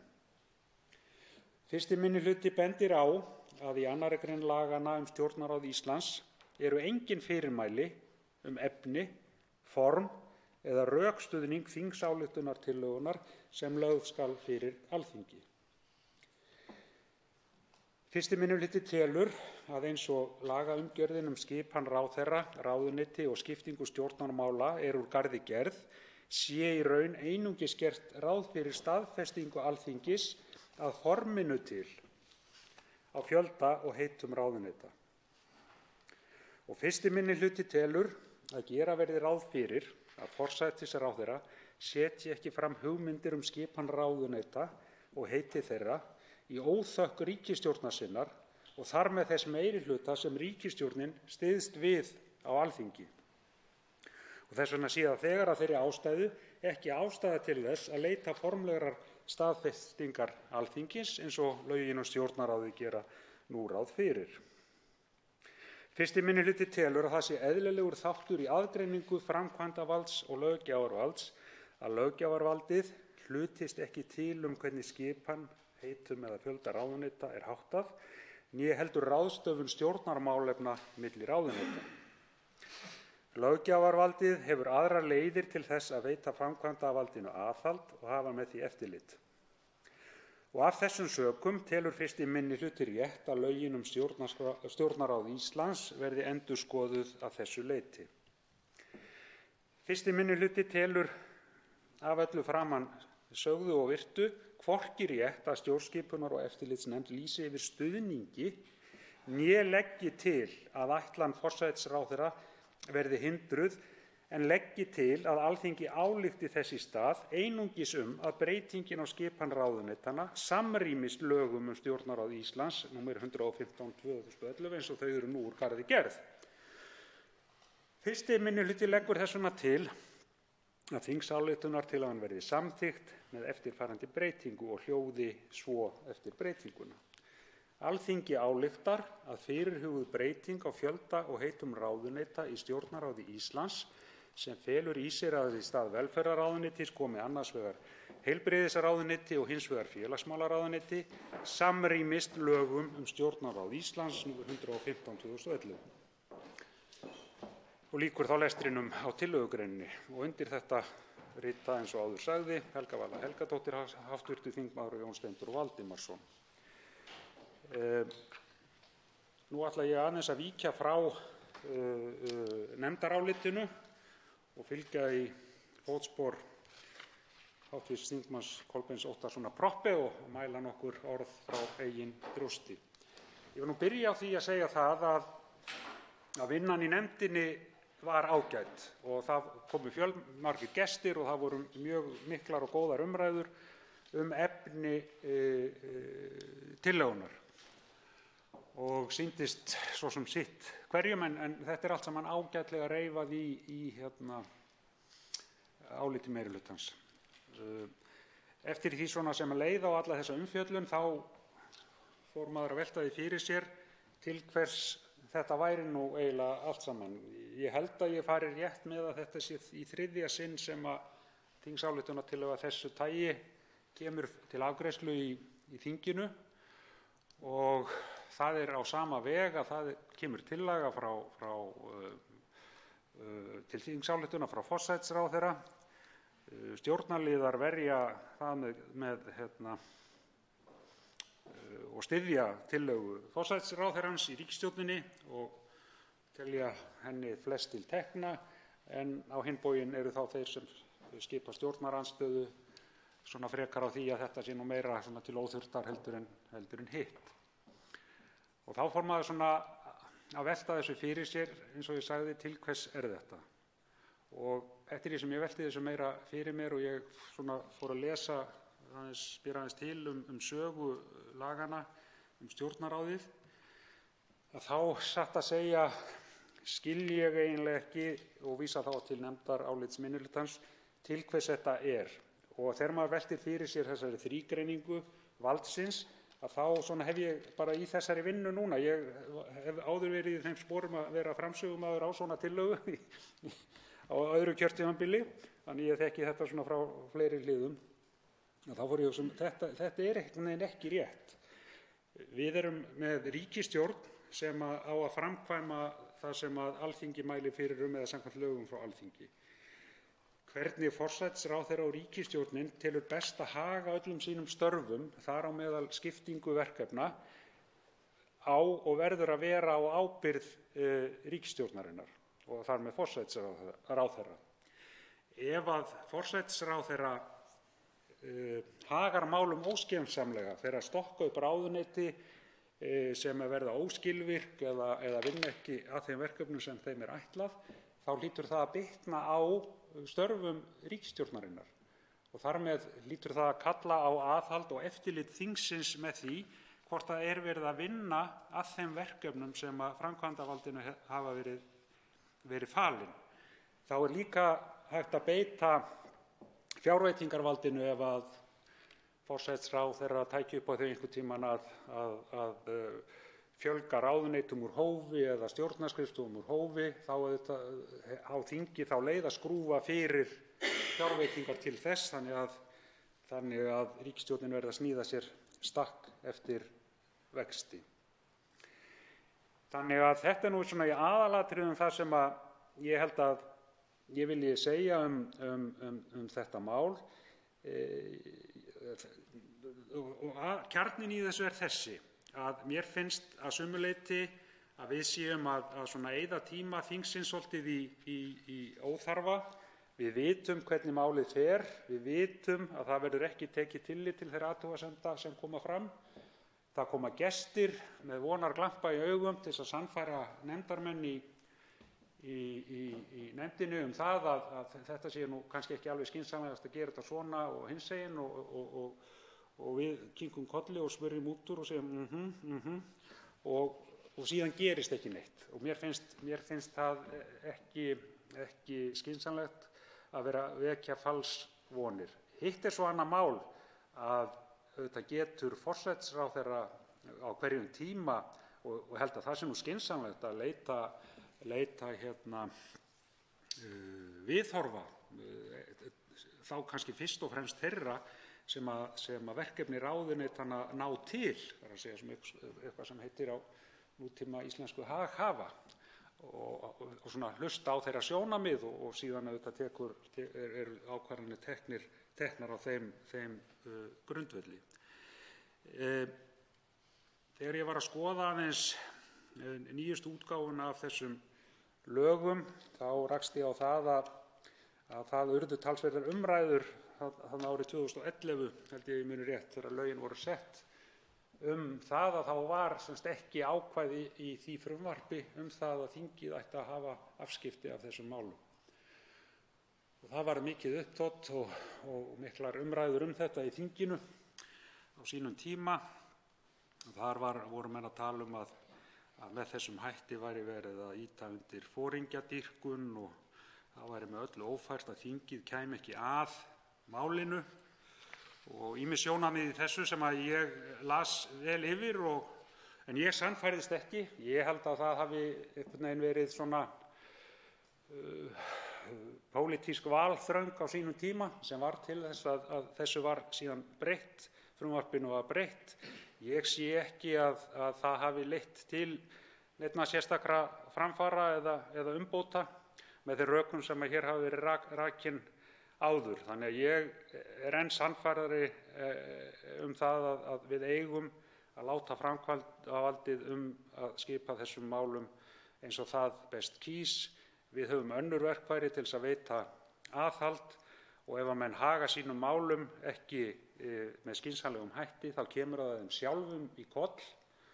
Þannig að ég held að hvatinn til þess að haga þessum málum skynsamlega sé nægur og við skulum heldur ekkert vera að víkja okkur undan því að horfast í augu við það að stundum þessi pólitíska nauðsyn eða tilefni að menn þurfa einfaldlega að raða fólki í ríkisstjórnir eftir flokkum og samsetningu þeirra sem að ríkisstjórninni standa og það kann að vera skynsamlegt fyrir allt og alla að það hafi í för með sér breytingar á ráðuneytum.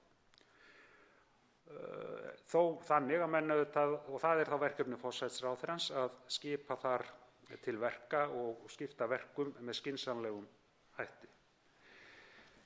Að svo mæltu þá vonast ég til þess að álit minnihlutans fái góða skoðun og ég auðvitað fagna því að flutningsmaður tillögu meirihlutans þegar hann var kominn með sinn eigin hatt á höfuðið var nú svona frekar jákvæður í garð þessarar versjónar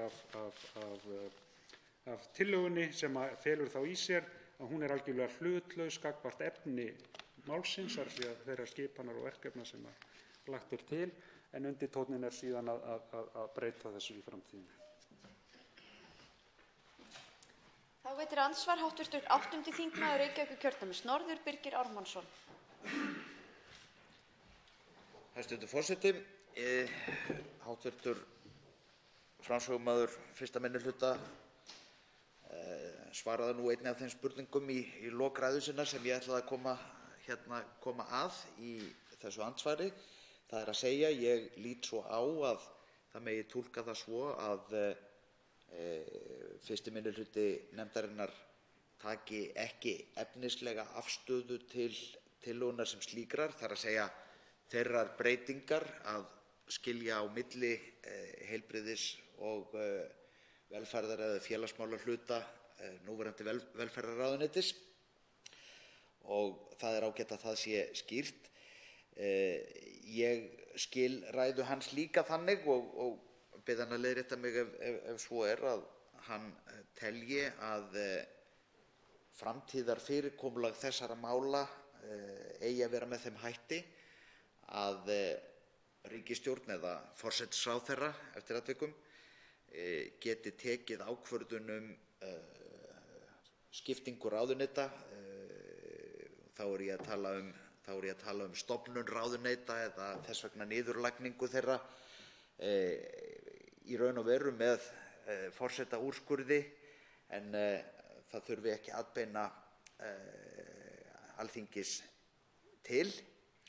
Það er rétt sem fram kom í máli hans að þetta var töluvert umdeilt mál þegar þetta kom fram 2011 og ég átti nokkurn þátt í þeim ágreiningi, en það snerist auðvitað að hluta til um það að þrátt fyrir að framkvæmdarvaldið sé auðvitað sjálfstætt í störfum sínum, þá er það engu að síður svo að um framkvæmdarvaldið gilda lög og framkvæmdarvaldið er bundið því að starfa innan lagaramma, og meðal þeirra atriða sem þar getur reynt á er stofnanaleg skipulagning og fyrirkomulag stjórnarstofnana, þar á meðal ráðuneyta. Þá svarar andsvari hv. 13. þingmaður Suðvesturkjördæmis, Jón Steindór Valdimarsson. Frú forseti, ég þakka hv. þingmanni andsvarið. Það er rétt að hnykkja á því að efnisleg afstaða er sem sagt ekki tekin í þessu áliti 1. minnihluta. Það þýðir ekki það að flutningsmenn hafi skoðanir á því hvort að umræddar breytingar séu heppilegar eða ekki, eða hvort þetta gera þetta með einhverjum öðrum hætti. En svona í ljósi þeirrar niðurstöðu sem minnihlutinn kemst að í málinu, þá er semst alveg fallið frá því að vera að fjalla eitthvað efnislega um tillöguna í sjálfu sér, og breytingin felur í sér að lýsa yfir þessu hlutleysi. Já, það er rétt skilið hjá hv. þingmanni að ég, minnsta kosti sá sem hér stendur, er þeirrar skoðunar að það eigi að skipa þessum málum án atbeina Alþingis. Hinn bóginn tek ég undir með hv. þingmanni að það er ekki þar með sagt að framkvæmdarvaldið hafi fullkomlega frjálsar hendur að gera hvað sem er. Og hv. þingmaður nefndi svona almennar reglur hluti. Og það getur auðvitað vel verið að það þyrfti að skoða það samhliða að setja einhverjar almennar reglur hvernig, og að hluta til auðvitað eru þær í lögunum Stjórnarráðið. Það er að segja hvaða sjónarmið eigi að ráða þegar þessum málum er skipað, og kannski, ég segi kannski, ég er ekki búinn að horfa á það alveg með þeim gleraugum, er hægt að skýra þennan almenna ramma sem menn hafa til þess að stýra síðan málum sínum eftir, en með því marki að það sé ekki sniðinn of þröngur stakkur, en að sama skapi ekki alveg bara þannig að menn geti ákveðið kannski að það sé rétt að forsætisráðherra einn sinni öllum verkefnum framkvæmdarvaldsins. Þá veitir andsvar síðara sinni hv. 8. þingmaður Reykjavíkurkjördæmis norður, Birgir Ármannsson. Hæstv. forseti, þetta er út af fyrir sig áhugaverðar vangaveltur og margt kunnuglegt í þessu. Í rauninni má segja að skólarnir í þessum efnum séu tveir, eða pólarnir séu tveir. Annars vegar það að ræða að ráðuneyti, stofnun þeirra, niðurlagning og eftir atvikum einhver rammi starfsemina eigi að vera lögbundin, og svo hins vegar það sjónarmið að þarna séum að ræða skrifstofur vegum framkvæmdarvaldsins sem framkvæmdarvaldið eigi að hafa nokkuð frjálsar hendur að breyta eftir því sem hentar á hverjum tíma. Og þrátt fyrir að ég sé enginn aðdáandi laganna frá 2011, taldi reyndar að þar væri ýmislegt sem fór úrskeiðis í þeirri lagasetningu, að þá verðum við þó að segja að í niðurstöðunni er verið að reyna að fara bil beggja milli þessara sjónarmiða með því að leggja í raun og veru meira vald á framkvæmdavaldshliðina heldur en áður hafði verið, en þó þannig að Alþingi hefði aðkomu að stofnun nýrra ráðuneyta og niðurlagningu þeirra í raun og veru. Það var í raun og veru hugmyndin á bak við þetta, og með þeim hætti var verið að reyna að brúa bilið milli ákveðinna sjónarmiða í þessum efnum. En til þess að forma einhverja spurningu til hv. þingmanns, þá myndi ég segja, er það ekki fullmikið framsal á valdi til framkvæmdarvaldsins að segja að þessu leyti beri framkvæmdarvaldinu ekki að bera stofnun nýrrar stofnunar undir þingið, meðan að aðrar stofnanir á vegum hins opinbera þurfa alltaf að styðjast við lagaákvæði? Svarar andsvari síðara sinni hv. 13. þingmaður Suðvesturkjördæmis, Jón Steindór Valdimarsson. Frú forseti, þakka hv. þingmanni fyrir hugleiðingar og spurningu. Sjálfsagt er ekkert algjörlega einhlítt í öllum þessum málum. Ég held þó að svona nútíminn og nútíma stjórnarhættir, hraði breytinga, hraði þjóðfélagsbreytinga sé með þeim hætti að það sé skynsamlegt að kerfið sé mjög sveigjanlegt og að það sé ekki svifaseint, og ég er ekki endilega viss það að Alþingi í sjálfu sér sé best til þess fallið að ákveða nákvæmlega hvaða ráðuneyti eru nauðsynleg á hverjum tíma. Maður getur svo líka spurt sig, hvað gerist nú ef að forsætisráðherra kemur með þingsályktunartillögu um tiltekna skipan ráðherra eða ráðuneyta og er þá með í huga að hann er að gera kannski einhverjar hrókeringar í ríkisstjórn sinni, og ef Alþingi tæki nú upp á því að segja nei, hvað gerist þá?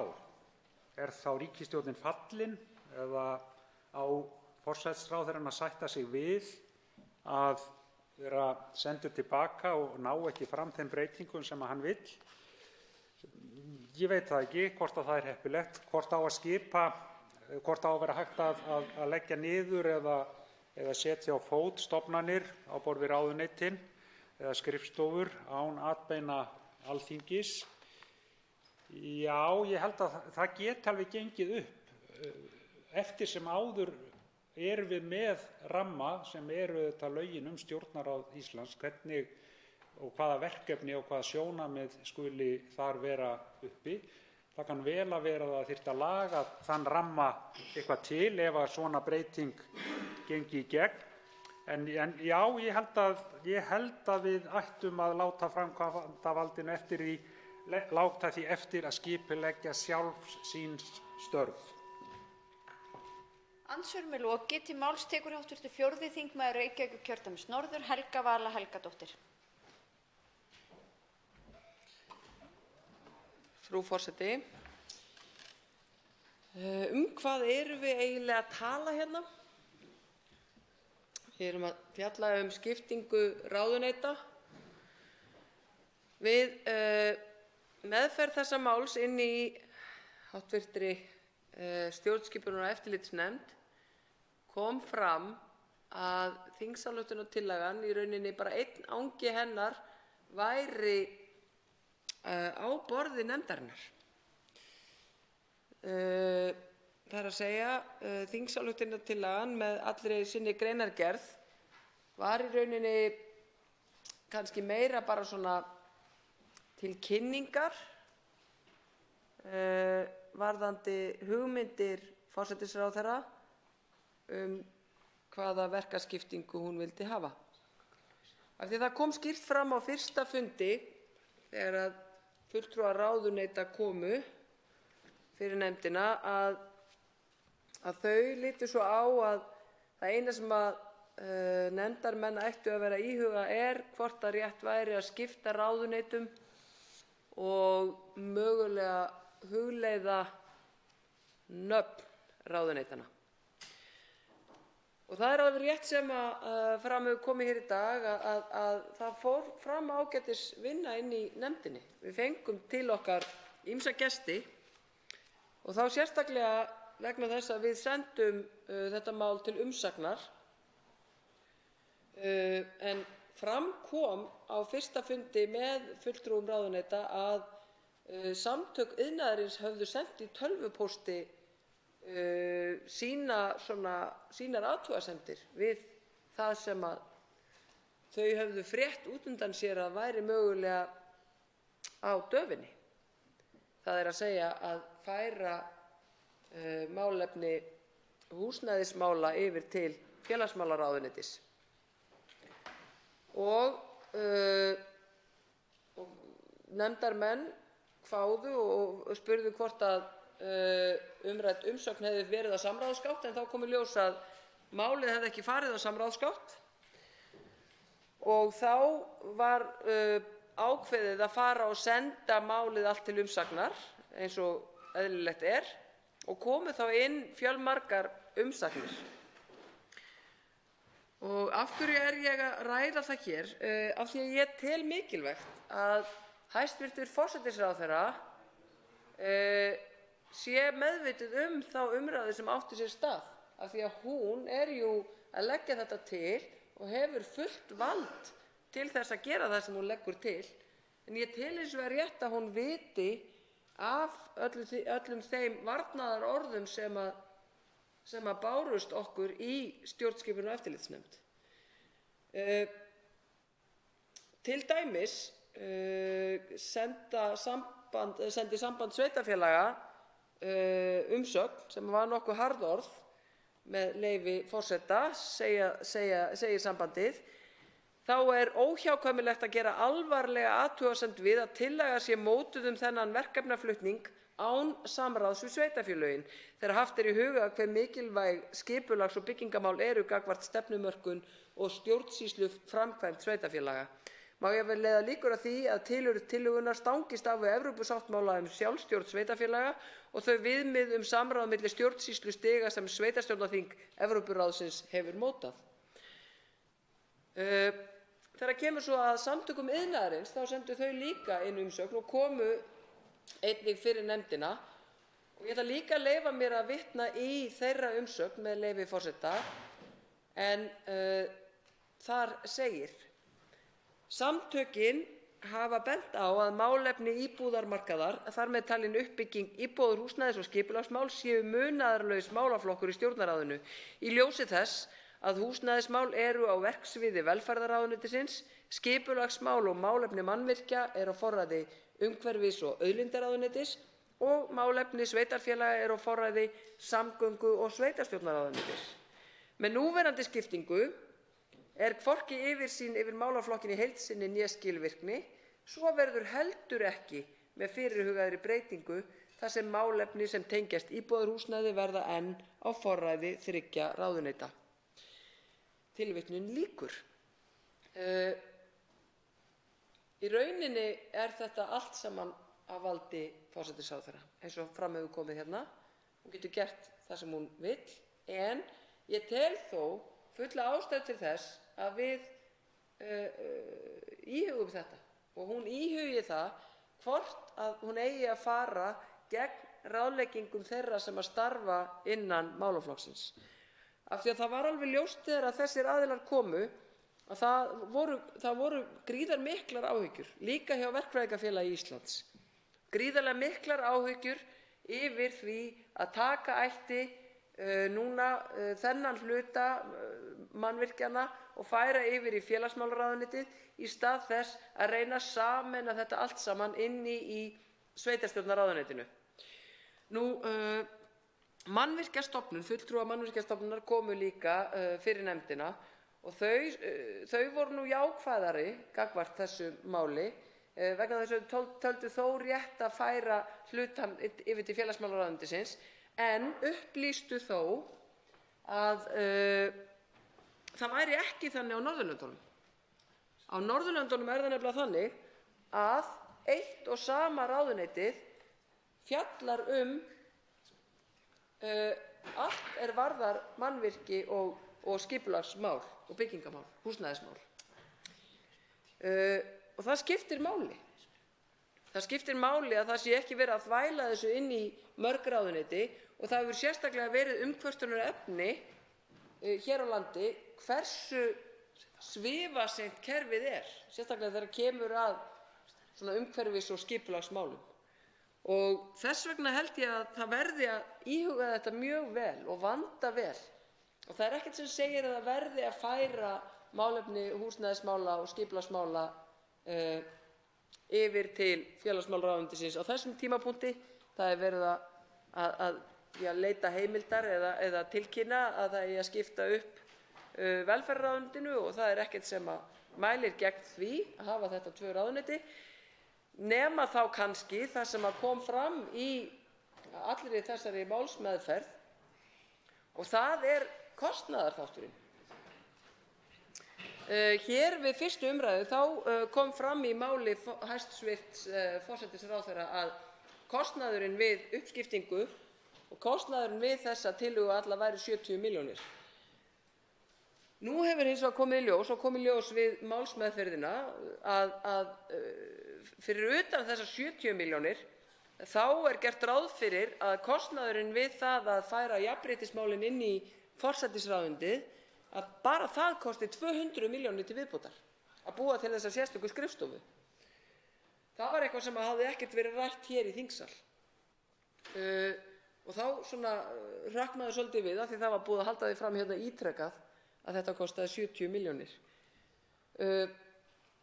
Þá hefur einnig heyrst fleygt innan úr félagsmálaráðuneyti eða velferðarráðuneyti félagsmálaráðuneytis hlutanum að þar búist fólk einnig við 200 milljón króna innspýtingu inn í málaflokkinn er varðar börn. Og þá erum við komin upp í tölur sem eru 470 milljónir út af þessum uppskiptingum öllum. Þannig að það virðist vera sem að ríkisstjórnin sé þarna að marglofa sömu fjármununum án þess að gera grein fyrir því einhvers staðar í fjárlögum. Og þar aðeins vil ég staldra við og að minnsta kosti vekja athygli á því hér í ræðupúlti Alþingis. Af því að aðgerð sem á að vera tiltölulega ódýr á einhverja mælikvarða, 70 milljóna, þegar hún er farin að kosta 470 milljónir, að þá erum við að tala aðgerð sem að velti fyrir sig hvort að það er kannski betra að ráðstafa þeim fjármunum í eitthvað annað. Ég geri líka athugasemdir við það að jafnréttismál til forsætisráðuneytis eigi ekki við hvers konar jafnrétti. Jafnrétti er nefnilega ekki bara kynjajafnrétti og jafnrétti er ekki bara jafnrétti hinsegin fólks, heldur er jafnrétti á öllum sviðum. Og þegar að jafnrétti skrifstofa kom til okkar í heimsókn til stjórnskipunar- og eftirlitsnefndar að þá virtust þau ekki alveg vita hvort að þau myndu þá heyra undir hina nýju skrifstofu eða ekki, enda hafði ekkert verið rætt við þau neitt frekar en aðra, ekki frekar en samband sveitarfélaga eða samtök iðnaðarins eða aðra. Maður velti fyrir sér með jafnrétti og mannréttindi yfirleitt að það eru einhver mannréttindamál áfram inn í dómsmálaráðuneytinu og einhver ráðuneyti er varðar tiltekna hópa verða þá í hinni nýstofnuðu skrifstofu hjá hæstvirtum forsætisráðherra. Og maður velti fyrir sér hvort að þetta sé endilega málaflokknum til hagsbóta. Það virðist þó vera sem að þeir gestir og þeir sem að sendu inn umsagnir hafi verið ánægðir með að barnamálin skyldu fá svona aukið vægi og að það ætti sérstaklega að lyfta því og verði bara að taka undir það. Ég held að það sé bara gott að við gerum vel við þann hóp, en En þó auðvitað veltir maður fyrir sér hvort það eigi alltaf að vera að breyta heitum ráðuneyta í hvert skipti sem að einhverjum dettur í hug að lyfta einstaka máli umfram annað. Það er svona spurning hvort það sé jafnvel bara betri bragur á því að við leyfum heitum ráðuneytana aðeins að fá að vera í friði fyrir sérstökum hugðarefnum, eða hvort við munum fá að sjá þetta gerast reglulega við hver ráðherraskipti eða í hver skipti sem að ráðherra dettur í hug að fá nýtt og nýtt áhugamál, ef svo má segja. Það var nú þetta sem ég vildi segja um þetta ákveðna mál, annars við segi bara í minnihlutaálit sem að hv. þingmaður Jón Steindór Valdimarsson fór vel yfir. Þá veitir andsvar hv. 8. þingmaður Reykjavíkurkjördæmis norður, Birgir Ármannsson. Hæstv. Forseti, ég vildi kannski til að byrja með þakka hv. þingmanni fyrir vangaveltur þessi atriði sem hér eru nefnd, sem varða verkefnatilflutning og verkaskiptingu og annað þess háttar. Í eldri lögum var gert ráð fyrir því að það væri með svona í meginatriðum lögbundið hvaða verkefni heyrðu til hvaða ráðuneytis og breytingar á því þyrftu að koma til umfjöllunar í þinginu. Þar á meðal fara í gegnum þá opnu umræðu sem því fylgir í nefndastarfi, umsögnum og umræðum í þingsal. Og ég heyri þá hv. þingmanni að hún hefur áhuga á því að ræða þessi mál og hefur skoðanir á þeim. Og í ljósi þess þá vil ég kannski spyrja hv. þingmann hvort að hún telji að það sé endilega heppilegt að ákvarðanir þessi efni komi ekkert til meðferðar á þinginu. Hvort hún telji að forsætisráðherra eða ríkisstjórn eigi að hafa sjálfdæmi það að taka ákvarðanir í þessum efnum, það hvaða ráðuneyti eru starfandi í landinu og hver verkefni þeirra eigi að vera, hvort að það komi þinginu ekki við og hvort að þingið eigi ekki að koma að málsmeðferð í því sambandi með neinum hætti. Þá svarar andsvari hv. 4. þingmaður Reykjavíkurkjördæmis norður, Helga Vala Helgadóttir. Frú forseti, ég þakka hv. þingmanni kærlega fyrir þessa fyrirspurn. Ég hef mjög margar skoðanir á ýmsu, þannig að ég get alveg staðið hér og haft uppi bæði mínar skoðanir og skoðanaleysi ýmsa hluti. En maður hugsar sér svona pólitíkina í þessu. Þegar kemur að stjórnarmyndun, þegar kemur að því hvernig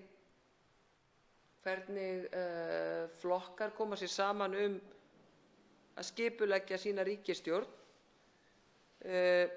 þegar á mögulega að velta fyrir sér hvar samlegðaráhrifin eru best og svo framvegis, þá veltir maður fyrir sér hvort að það sé heppilegt að taka það inn í þingið, kannski vegna þess hvernig svona flokkspólitíkin getur stundum þvælst fyrir góðum málum, ég veit það ekki. Mér finnst þó vert að þingið fjalli þetta á einhvern hátt og ræði málið eins og við erum svo sem að gera.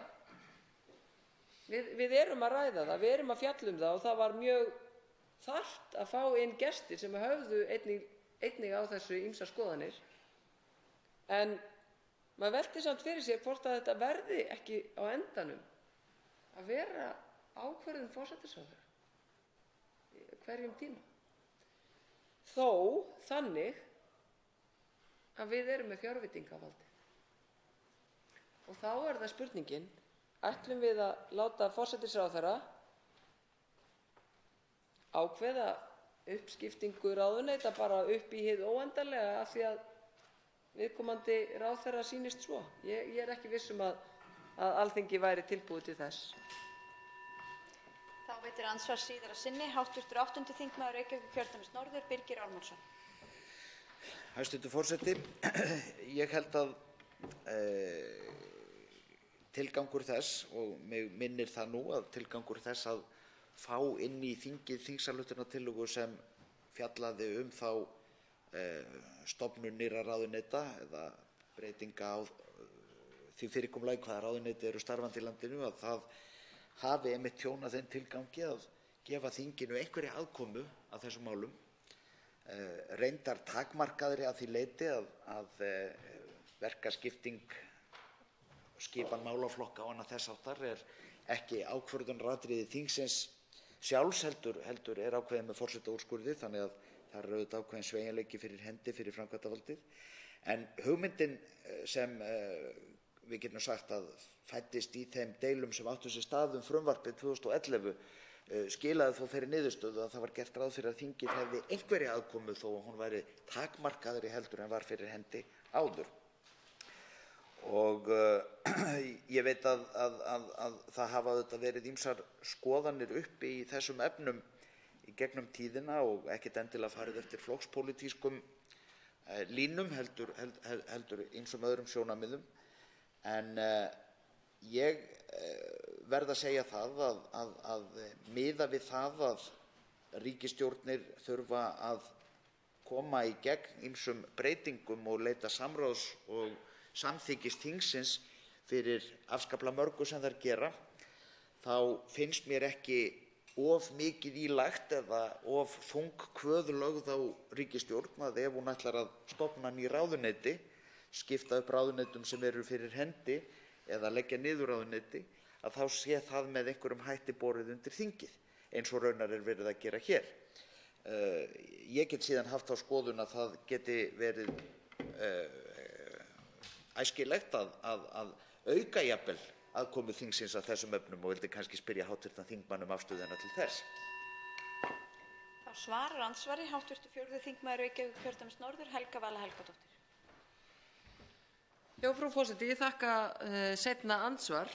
Það var svo skrítið í meðferð þessa máls að við komu sérfræðinga úr ráðuneytinu, þá virtist á þeim sem að það þyrfti einhvers konar samþykki þingsins. En lögin segja ekki til það. Þau í rauninni segja ekki að það þurfi samþykki þingsins til samþykkis eða synjunar. Það er bara þessi umræða og það er það sem er einhvern veginn, það er það sem við höfum verið að benda á, að það er spurning hvort að við þurfum ekki að þá taka ákvörðun það að hafa þetta fastar í hendi, að það sé þá veitt samþykki þingsins ef að meirihlutaviljinn er þannig. Ég er alveg sammála því að það er vert að tala þetta hér og það er af hinu góða að hafa þessi orðaskipti. Andsvörum er lokið. Til máls tekur hv. 8. þingmaður Reykjavíkurkjördæmis norður, Birgir Ármannsson.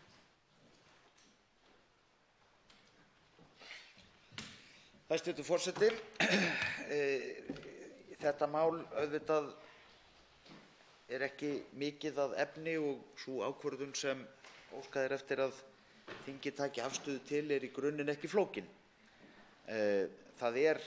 Málið er lagt fram til þess að kalla fram afstöðu Alþingis til þeirrar tillögu forsætisráðherra að velferðarráðuneytinu verði skipt upp þannig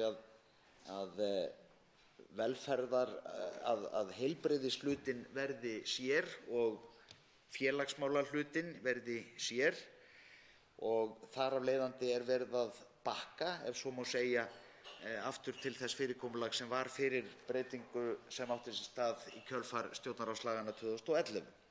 Það er verið að fara aftur í það að stofna heilbrigðisráðuneyti og félagsmálaráðuneyti. Það er í raun og veru það eina sem þingið er beðið að taka afstöðu til.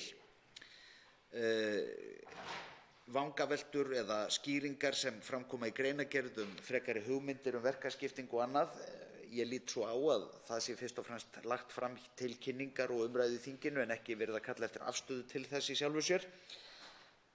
Þó ég ítreki það sem ég áður sagði það að ég tel að sú umræða sé af hinu góða og ágætt að þingið fjalli fjalli þá þætti. En afstaðan sem kallað eftir auðvitað fyrst og fremst þessi: telur þingið þau áform forsætisráðherra að stofna hér í raun og veru tvö ráðuneyti á grundvelli eins sé til bóta eða ekki. Og ég styð þá stefnu. Ég tel að það sé rétt og eðlilegt að skipta þessu upp með þeim hætti og í meginatriðum þá líst mér ágætlega á þá hugmynd verkaskiptingu sem gert ráð fyrir að fylgi kjölfarið. Ég studdi með sama hætti skiptingu innanríkisráðuneytisins upp í dómsmálaráðuneyti og samgöngu- og sveitarstjórnarráðuneyti. Ég taldi þá breytingu einnig góða og ég held að þegar farið var í breytingarnar í kjölfar stjórnarráðslaganna 2011 þá hafi menn kannski farið fram af meira kappi en forsjá í sambandi við þær breytingar sem þá voru gerðar á ráðuneytum og ég ánægður með það að það sé verið að stíga til baka hvað það varðar. Ég held að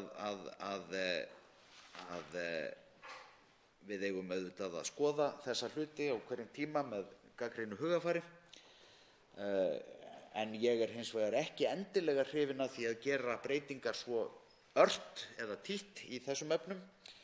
Ég held að það sé gott fyrir stjórnsýsluna í landinu að það sé ákveðin festa í þessum efnum og að það sé allavega gerð krafa formlegan feril og umræðu áður en að veigamiklar ákvarðanir eru teknar í þessum efnum, vegna þess að ég lít svo á að ákvarðanir sem til dæmis lúta að því að skipta upp ráðuneytum, stofna ný ráðuneyti eða leggja niður ráðuneyti séu bara dálítið stórar ákvarðanir. Menn hafa auðvitað vísað hér til þrískiptingar ríkisvaldsins og skiptingar milli framkvæmdarvalds og löggjafarvalds. Það allt gott það svo langt sem það nær, en það engu að síður þannig að það alltaf löggjafinn sem mótar þann ramma sem framkvæmdarvaldið þarf að starfa innan. Það löggjafinn sem ákveður leikreglurnar, það löggjafinn sem ákveður stofnanaskipulagið sem framkvæmdarvaldið á að starfa eftir. Og ég þeirrar skoðunar að partur af því stofnanafyrirkomulagi skipting ráðuneyta og tilvist ráðuneyta, af því að við höfum það fyrirkomulag almennt að framkvæmdarvaldið í störfum sínum öllum bundið af lögum. Það þarf lög til að stofna til verkefna á vegum ríkisins. Það þarf lög til að stofna stofnanir á vegum ríkisins. Stofnanir verða ekki til á vegum ríkisins öðruvísi heldur en að fyrir því sé lagastoð. Og ég álít að það eigi við ráðuneyti sem ýmsar aðrar stofnanir. Og ég tel að við ættum frekar heldur en að draga úr aðkomu Alþingis að þessu fyrirkomulagi, eins og mér hefur heyrst örla á í ræðum sumra ræðumanna hér í dag, þá finnst mér að við ættum frekar að auka aðkomu Alþingis í þessum efnum. Og þá erum við að tala skipulagið, stofnanaskipulagið og það fyrirkomulag sem framkvæmdarvaldið starfar eftir. Ekki endilega, auðvitað það ekki endilega þannig að Alþingi eigi að vera með puttana í einstökum ákvörðunum framkvæmdarvaldsins umfram það sem lög kveða á en það hlýtur alltaf að vera þingið sem setur hinn lagalega ramma sem framkvæmdarvaldið þarf að starfa innan og þetta í mínum huga hluti af því. Nú það auðvitað svo að fyrirkomulag þessara mála með ýmsum hætti í löndunum í kringum okkur og hefur verið með ýmsum hætti hér á landi. Ég held að það sé alveg ástæða til þess að rifja það upp að ástæða þess að ráðuneytaskipan var fest í sessi með stjórnarráðslögum frá 1970 var sú að það hafði verið töluverð lausung í þeim efnum á árunum og áratugunum þar á undan. Sum ráðuneyti áttu sér lagastoð meðan önnur áttu það ekki og það var á þeim tíma, fyrir 50 árum tæpum, að þá var það samdóma álit svona helstu fræðimanna á sviði stjórnskipunar og stjórnarfarsréttar að það væri þörf á að koma þessu í fastara form og binda þetta, má segja, með skýrari hætti í lög hvernig þetta fyrirkomulag var, vegna þess að menn töldu reynsluna sem hafði þá myndast á einhverjum áratugum ekki góða. Nú kann að vera að þetta hafi verið of stíft eða þungt í vöfum, en það hindraði það þó ekki að í gildistíð stjórnarráðslaganna frá 1970 yrðu breytingar á ráðuneytum eða yrðu breytingar á fjölda ráðuneyta eða annað þess háttar. Það voru með lögum stofnun í ráðuneyti og öðrum skipt upp. Þannig að þó að þetta væri lögbundið með mjög stífum hætti þá hindraði það ekki að það yrðu breytingar. Hvað sem því líður þá vildi ég rifja það upp að breytingarnar sem áttu sér stað 2011 voru auðvitað umdeildar og átakamál hér í þinginu. Þar toguðust á þessi sömu sjónarmið og hafa komið fram hér í þinginu í dag. Hvað þetta atriði varðar, það voru auðvitað fleiri atriði í þessu sem voru umdeild, en hvað þetta atriði varðar þá var spurningin sem menn tókust á var það hvort að þetta ætti að vera ákvörðun framkvæmdarvaldsins og ákvörðun forsætisráðherra fyrst og fremst hvernig þessum málum yrði háttað, eða hvort að þingið ætti að eiga einhverja aðkomu þar að. Niðurstaðan var ákveðin málamiðlun og menn geta rakið sig í gegnum umræður og nefndarálit og annað breytingatillögur í þessum efnum, og breytingartillagan sem var á endanum lögð fram fyrir 3. umræðu og samþykkt gekk út á það að hvað þetta atriði varðaði, þar að segja tilurð ráðuneytanna, þá þyrfti forsætisráðherra að koma með þingsályktunartillögu til þingsins og fá stuðning þingsins til þess að gera breytingar í þeim efnum. Í því fólst ákveðin málamiðlun af því að milli hinna ólíku sjónarmiða í þessum efnum, en niðurstaðan var hins vegar að mínu mati ásættanleg hvað þetta varðaði og tryggði allavega ákveðna lágmarksaðkomu þingsins í þessum efnum. Ég verð að vera þeirrar skoðunar að í breytingunni sem átti sér stað á þessum tíma, breytingunni sem var samþykkt á endanum eftir töluvert tog og pólitísk átök hér í þinginu, hafi falið í sér, ólíkt því sem 1. minnihluti stjórnskipunar- og eftirlitsnefndar telur í nefndaráliti sínu, hafi falist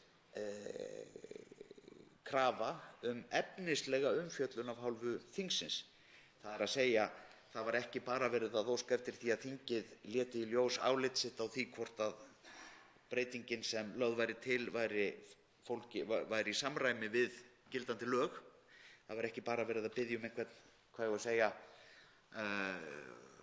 formlega skoðun á því hvort að breytingin væri heimil lögum samkvæmt eða ekki,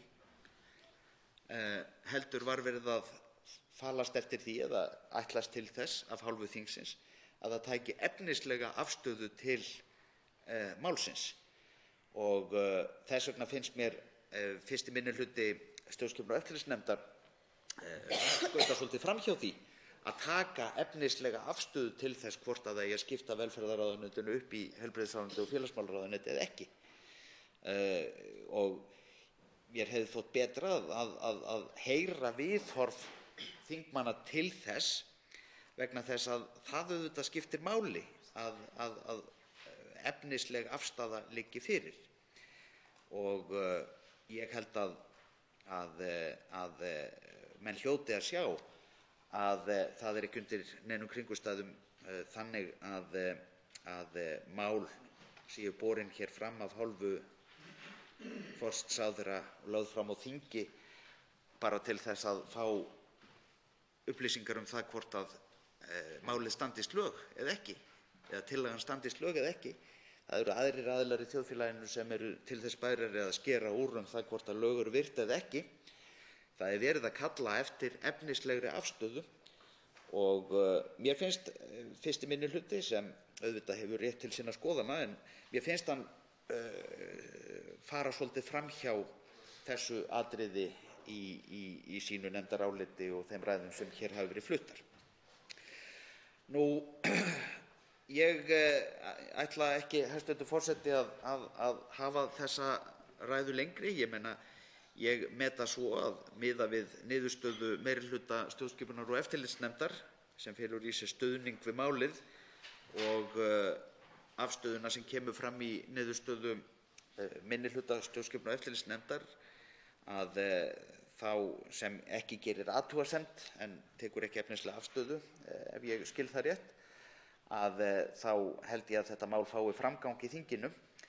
En það á ég hins vegar kannski sameiginlegt með sumum sem hér hafa talað, að ég tel að það sé alveg efni til þess að ákvæði laganna Stjórnarráð Íslands að þessu leyti séu tekin til einhverjar umræðu og skoðunar. Við erum ekki að gera það með formlegum hætti hér, en ég held að það sé alveg tilefni til þess. En ég er ekki viss hins vegar að við séum öll sammála niðurstöðuna í þeim efnum eins og hefur komið fram í þeirri umræðu sem hér hefur átt sér stað. Svo háttar til að 4 hv. þingmenn hafa óskað eftir því að veita andsvar og er ræðutími því styttur í 1 mínútu. Fyrstur veitir andsvar hv. 13. þingmaður Suðvesturkjördæmis, Jón Steindór Valdimarsson. Frú forseti, þakka hv. þingmanni ágæta ræðu þar sem hann kom víða við. Ég velti fyrir mér, eins og þingsályktunartillagan er úr garði gerð og lögð fram, að þá segir samkvæmt orðanna hljóðan þar að Alþingi álykti að styðja fyrirhugaða breytingu.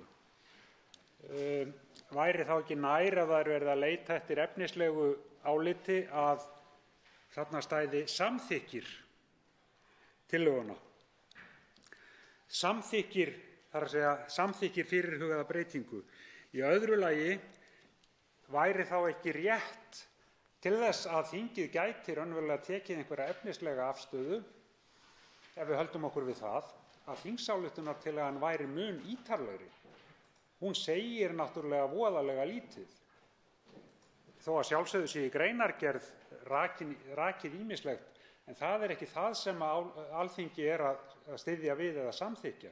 Væri þá ekki rétt að verkefnaskiptingin og allt heila dótaríið væri undir, þannig að Alþingi gæti raun og veru breytt, lagað og sagt framkvæmdarvaldinu fyrir? Þá svarar andsvari hv. 8. þingmaður Reykjavíkurkjördæmis norður, Birgir Ármannsson. Hæstv. Forseti, það er alveg rétt að það hefði mátt orða bæði tillöguna með öðrum hætti. Ég held að þetta kom ekki að sök, en það hefði vissulega verið hægt að orða þetta með öðrum hætti. Með sama hætti hefði þetta verið hægt að orða lagaákvæðin skýrar. Ég get alveg tekið undir það að það hefði verið hægt að gera það. Ég held hins vegar að ef menn lesa lögskýringargögn og nefndarálit og ræður sem fluttar voru við afgreiðslu málsins á sínum tíma 2011, þá þurfi enginn að velkjast í vafa það að tilgangur þess að leggja tillöguna fyrir þingið er að fá fram afstöðu þingsins til efnis málsins. En það er síðan rétt sem vakin er athygli á í nefndaráliti 1. minnihluta að lagaákvæðið er að öðru leyti hefur ekki að geyma neina leiðbeiningu það hvert form þingsályktunartillögunnar eigi að vera eða framsetning. Það er alveg hárrétt sem það er bent á. Þá veitir andsvar síðara sinni hv. 13. þingmaður Suðvesturkjördæmis, Jón Steindór Valdimarsson. Frú forseti, þakka hv. þingmanni Birgi Ármannssyni svarið. Ef við gæfum okkur að það er gerð breytingartillaga og sagt Alþingi ályktar að styðja ekki hvaða efnislega afleiðingar muni það hafa. Er þá forsætisráðherra með bundnar hendur og getur ekki gert þessar breytingar? Þessi hefur Alþingi neitunarvald. Og síðan í beinu framhaldi af ræðu hv. þingmanns þá langar mig að spyrja, af því að mér fannst ég svona skynja það að hann væri jafnvel þeirrar skoðunar að Alþingi ætti að taka til sín meira vald. Er hann þeirrar skoðunar að ef til vill væri bara rétt að Alþingi tæki þessi mál alfarið til sín? Það er að segja, það bara eru lög frá Alþingi skipan ráðuneyta og svona er það, og ef menn vilja breyta þá er það frumkvæði Alþingis, en að framkvæmdarvaldið gangi að öðru leyti að þessum stofnunum, að þessum ráðuneytum, að þessum skrifstofum eins og Alþingi hefur ákveðið að sé á hverjum tíma. Er það kannski lausnin sem þingmaðurinn hefur í huga? Þá svarar andsvari síðara sinni hv. 8. þingmaður Reykjavíkurkjördæmis norður, Birgir Ármannsson. Hæstv. forseti, ég myndi nú álíta að ef forsætisráðherra gerir tillögu til Alþingis tilteknar breytingar á ráðuneytaskipan í landinu og Alþingi hafnar þeim breytingum, þá væri forsætisráðherra ekki með neinum hætti heimilt að fara áfram með málið. Allavega myndi ég segja, nú hefur við aldrei reynt á þetta, en ég myndi segja að það væri miklu langsóttari lögskýring sem leiddi til þess að forsætisráðherra væri óbundinn af skýrri niðurstöðu Alþingis í þessum efnum heldur en bundinn. Sérstaklega þegar horft er til þess að ákvæðið eins og það hljómar er gert beinlínis í þeim tilgangi að fá aðkomu Alþingis að þeirri ákvörðun sem hér ræðir. Það er augljóst af umræðum og nefndarálitum og breytingartillögum sem fram komu þetta mál að það var ætlast til aðkomu Alþingis og það væri afar órökrétt ef það hefði engar afleiðingar ef Alþingi hafnaði tillögu forsætisráðherra að þessu leyti. Næst veitir andsvar hv. 7. þingmaður Reykjavíkurkjördæmis suður, Kolbeinn Óttarsson Proppé.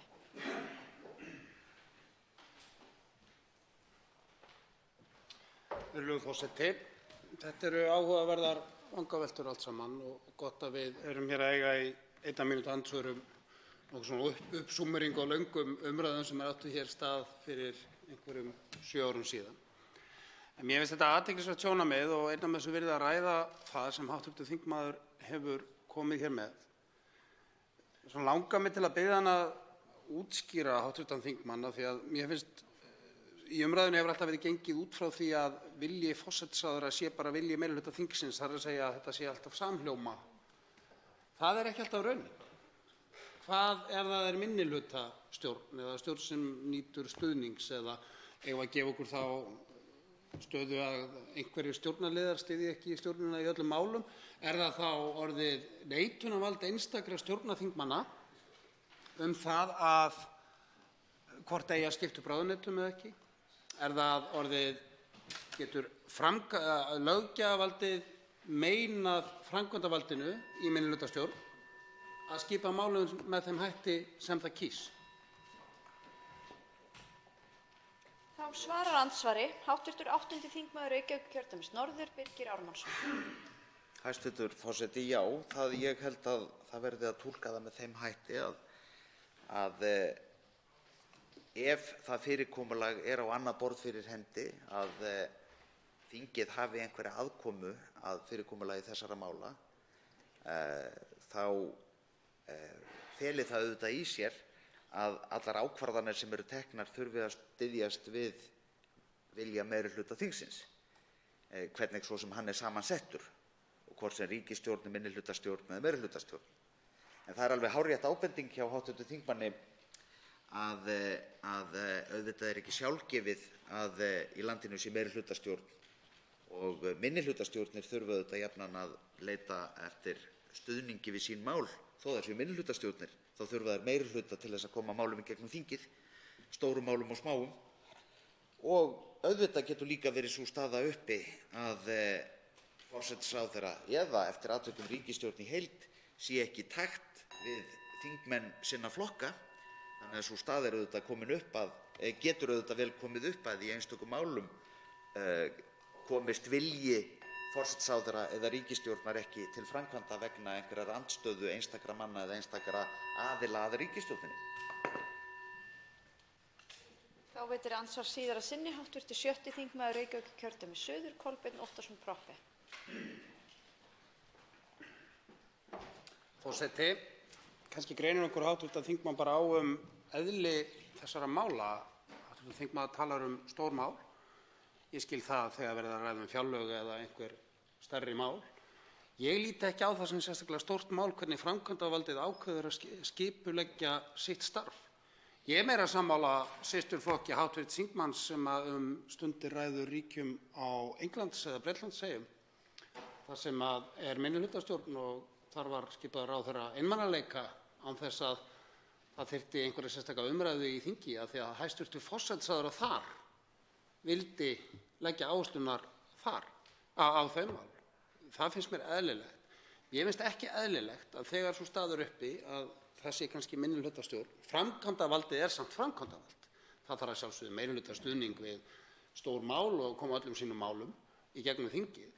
En við það hvernig það skipuleggur sín störf, að það sé þá í höndum annars arms ríkisvaldsins, það finnst mér ekki eðlilegt.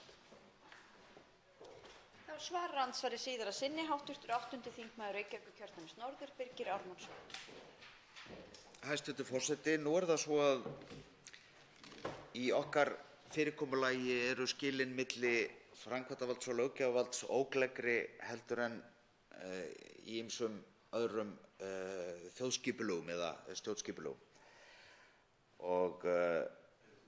En það þó engu að síður þannig að við álítum að dómstólaskipanin í landinu byggja á því að dómstólarnir séu sjálfstæðir.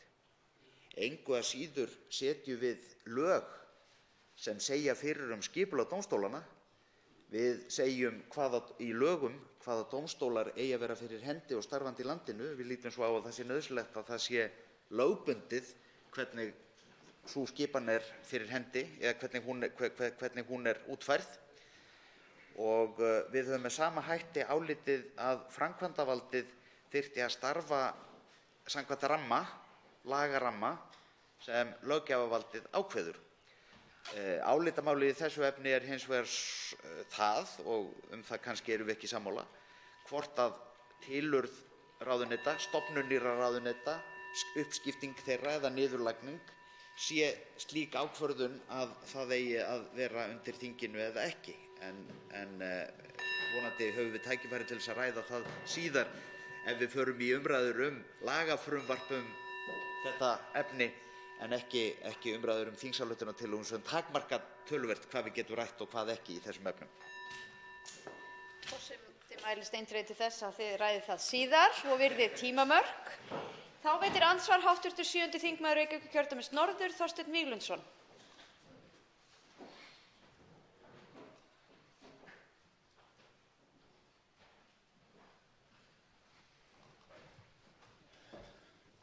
Frú forseti, þakka hv. þingmanni ágæta tæknilega yfirferð yfir þetta mál. Ég saknaði eins og reyndar kom fram í máli hv. þingmanns að það væri kannski rætt meira efnislega skynsemi þess að standa að þessari uppskiptingu eða ekki. Og hér liggja fyrir tillögur af ýmsu tagi útgjaldaaukningu ríkissjóðs upp á, getum við kallað 300 milljónir tengt þessari uppskiptingu. Og þegar við horfum til þess að heildarrekstrarkostnaður ráðuneytanna um 9 milljarðar eða þannig bil, þá tel ég þetta vera umtalsverða fjármuni og endurspegla í raun og veru bara ákveðið virðingarleysi fyrir meðferð skattfés, því að það ekki sérstaklega sterkur rökstuðningur fyrir þessari uppskiptingu, hvorki í meirihlutaáliti hér í seinni umræðu né í málinu þegar það lagt sérstaklega fram. Og ég myndi vilja spyrja hv. þingmann hvað þykir honum það þegar lagt upp með 300 milljóna króna kostnaðarauka á rekstri Stjórnarráðsins án þess að fyrir liggi skýr markmiðasetning hverju það skila. Þá svarar andsvari hv. 8. þingmaður Reykjavíkurkjördæmis norður, Birgir Ármannsson. Hæstv. forseti, ég hygg nú að þegar skoðaðar eru tölur í þessu máli að þá sé ekki bara að ræða kostnað inn í þeim tölum sem hann nefnir sem tengjast uppskiptingu ráðuneytanna, heldur verið að tala um að bæta fé í einhverja málaflokka í leiðinni.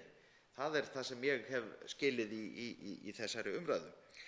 Og það má auðvitað alltaf velta fyrir sér hversu miklum fjármunum varið í einstaka málaflokka, en ég held hins vegar að kostnaður sem fylgir því að taka þá ákvörðun að skilja að þessa mismunandi hluta velferðarráðuneytisins sé ekki verulegur í heildarsamhengi hlutanna, ekki síst þegar að ræða málaflokka sem eru í sjálfu sér útgjaldamestu málaflokkar ríkisins að þessu leyti.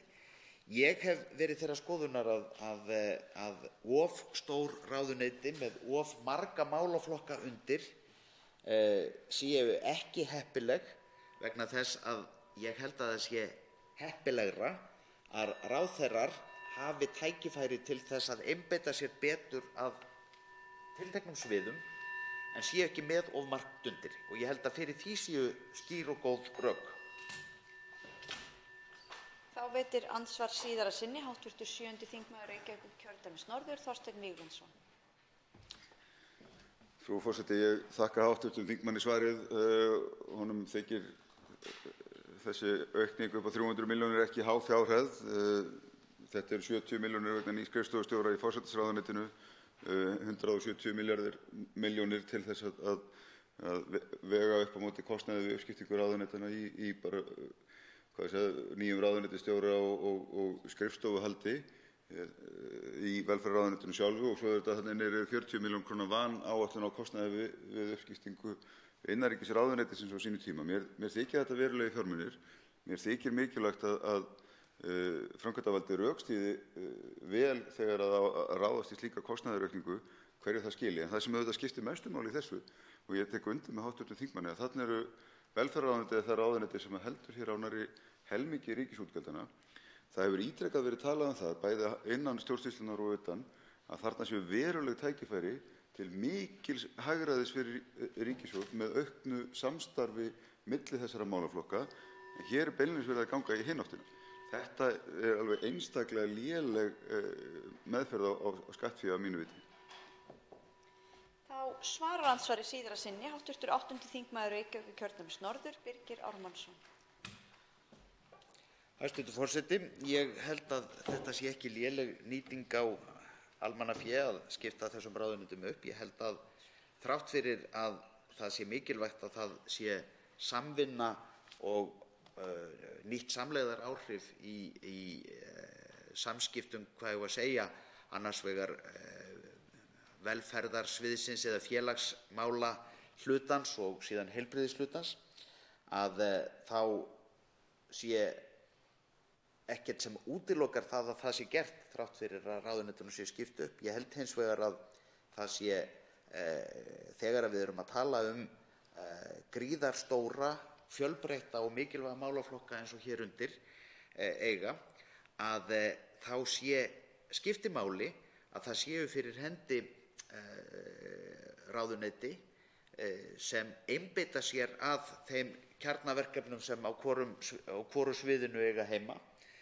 og ég held að það hindri það ekki með neinum hætti að þar sem það á við sé einhver samvinna og samnýting ef svo ber undir. Síðastur til að veita andsvar er hv. 9. þingmaður Reykjavíkurkjördæmis suður, Alex B. Stefánsson.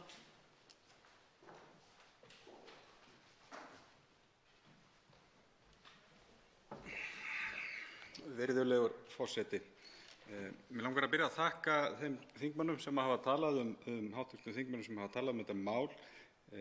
Ég tek undir að það er mikilvægt að þingið fái aðkomu að slíkum ákvörðunum, fái rödd, fái komið sjónarmið.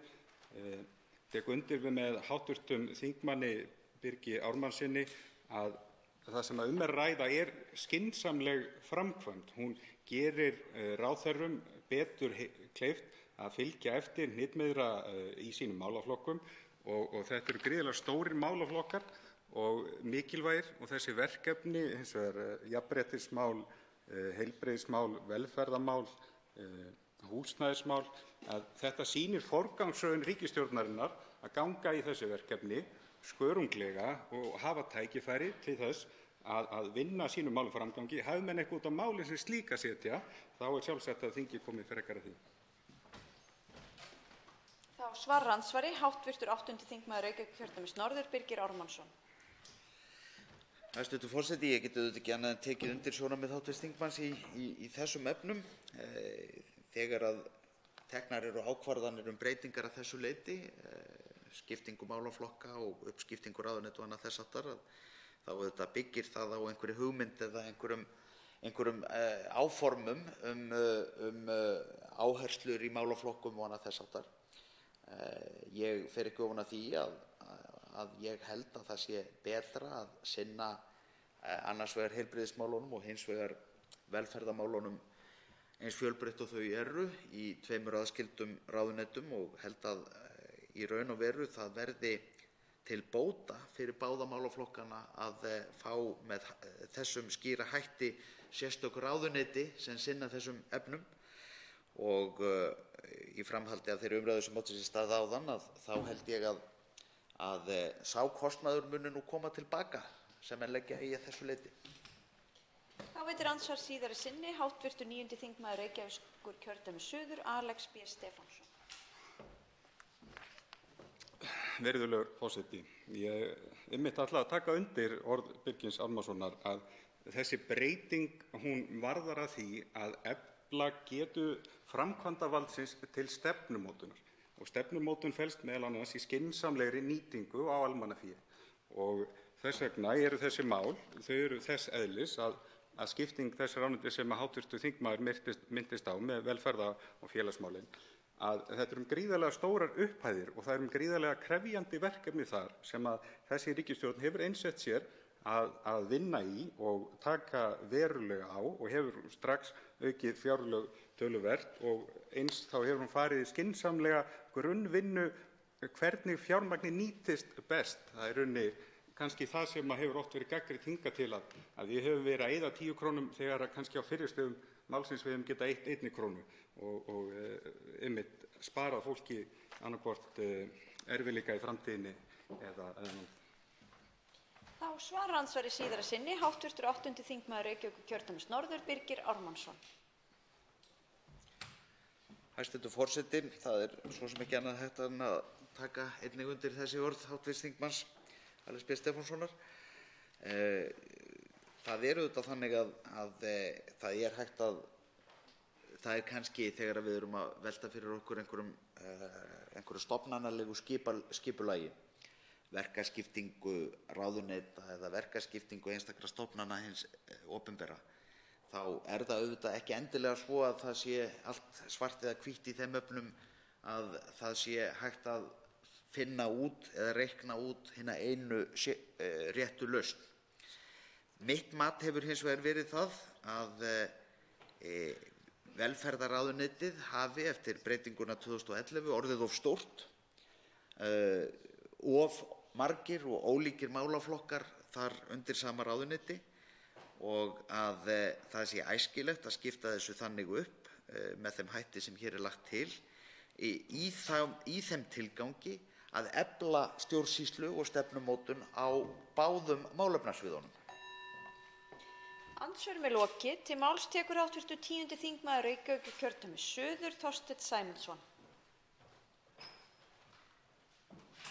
Hæstv. forseti, sá sem hér stendur, hann ákvað að leggja ekki fram sérstakt nefndarálit út af þessu máli, heldur koma frekar hér upp og gera grein fyrir skoðun sinni á málinu í nokkrum orðum. Nú það svo að í sjálfu sér ekki mikið svo sem erindi í því að gera nefndarálit við hlut sem þegar ákveðinn, vegna þess að hér erum við einungis að staðfesta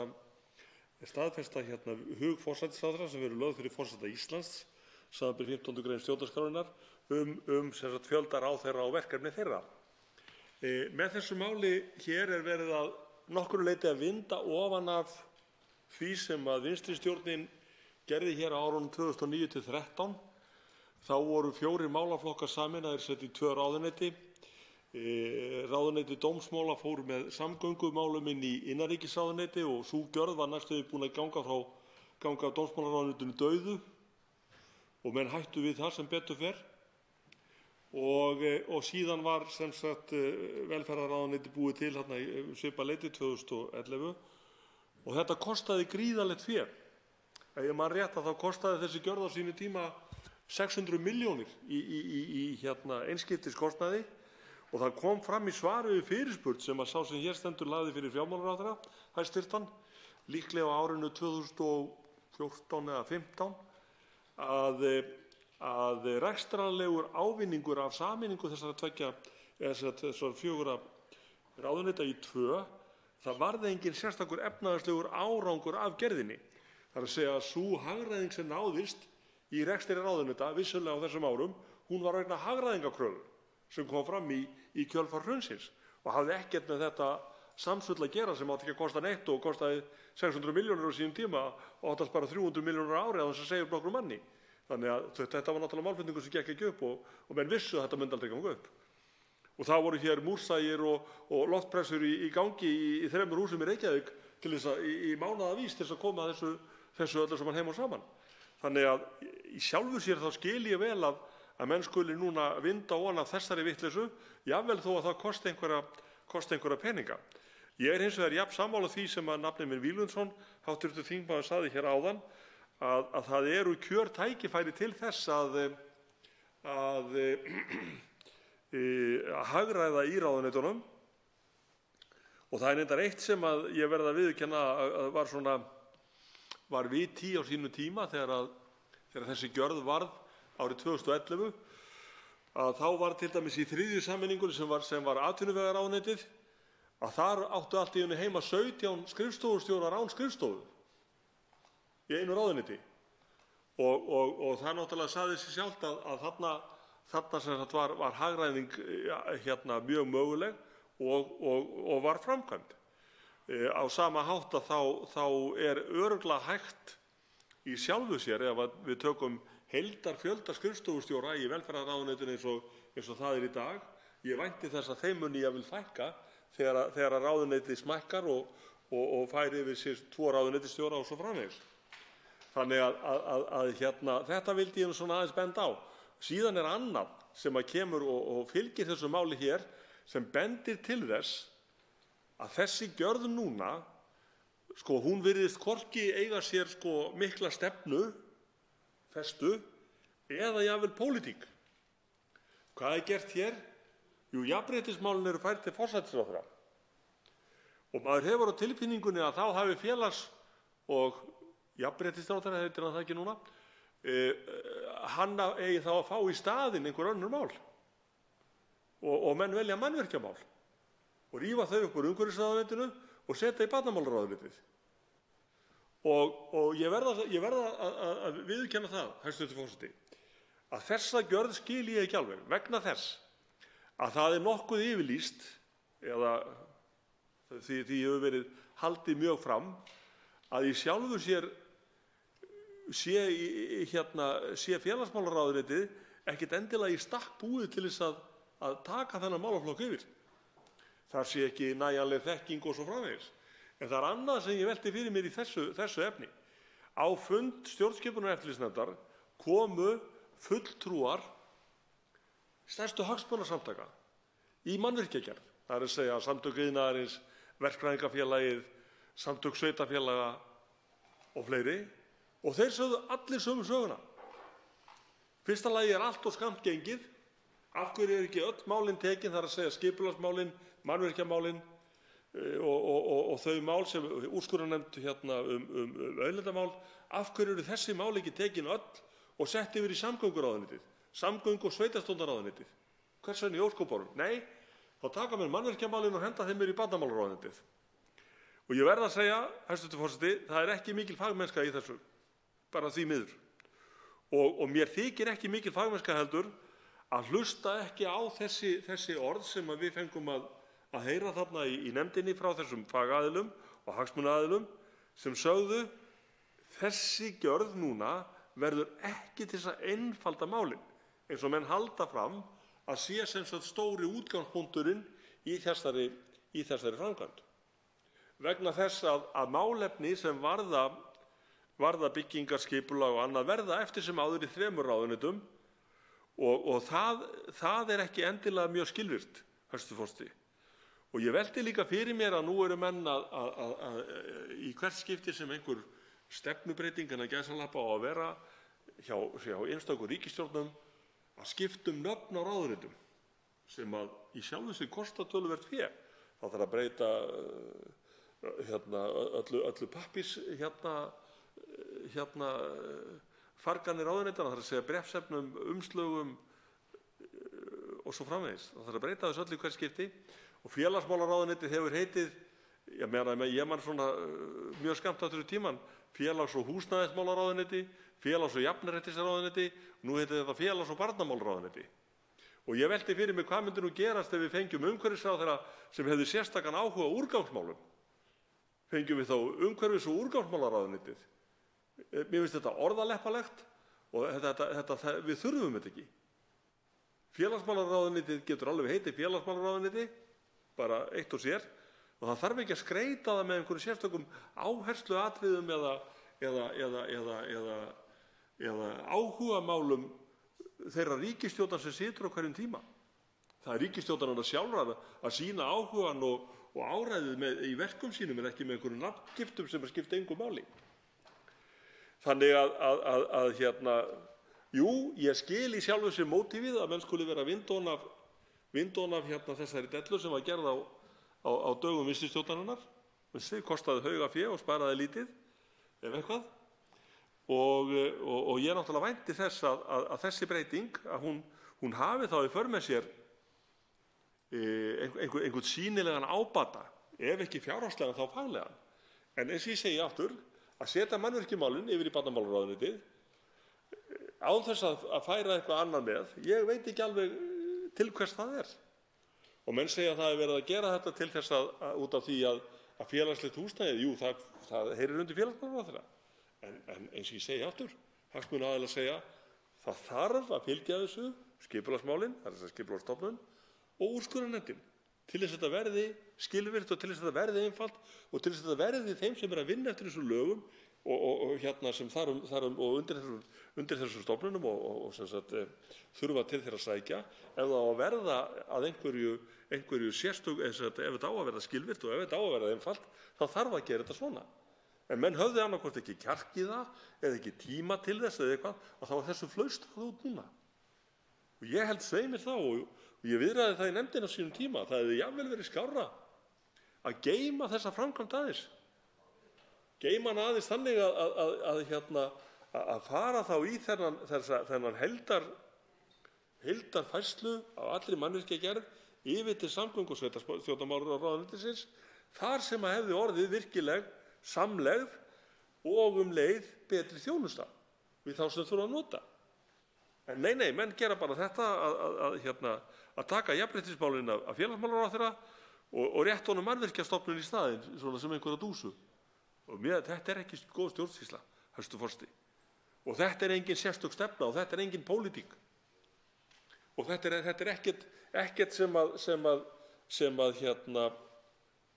bendir til þess að menn vilji virkilega gera umbætur. Og það segir hér reyndar, með leyfi forseta, hæstv. í nefndaráliti meirihlutans á blaðsíðu 2, að það segir hér, og þetta er náttúrulega típist fyrir meirihluta sem að náttúrulega vill ekki styggja ráðherrana sína, að hér segir, með leyfi forseta, meirihlutin telur að líta mætti til þess hvernig fyrirkomulagið annars staðar á Norðurlöndum. Og það var akkúrat það sem fagaðilar bent á. Þeir bentu á hvernig þetta væri í Danmörku, Svíþjóð, skipulagsmál og húsnæðismál hjá sama ráðherra. Samlegðaráhrif, samspil. En nei, menn ákveða að gera þetta. Og ég segi aftur, hæstv. Forseti, þetta er ekki faglegt og það er engin stefna í þessu, það er engin pólitík í þessu.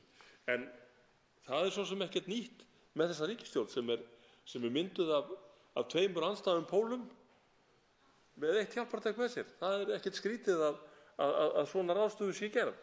Ég hins vegar velti því fyrir mér að við getum í sjálfu sér átt von á því, hæstv. Forseti, að þetta muni gerast hér á næstu árum, að ríkisstjórnin sem myndaðar eru, vonandi einhver hugsjónamál, en ég óttast að það verði eins og með þessa, að þeir verði myndaðar fjölda ráðherrastóla, að þá náttúrulega fáum við einhverja svona stjórnskipulega bastarða og þá skipta menn ráðuneytum þangað til æskilegur fjöldi eða nauðsynlegur fjöldi ráðherra er kominn fram. Og það hefur ekkert með faglegheit eða pólitík eða neitt annað að gera, heldur bara fjölda ráðherrastólana. Þetta er ekki góð þróun.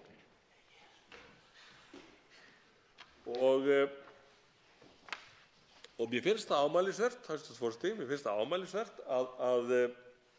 að menn skuli ekki taka ráðum og rökum þeirra sem mest þurfa á þjónustunni að halda og þurfa virkilega á því að halda að það verði til á einum stað fagleg stjórnunarleg eining sem haldi utan þennan mikilvæga málaflokk sem skipulagt mannvirkjamál og heyra til þeim og húsnæðismál, að þetta heyri til einum ráðherra. Og hvar annars staðar ætti þetta í sjálfu sér að vera heldur en hjá samgöngu- og sveitarstjórnarráðherra, þar sem að sveitarfélögin hafa jú skipulagsvaldið. Sveitarfélögin eru jú áherslu eiginlega aðal áhrifavaldar í því að skipuleggja nýjar byggingar, ný byggingarsvæði. Hvers vegna stíga menn ekki þetta skref með þessi góðu ráð undir höndum, í staðinn fyrir að flaustra með þessum hætti eins og hér er gert? Það er þessar aðstöðu, hæstv. Forseti, sem að sá sem hér stendur ákvað að leggja ekki fram sérstakt nefndarálit, því eins og ég segi, við stöndum hér frammi fyrir gerðri ákvörðun. Það skiptir í sjálfu sér engu máli hvort að meirihluti og minnihluti hefur einhverja sérstaka skoðanir á þessu máli. Það fer svona í gegn, því miður. Og fyrsta meirihluti fyrsta meirihlutinn í stjórnskipunar- og eftirlitsnefnd hafði ekki, hvað ég segja, þau áhrif eða þau völd eða þann kjark sem var nauðsynlegur til þess að breyta málinu í meðförum nefndarinnar, sem hefði náttúrulega staðið upp á þann meirihluta en ekki minnihlutann sem annars vegar kemur hér fram með fyrsta minnihlutaálit og hins vegar það álit sem kemur fram í ræðu þess sem hér stendur nú. Og auðvitað hefði það staðið upp á meirihluta þessarar háttvirtu nefndar að gera nauðsynlega breytingar á þessu máli til þess að það yrði betra og yrði til einhverjar gæfu. En ég segi aftur, í sjálfu sér ég skil mótífið, ég skil það að menn skuli vilja víkja af þeim vegi sem að vinstristjórnin sáluga var með hér á árunum 2009-2013, reyndar þjökuða peningaleysi, og þá náttúrulega gripu menn á það ráð að henda þessu ráðuneytum saman með ærnum kostnaði og engum sparnaði, en menn tóku náttúrulega viljan fyrir verkið. Menn held að þið væri að gera eitthvað gott, en svo var ekki. Þannig að því leyti til, svo sem skil ég það að velferðarráðuneytinu skuli vera skipt upp að nýju. En ég ítreka, hæstv. Forseti, þetta er ekki gert á faglegum forsendum, þetta er ekki gert á forsendum þess að fara vel með ríkisfé, þetta er ekki gert á þeim forsendum sem varða stefnumál yfirleitt eða pólitík. Þetta er gert tilviljanakennt í tilraunaskyni og ég spái því að innan 1 til 2 ára þá fáum við nýja þingsályktunartillögu þar sem við erum beðin að staðfesta einhverja aðra skipun á ráðherraembættum og náttúrulega ekki síðar heldur en næstu kosningar, þegar menn þurfa að fara að skáka sínu fólki á garðann. En það hefur ekkert með pólitík að gera og það hefur ekkert með faglegheit að gera og það hefur ekkert með fjárhagslegt skipulag að gera. Og það er mjög miður, hæstv. Forseti. Þá tekur til máls hv. 7. þingmaður Reykjavíkurkjördæmis norður, Þorsteinn Víglundsson.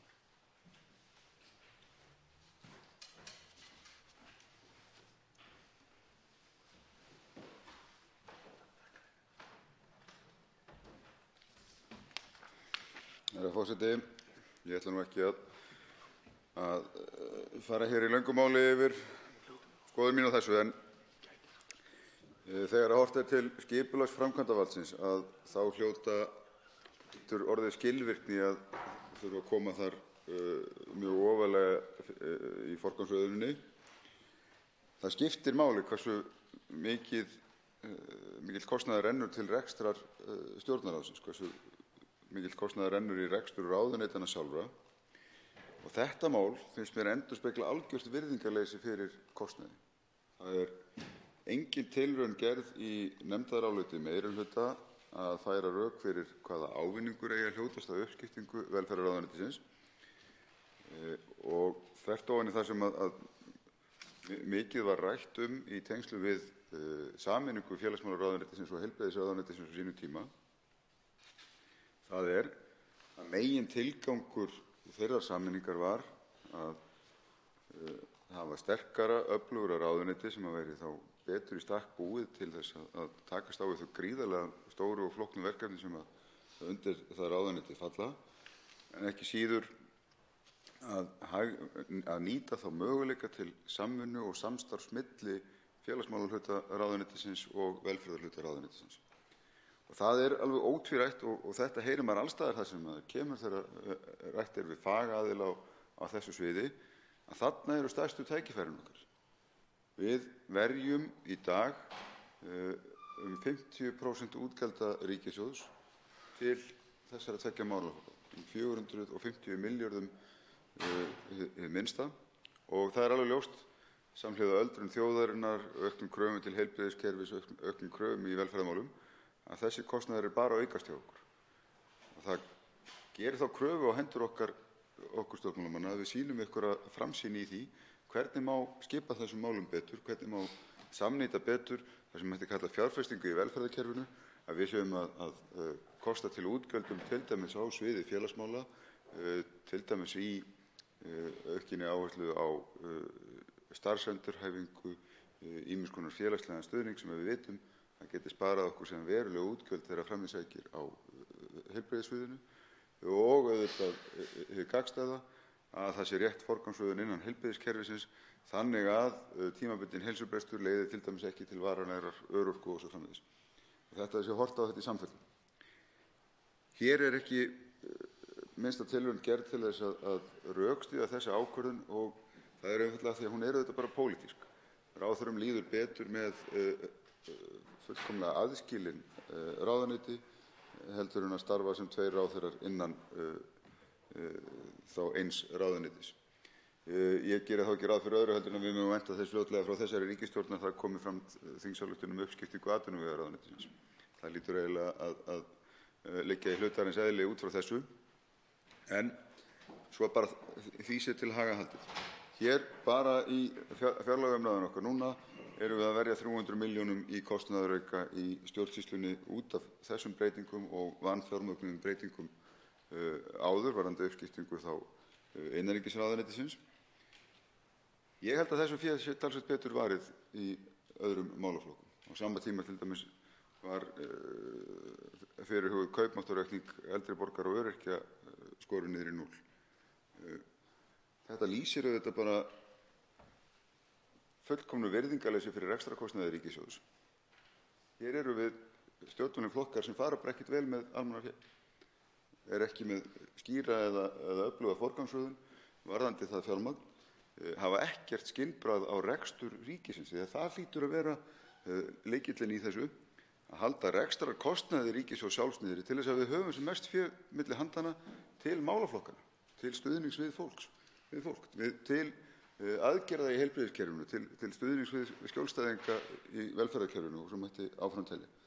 En þessa áherslu er ekki að finna í þessu. Veldur miklum vonbrigðum. En það sem veldur eiginlega meiri vonbrigðum, mér finnst þessi uppskipting endurspegla það að þessir flokkar hafi enga yfirsýn yfir velferðarmálin. Það er engin heildarsýn á samspil félagsmálanna og heilbrigðisþjónustunnar.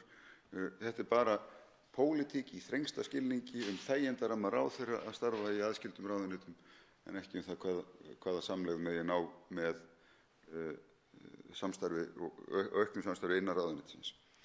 Og það kom meðal annars fram í umsögn Samtaka íslenskra sveitarfélaga á sínum tíma, sem samtökin við sameiningu ráðuneytanna, sem samtökin árétta í umsögn sinni þetta mál núna, að þarna sáu menn gríðarlega mikið tækifæri, en því fylgdi aldrei heildstæð stefnumótun á sviði velferðarmála og því fór sem fór. Það náðist aldrei að ná fram því samstarfi innan ráðuneytisins sem að var stefnt. Það gerist auðvitað ekkert að sjálfu sér. Það þarf pólitíska forystu til að ná fram slíku samstarfi. Það þarf vinnu mikla innan ráðuneytanna og það ættu vel flestir að þekkja sem hafa komið að slíkum sameiningum, hvaða skipulagseiningar sem að það tekur tíma og mikla vinnu að ná fram þeim markmiðum sem að stefnt. Og það gerist ekki að sjálfu sér. En það sem auðvitað verra þessi hringlandaháttur í skipulagi stjórnarráðsins þýðir auðvitað að þetta næst aldrei svo. Þegar við erum stöðugt hér að stokka upp ráðuneytin eftir pólitískum þörfum hvers meirihluta, þá þýðir það auðvitað að það verður aldrei starfsfriður innan þessara sömu ráðuneyta til þess að ná skýrum fókus á sín viðfangsefni. Það hefur auðvitað verið vel þekkt í íslenskri stjórnsýslu að ráðuneytin okkar hafa talist mjög lítil í öllu samhengi, mjög veikburða að mörgu leyti. Á sama tíma erum við að leggja á þau talsvert, eða ekki talsvert, mjög auknar kröfur þegar kemur að lögum opinber fjármál. Og þetta gríðarlega mikilvægt verkefni þar að ráðuneytin hafi skýra sýn á sína málaflokka, ekki síst kostnaðarþætti þeirra, og það höfum við þetta séð eins og innan fjárlaganefndar að þar vantar oft verulega upp á að það sé einfaldlega til burðir innan ráðuneytanna til þess að ráðast í þær greiningar sem nauðsynlegt er. Þess vegna held ég að sú stefna sem var mörkuð hér 2011 með sameiningu ráðuneytanna hafi verið skynsamleg, að stækka einingarnar, að gera það betur í stakk búnar til þess að sinna þessum mikilvægu verkefnum, en hér raun og veru verið að vinda ofan af þeirri stefnu og enn og eftir eins og segi án þess að nokkuð liggi fyrir hver ávinningurinn af slíkur uppskiptingu eiga að vera, en við þekkjum þá allavega kostnaðarhliðina sem það bil 300 milljónir í viðbótarkostnað á ári hverju. Mér finnst þetta sorglegt, eins og segjum, engin virðing fyrir skattfé og þessum verra mér finnst þetta endurspegla skort á heildarsýn í þessum gríðarlega mikilvægu málaflokkum sem að velferðarmálin er. En mér langar líka að taka undir hér að lokum með orðum háttvirts þingmanns Þorsteins Sæmundssonar varðandi húsnæðismálin. Það þarf ekki að liggja lengi yfir húsnæðismálum til þess að átta sig á því að lykillinn að húsnæðismálum og sérlega þegar snýr að framboði á húsnæði fyrir alla þjóðfélagshópa liggur auðvitað hjá sveitarfélögum. Það voðalega til lítils að vera sameina málaflokk innan stjórnarráðsins ef að sveitarfélögin ekki þar með. Þess vegna held ég að það hefði verið langskynsamlegast að úr því að ráðist var í þetta skref, sem ég held að sé mjög skynsamlegt að sameina húsnæðismálin undir einu þaki, að þau hefðu endað í ráðuneyti sveitarstjórnarmála. Það er einfaldlega þar sem að stærsti lykillinn að húsnæðisvanda á hverjum tíma liggur, sem auðvitað bara skipulagsmál sveitarfélaganna og samspil ríkisvalds og sveitarstjórnarstigs á hverjum tíma í þeim efnum. Þekki það svo sem af eigin raun að félagsmálaráðuneytið var mjög léttvægt í þessum húsnæðismálum þegar þessi tveir stóru veigamestu þættir, annars vegar þá sem snýr að byggingarreglugerð og mannvirkjastofnun og hins vegar þá skipulagsmálunum og sveitarstjórnarráðuneytinu lágu utan ráðuneytisins. Þess vegna held ég leið og ég fagna því að það sé verið að stíga skref í átt að sameina þetta undir einu þaki, að þá hefði farið betur á því að því verki verið þá lokið að fullu og málaflokkum komið þá fyrir hjá sveitarstjórnarráðuneytinu.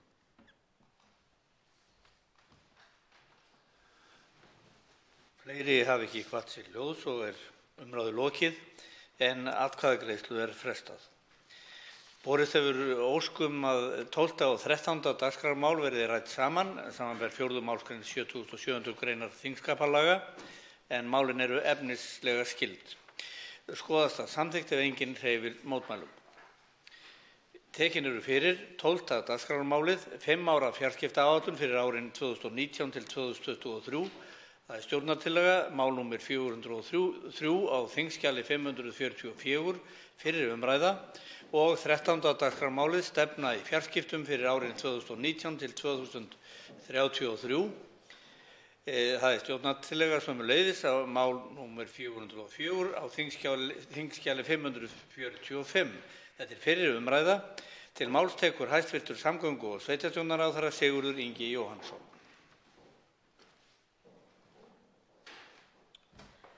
Já, virðulegi forseti. Ég mæli hér fyrir tveimur þingsályktunartillögum fjarskiptaáætlanir. Önnur felur í sér stefnu í fjarskiptum, netöryggismálum, póstmálum og málefnum Þjóðskrár Íslands fyrir árin 2019 til 2033 og hin felur í sér aðgerðaáætlun fyrir árin 2019 til 2023 sem er hluti af og innan ramma stefnunnar þessarar 15 ára. Undirbúningur stefnumótunar hófst í byrjun árs 2018 og var sett á fót verkefnisnefnd sem hélt utan stefnumótunarstarfið. Formlegt samráð við framkvæmda-, samstarfs- og hagsmunaaðila hófst í júní síðastliðnum. Verkefnisnefndin skilaði svo tillögum að þessum tveimur þingsályktunum sem hér er mælt fyrir í nóvember, en í þeim hefur verið tekið mið af þeim athugasemdum sem bárust í gegnum samráðsgátt ráðuneytanna í október síðastliðnum. Tillögurnar sem hér eru lagðar fram eru í samræmi við stefnu ríkisstjórnar, áherslur ráðherra, aðrar áætlanir hins opinbera og niðurstöður opins samráðs. Fjarskiptaáætlun er nú lögð fram í þriðja sinn. Fyrsta fjarskiptaáætlunin var samþykkt árið 2005 og sú næsta árið 2012. Það er sannfæring mín að þessar tvær fjarskiptaáætlanir hafi varðað þá farsælu þróun á sviði fjarskipta sem kom okkur í fyrsta sæti í fjarskiptum og upplýsingatækni árið 2017 að mati Alþjóðafjarskiptasambandsins. Reynslan sýnir okkur því að metnaðarfull áform og góð eftirfylgni geta skilað okkur miklum árangri bæði fyrir atvinnulífið og, það sem er ekki síður mikilvægt, fyrir fólkið í landinu, jafnt í dreifbýli sem í þéttbýli. Það er mér því ánægja að leggja fram þriðju fjarskiptaáætlunina sem ég ætla að geti fleytt okkur enn lengra þannig að við höldum stöðu okkar sem eitt af forystulöndum heims í innviðum fjarskipta. Fjarskiptaáætlun er nú lögð fram með aðeins breyttu sniði frá fyrri áætlunum með það að markmiði að gera efnistök hennar styttri og hnitmiðaðri. Í henni er horft til umtalsverðrar og fyrirsjáanlegrar tækniþróunar, endurskoðunar á fyrirliggjandi stefnum og sameiningu stefna í fjarskiptum, netöryggismálum, póstmálum og málefnum Þjóðskrár Íslands. Einnig er tekið mið af samþættingu allra stefna og áætlana sem falla undir málefnasvið ráðuneytisins. Það er vissulega ærið tilefni til að endurskoða stefnuna í þeim málaflokkum sem hér eru undir. Þjóðir heims standa frammi fyrir mikilli áskorun þegar kemur að fjórðu iðnbyltingunni, þar sem fjarskipti, upplýsingatækni, netöryggi og gervigreind leika lykilhlutverk. Birtingarmynd þeirra breytinga sem við nú þegar stöndum frammi fyrir er meðal annars stórstígar framfarir í tækni, aukin sjálfvirkni, ör þróun í stafrænum samskiptum, síbreytilegt viðskiptamódel markaðsaðila og örar breytingar á regluverki ESB. Einnig má benda á að ríki heims standa nú frammi fyrir vaxandi ógnum á netinu og þurfa Íslendingar að bregðast við þeim af alvöru. Hvað varðar póstþjónustuna má benda á að það er stór áskorun að takast á við hraða fækkun bréfsendinga og vöxt í verslun á netinu með tilheyrandi pakkasendingum innanlands og milli landa. Þá vil ég nefna í þessu sambandi að ein allra mikilvægasta grunnskrá landsins, Þjóðskráin, þarfnast endurnýjunar til að svara þeim kröfum sem meðal annars Alþingi og almenningur gerir til hennar. Virðulegi forseti, ég tel rétt að benda á að í áætluninni eru 3 stór viðfangsefni sem eru háð skilyrðum sérstakar viðbótar fjárveitingu. Fyrst ber að nefna innleiðingu á svokallari NIS-tilskipun sem er grundvöllur brýnna umbóta í netöryggismálum þjóðarinnar. Í öðru lagi er það fjármögnun á mögulegum kostnaði ríkisins við að tryggja lágmarkspóstþjónustu. Í þriðja lagi eru það sérstök ljósleiðaraverkefni eins og þriðji fjarskiptastrengurinn, sæstrengurinn til Evrópu, hringtenging ljósleiðara á Austfjörðum, auk úrbóta við að tryggja betur öryggi mikilvægra fjarskiptainnviða. Þess ber að geta að landsátakið Ísland ljóstengt er þegar fjármagnað en það verkefni gekk reyndar undir vinnuheitinu Ljós í fjós þegar lagður var grunnur að því en það hefur reynst ákaflega árangursríkt verkefni til að koma háhraðatengingum út í hinar dreifðu byggðir. Að þessu frátöldu eru fjölmörg undirbúningsverkefni framundan er tengjast þeirri miklu tækniþróun sem er hafin og fyrirséð. Þar er átt við 4. iðnbyltinguna, 5. kynslóð farneta eða 5G, hlutanetið og svo framvegis og tengjast þessi verkefni meðal annars framþróun í samgöngum.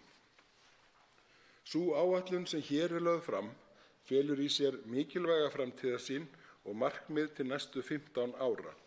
Mikilvægur grunntónn í áherslum og aðgerðum áætlunarinnar er traust og öryggi því án öryggis getur traust á þeirri þjónustu sem veitt er horfið á svipstundu, hvort sem er að ræða fjármál, samgöngur eða nýja tækni eins og netið. Netið býður upp á marga möguleika til að bæta þjónustu og auðga líf okkar. Það er nú þegar orðinn óaðskiljanlegur þáttur í flestri þjónustu sem veitt er. En þessi víðtæka samþætta notkun skapar einnig hættu á alvarlegu þjónusturofi sé ekki hugað að öryggi og hún dregur leið úr samkeppnishæfni þjóðfélagsins sé öryggi ekki sinnt með sambærilegum hætti og í grannlöndum okkar. Í stefnunni er því lögð áhersla á víðtæka eflingu netöryggis hjá hinu opinbera og í samfélaginu öllu. Góð fjarskipti eru ein af forsendum þess að hér búi sjálfstæð nútíma þjóð. Aðgengi að öflugum og traustum fjarskiptatengingum hefur mikil áhrif á þróun byggðar og atvinnumála á Íslandi þar sem þær opna tækifæri fyrir hvers kyns rafræna þjónustu, netverslun, fjarnám, afþreyingu og óháð búsetu, svo nokkur hlutir séu nefndir. Samkeppnishæfni landsins á alþjóðamörkuðum á mikið undir góðri fjarskiptaþjónustu, háhraðatengingum og nýtingu upplýsingatækni og rafrænnar þjónustu almennt, hvort sem er innanlands eða milli Íslands og annarra landa. Rétt er að benda á að samkvæmt lögum verður stefna í fjarskiptum og tilheyrandi aðgerðaráætlun endurskoðuð eigi sjaldnar en á 3 ára fresti. Þetta er mikilvægt þar sem þróun í málaflokkum sem fjarskiptaáætlun nær til geta og munu eflaust taka hröðum breytingum. Regluleg og ör endurskoðun er því nauðsynleg. Árlega verður formlega gerð grein fyrir framvindu markmiða og verkefna fjarskiptaáætlunarinnar. Jafnframt er stefnt að reglulegri uppfærslu helstu mælikvarða fjarskiptaáætlunar á vef ráðuneytisins. Virðulegi forseti, ég hef nú gert grein fyrir efni tillögunnar í stórum dráttum og legg til að tillagan verði að lokinni þessari umræðu vísað til hv. umhverfis- og samgöngunefndar og síðari umræðu. Einn hv. þingmaður hefur óskað eftir að veita andsvar. Það er hv. 7. þingmaður Norðausturkjördæmis. Já, bað hv. þingmaður andsvar, ekki ræðu. Þá veitir andsvar hv. 3. þingmaður Suðvesturkjördæmis, Rósa Björk Brynjólfsdóttir.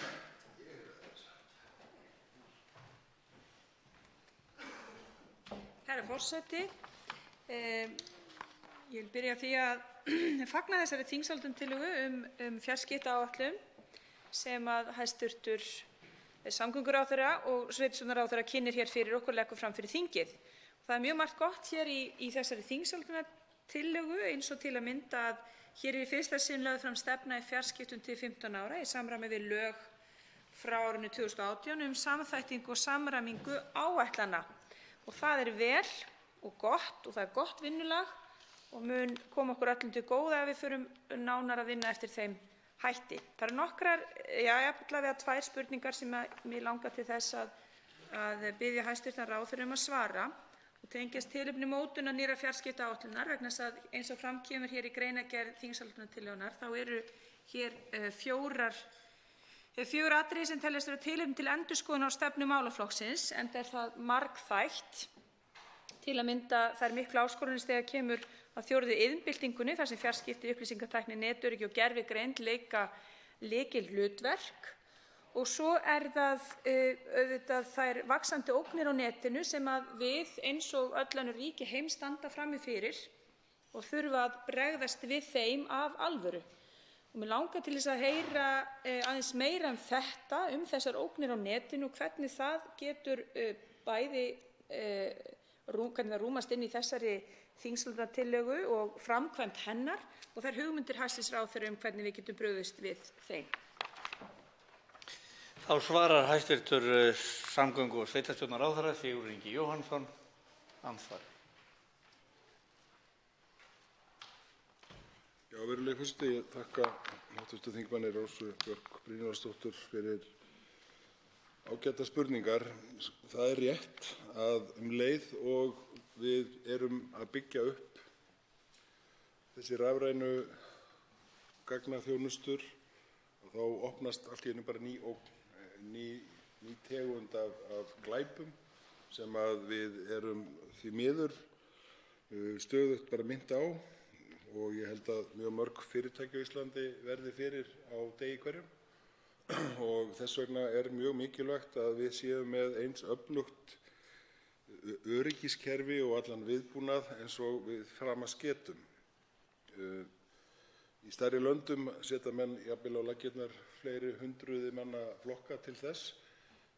Það sem við stefnum að við innleiðingu á svokallaðri NIS-tilskipun sem frumvarp sem þegar hefur verið dreift á Alþingi og ég vona að ég geti mælt fyrir fljótlega á næstu dögum, næstu viku í síðasta lagi. Að þar verið að taka á þessum þætti með talsvert öflugum hætti, þar sem við erum annars vegar að efla öryggissveit, Cerdís-sveitina og allan viðbúnað, tækjabúnað, þannig að við þegar við höfum lokið umfjöllun hérna í þinginu og nefndum þingsins það mál og það tekur gildi sem verður reyndar ekki fyrr en ef ég man rétt á árinu 2020, þá munum við innleiða smátt og smátt meiri varnir, meiri eflingu þess að vera stöðugt á vakt og vera viðbúin því versta og undirbúa okkur eins best og hægt er. Lykilatriði í því sambandi reyndar samvinna og samstarf við aðrar þjóðir.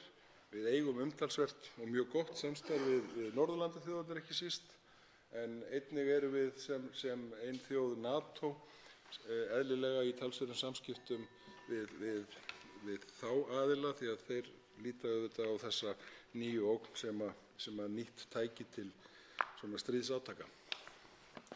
Og þá veitir andsvar síðar að sinni hv. 3. þingmaður Suðvesturkjördæmis Rósa Björk Brynjólfsdóttir. Herra forseti, ég þakka hæstv. Ráðherra fyrir svarið og það rétt sem hæstv. Ráðherra kom inn á að vaxandi ógnir á netinu eru farnar að teygja sig enn frekar inn í öryggis- og varnarmál og koma meðal annars við sögu þegar við erum að uppfæra okkar þjóðaröryggisstefnu og það gott að heyra áherslur hæstv. Ráðherra í þeim efnum. Annað sem mig langar til þess að heyra nánar eru hér hluti af markmiðum sem að finna má í þingsályktunartillögunni sem að lúta að umhverfisvænum fjarskiptum. Og eins og segir hér í þingsályktunartillögunni þá verður hér stefnt að því að draga úr hnattrænum, svæðisbundnum og staðbundnum umhverfisáhrifum fjarskipta, pósts- og þjónustu þjóðskrár. Mig langar til þess að heyra nánar hvernig hæstv. Ráðherra sér þetta fyrir sér raungerast með vonandi og sjálfsögðu hag allra og umhverfisins að leiðarljósi. Þá svarar andsvari síðar að sinni hæstv. Samgöngu- og sveitarstjórnarráðherra Sigurður Ingi Jóhannsson.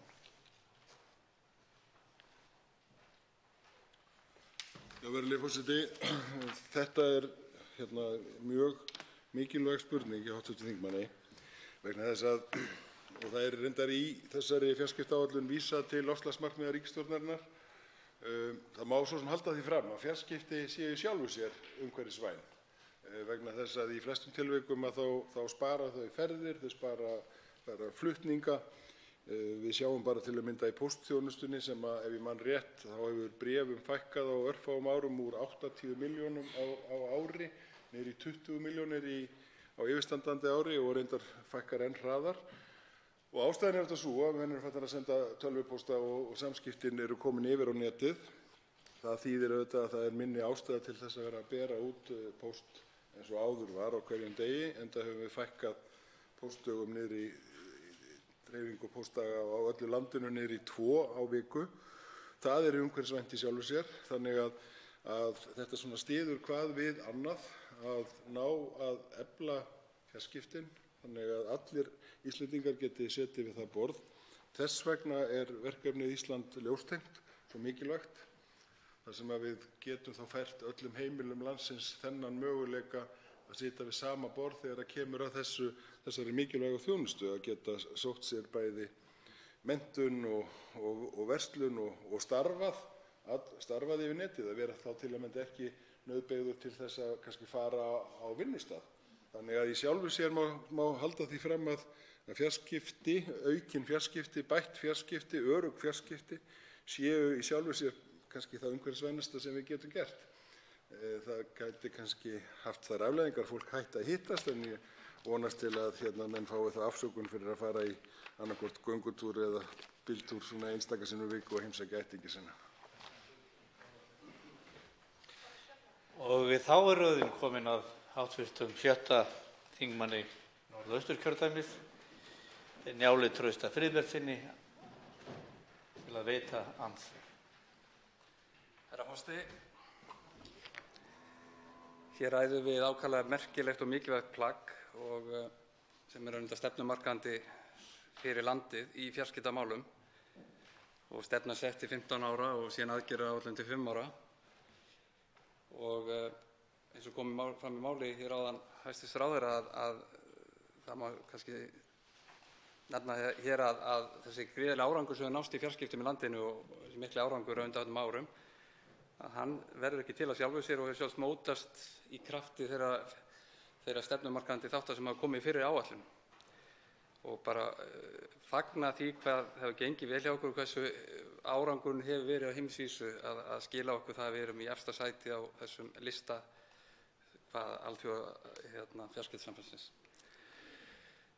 Ég vil líka fagna, hér eru atriði sem eru talin upp í aðgerðaáætluninni, samanber varðandi ljósleiðara á Seyðisfirði yfir í Norðfjörð, Neskaupstað, Mjóafjörð, sem tel bara mikið öryggisatriði að búa til hringtengingar á því svæði og efla. Þarna hefur bara verið í aðra átti, eina átt sem sagt, og þannig að menn hafa verið svolítið berskjaldaðir fyrir truflunum ef það er komið upp. Það eflist mikið fjarskiptin á svæðinu með því að búa til þessa hringtengingu. Það sem ég langar að spurja hæstv. Ráðherra er núna þegar það hefur gengið gríðarlega vel með þetta átak okkar Ísland allt ljóstengt og við reiknum að klára það átak í sveitum landsins, vítt og breitt landið núna í lok 2021, og þetta er svona að sjá fyrir endan á þessu.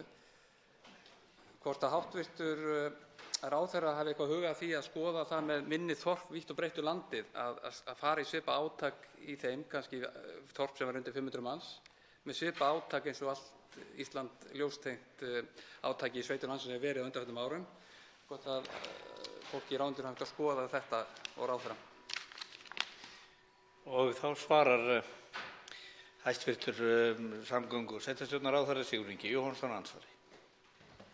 Virðulegi forseti, ég þakka hv. þingmanni Njáli Trausta Friðbertssyni fyrir mjög áhugaverðar spurningar, og það er rétt sem kom fram í hans máli, eins og ég nefndi í inngangi mínum, að það er auðvitað stórmerkilegt að við skulum hafa náð því að vera fremst allra í heimi að mati Alþjóðafjarskiptastofnunarinnar í þessum málum, og unnum Suður-Kóreu og Danmörku sem eru í 2. og 3. sæti. Og við höfum verið ofarlega á þessu lista en náðum semst 1. sætinu þarna, og það er auðvitað metnaðarfullt verkefni að segja að við ætlum að vera áfram meðal fremstu þjóða í heimi. Án efa hefur verkefnið Ísland ljóstengt haft mikil áhrif, þar sem að við hefum hreinlega sagt við ætlum að koma ljósleiðaratengingum inn á hvert heimili í dreifbýli. Það hefur verið forgangur okkar og við erum með það fjármagnað í fjármálaáætlun og þeim áætlunum eins og koma fram í 5 ára aðgerðaáætluninni, og ljúkum því vonandi á árinu 2020 og síðasta lagi 2021. og þeir fjármunir eru til. Það skiptir hins vegar það eru fleiri þættir sem gera það verkum að ná þessi fyrsta sæti og það er meðal annars að við höfum mjög öflug fjarskiptafyrirtæki sem hafa verið að keppa á markaði og við höfum auðvitað horft til þess að þessi fyrirtæki taki utan þessi svona þéttbýlisstaðina. Menn hafa auðvitað farið þá leið að vera með svokallað ljósnet sem er svona kannski eins nálægt því og hægt er án þess að vera með tenginguna beint inn í heimilið. En það er ekki óeðlilegt að sú krafa komi upp hjá þessum aðilum eins og við sjáum bara hér á höfuðborgarsvæðinu sem menn hafa reyndar lagt 2 eða 3 eða fleiri kapla inn í hvert hús og er kannski talsvert offjárfesting. En þar engu að síður að þá er samkeppni á þessum markaði og markaðsfyrirtækin eru að berjast að geta þjónustað og selt sínar vörur og ég vona bæði og treysti að þau séu tilbúin að taka þátt í þessu. En þetta er hins vegar einn þáttur sem við í ráðuneytinu höfum auðvitað velt fyrir okkur hvernig þurfa að taka á ef það gerist sem ég hef reyndar enga trú á að fyrirtækin taki ekki á þessu sjálf. Og þá veitir andsvar síðara sinni hv. 7. þingmaður Norðausturkjördæmis Njáll Trausti Friðbertsson. Já, herra forseti, þakka hæstv. ráðherra fyrir svarið. Mig langar í seinna andsvari koma inn á, nú starfa ég í tengslum við NATO-þingið sem formaður Íslandsdeildar NATO og þar er mikil umræða búin að vera allt árið og undanfarin ár netöryggismál og slíka þætti. Við erum með gervigreindina og ganga inn í 4. iðnbyltinguna og gríðarlega tækniþróun og almennt er orðið svo að menn telli þetta einna helstu ógn almennt í heiminum, það eru netöryggismálin og kerfin, hvort sem eru fjarskiptakerfi eða raforkukerfin eins og dreifingin og slíkt eins og við erum að kynnast hér á landi og Landsnet hefur átt í. Og það er í þessu stefnumarkandi plaggi sem hér er lagt fram nokkrir punktar sem tengjast þessum málum. En það sem ég langar kannski fyrst og fremst að spyrja út í er sem sagt þetta erlenda samstarf netöryggismálin. Það kom fram í máli hæstv. Ráðherra rétt áðan í fyrir ræðum að það er samstarf við Norðurlöndin og NATO og annað.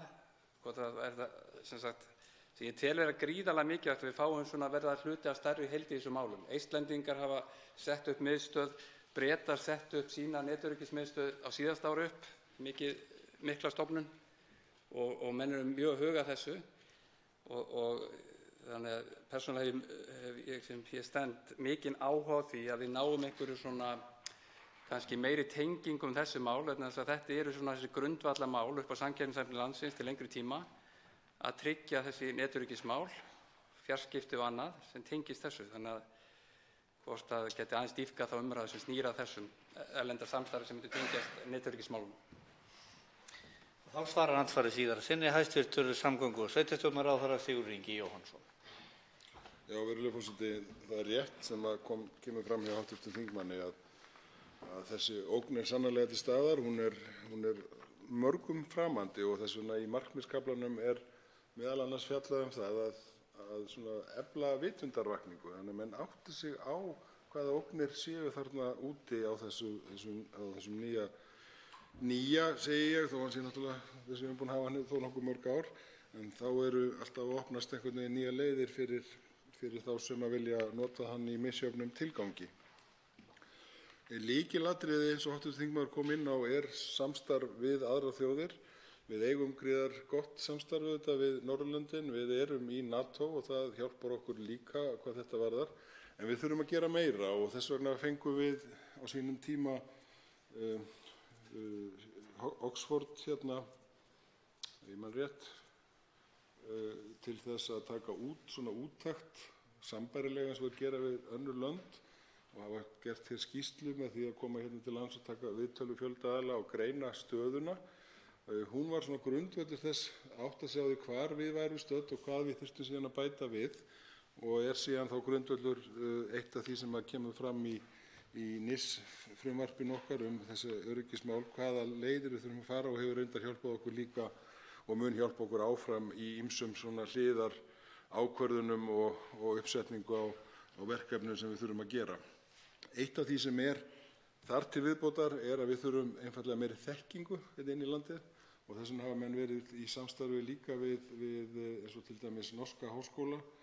Hingað hafa komið sérfræðingar frá Oxford til þess að kenna. Hér hefur þau námskeið fylgst, menn sá aðili hefur bara haft áhuga á að koma hingað til lands og þar eru bæði háskólanemar, sérfræðingar í háskólanum og sérfræðingar út í samfélaginu sem eiga möguleika á að fá þessa þekkingu, sem og að nemendur sem að kannski opna augu sín fyrir því að þarna er spennandi svið sem að við þurfum meiri þekkingu á, leita sér þekkingu til þessara erlendu skóla og halda upp þessi tengslanetti, því að það er lykillinn atriði þessu eins og mörgu öðru, samvinna, samvinna, samvinna. Andsvörum er lokið. Til máls tekur hv. 2. þingmaður Suðvesturkjördæmis, Bryndís Haraldsdóttir. Virðulegur forseti, við ræðum hér tvær þingsályktunartillögur saman stefnu í fjarskiptamálum og hins vegar áætlun til 5 ára. Og ég þakka hæstv. Ráðherra fyrir þessa framlagningu og verð nú að viðurkenna, ég er ekki búin að lesa stefnuna algjörlega í þaula.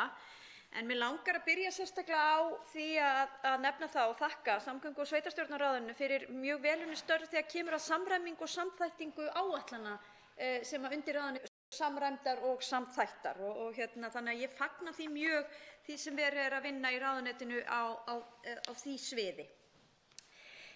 Það var í rauninni tvennt eða þrennt sem mig langaði að koma sérstaklega á framfæri undir þessari umfjöllun. Annars vegar þetta sem rætt var hér af síðustu ræðum hv. þingmanni Njáli Trausta Friðbertssyni og hæstv. ráðherra svaraði ágætlega varðandi netöryggismálin sem að ég tek undir að eru gríðarlega mikilvæg og ráðherra svaraði til ég held að það hafi verið Oxford háskólinn sem fór einmitt yfir, er með svona ákveðið líkan og mat svona stöðu netöryggismála hérlendis. Mér finnst nefnilega mjög mikilvægt það sem sett er niður í markmiðunum okkar, ekki markmiðunum heldur í áætluninni þetta með að efla menntunina. Fjölbreytta menntun á sviði netöryggismála, aðstoða aðila við að komast til dæmis í samkeppnir og ráðstefnur og annað þegar þessu snýr. Ég held að þetta sé mikilvægara en við kannski áttum okkur á.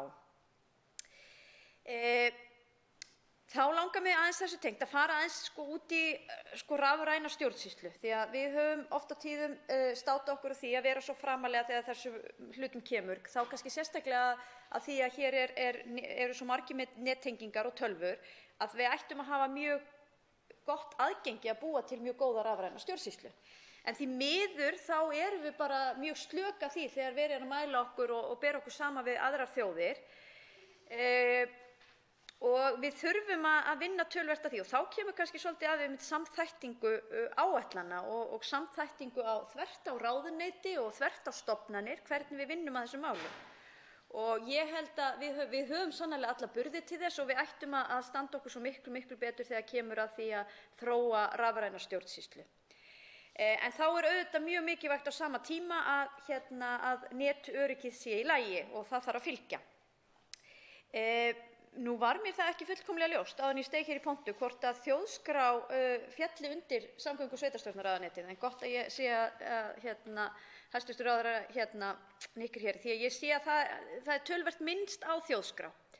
Og hér í punkti nr. 12 undir markmiði nr. 3 hagkvæmni og skilvirkni í fjarskiptum er talað að gagnagrunnur þjóðskrár verði endurbættur kerfisbundið í áföngum til að koma til móts við breytingar í löggjöf og aukna skilvirkni tilkynninga í þjóðskrá og til að uppræta bótasvik og mæta auknum kröfum samfélagsins upplýsingar réttarstöðu einstaklinga.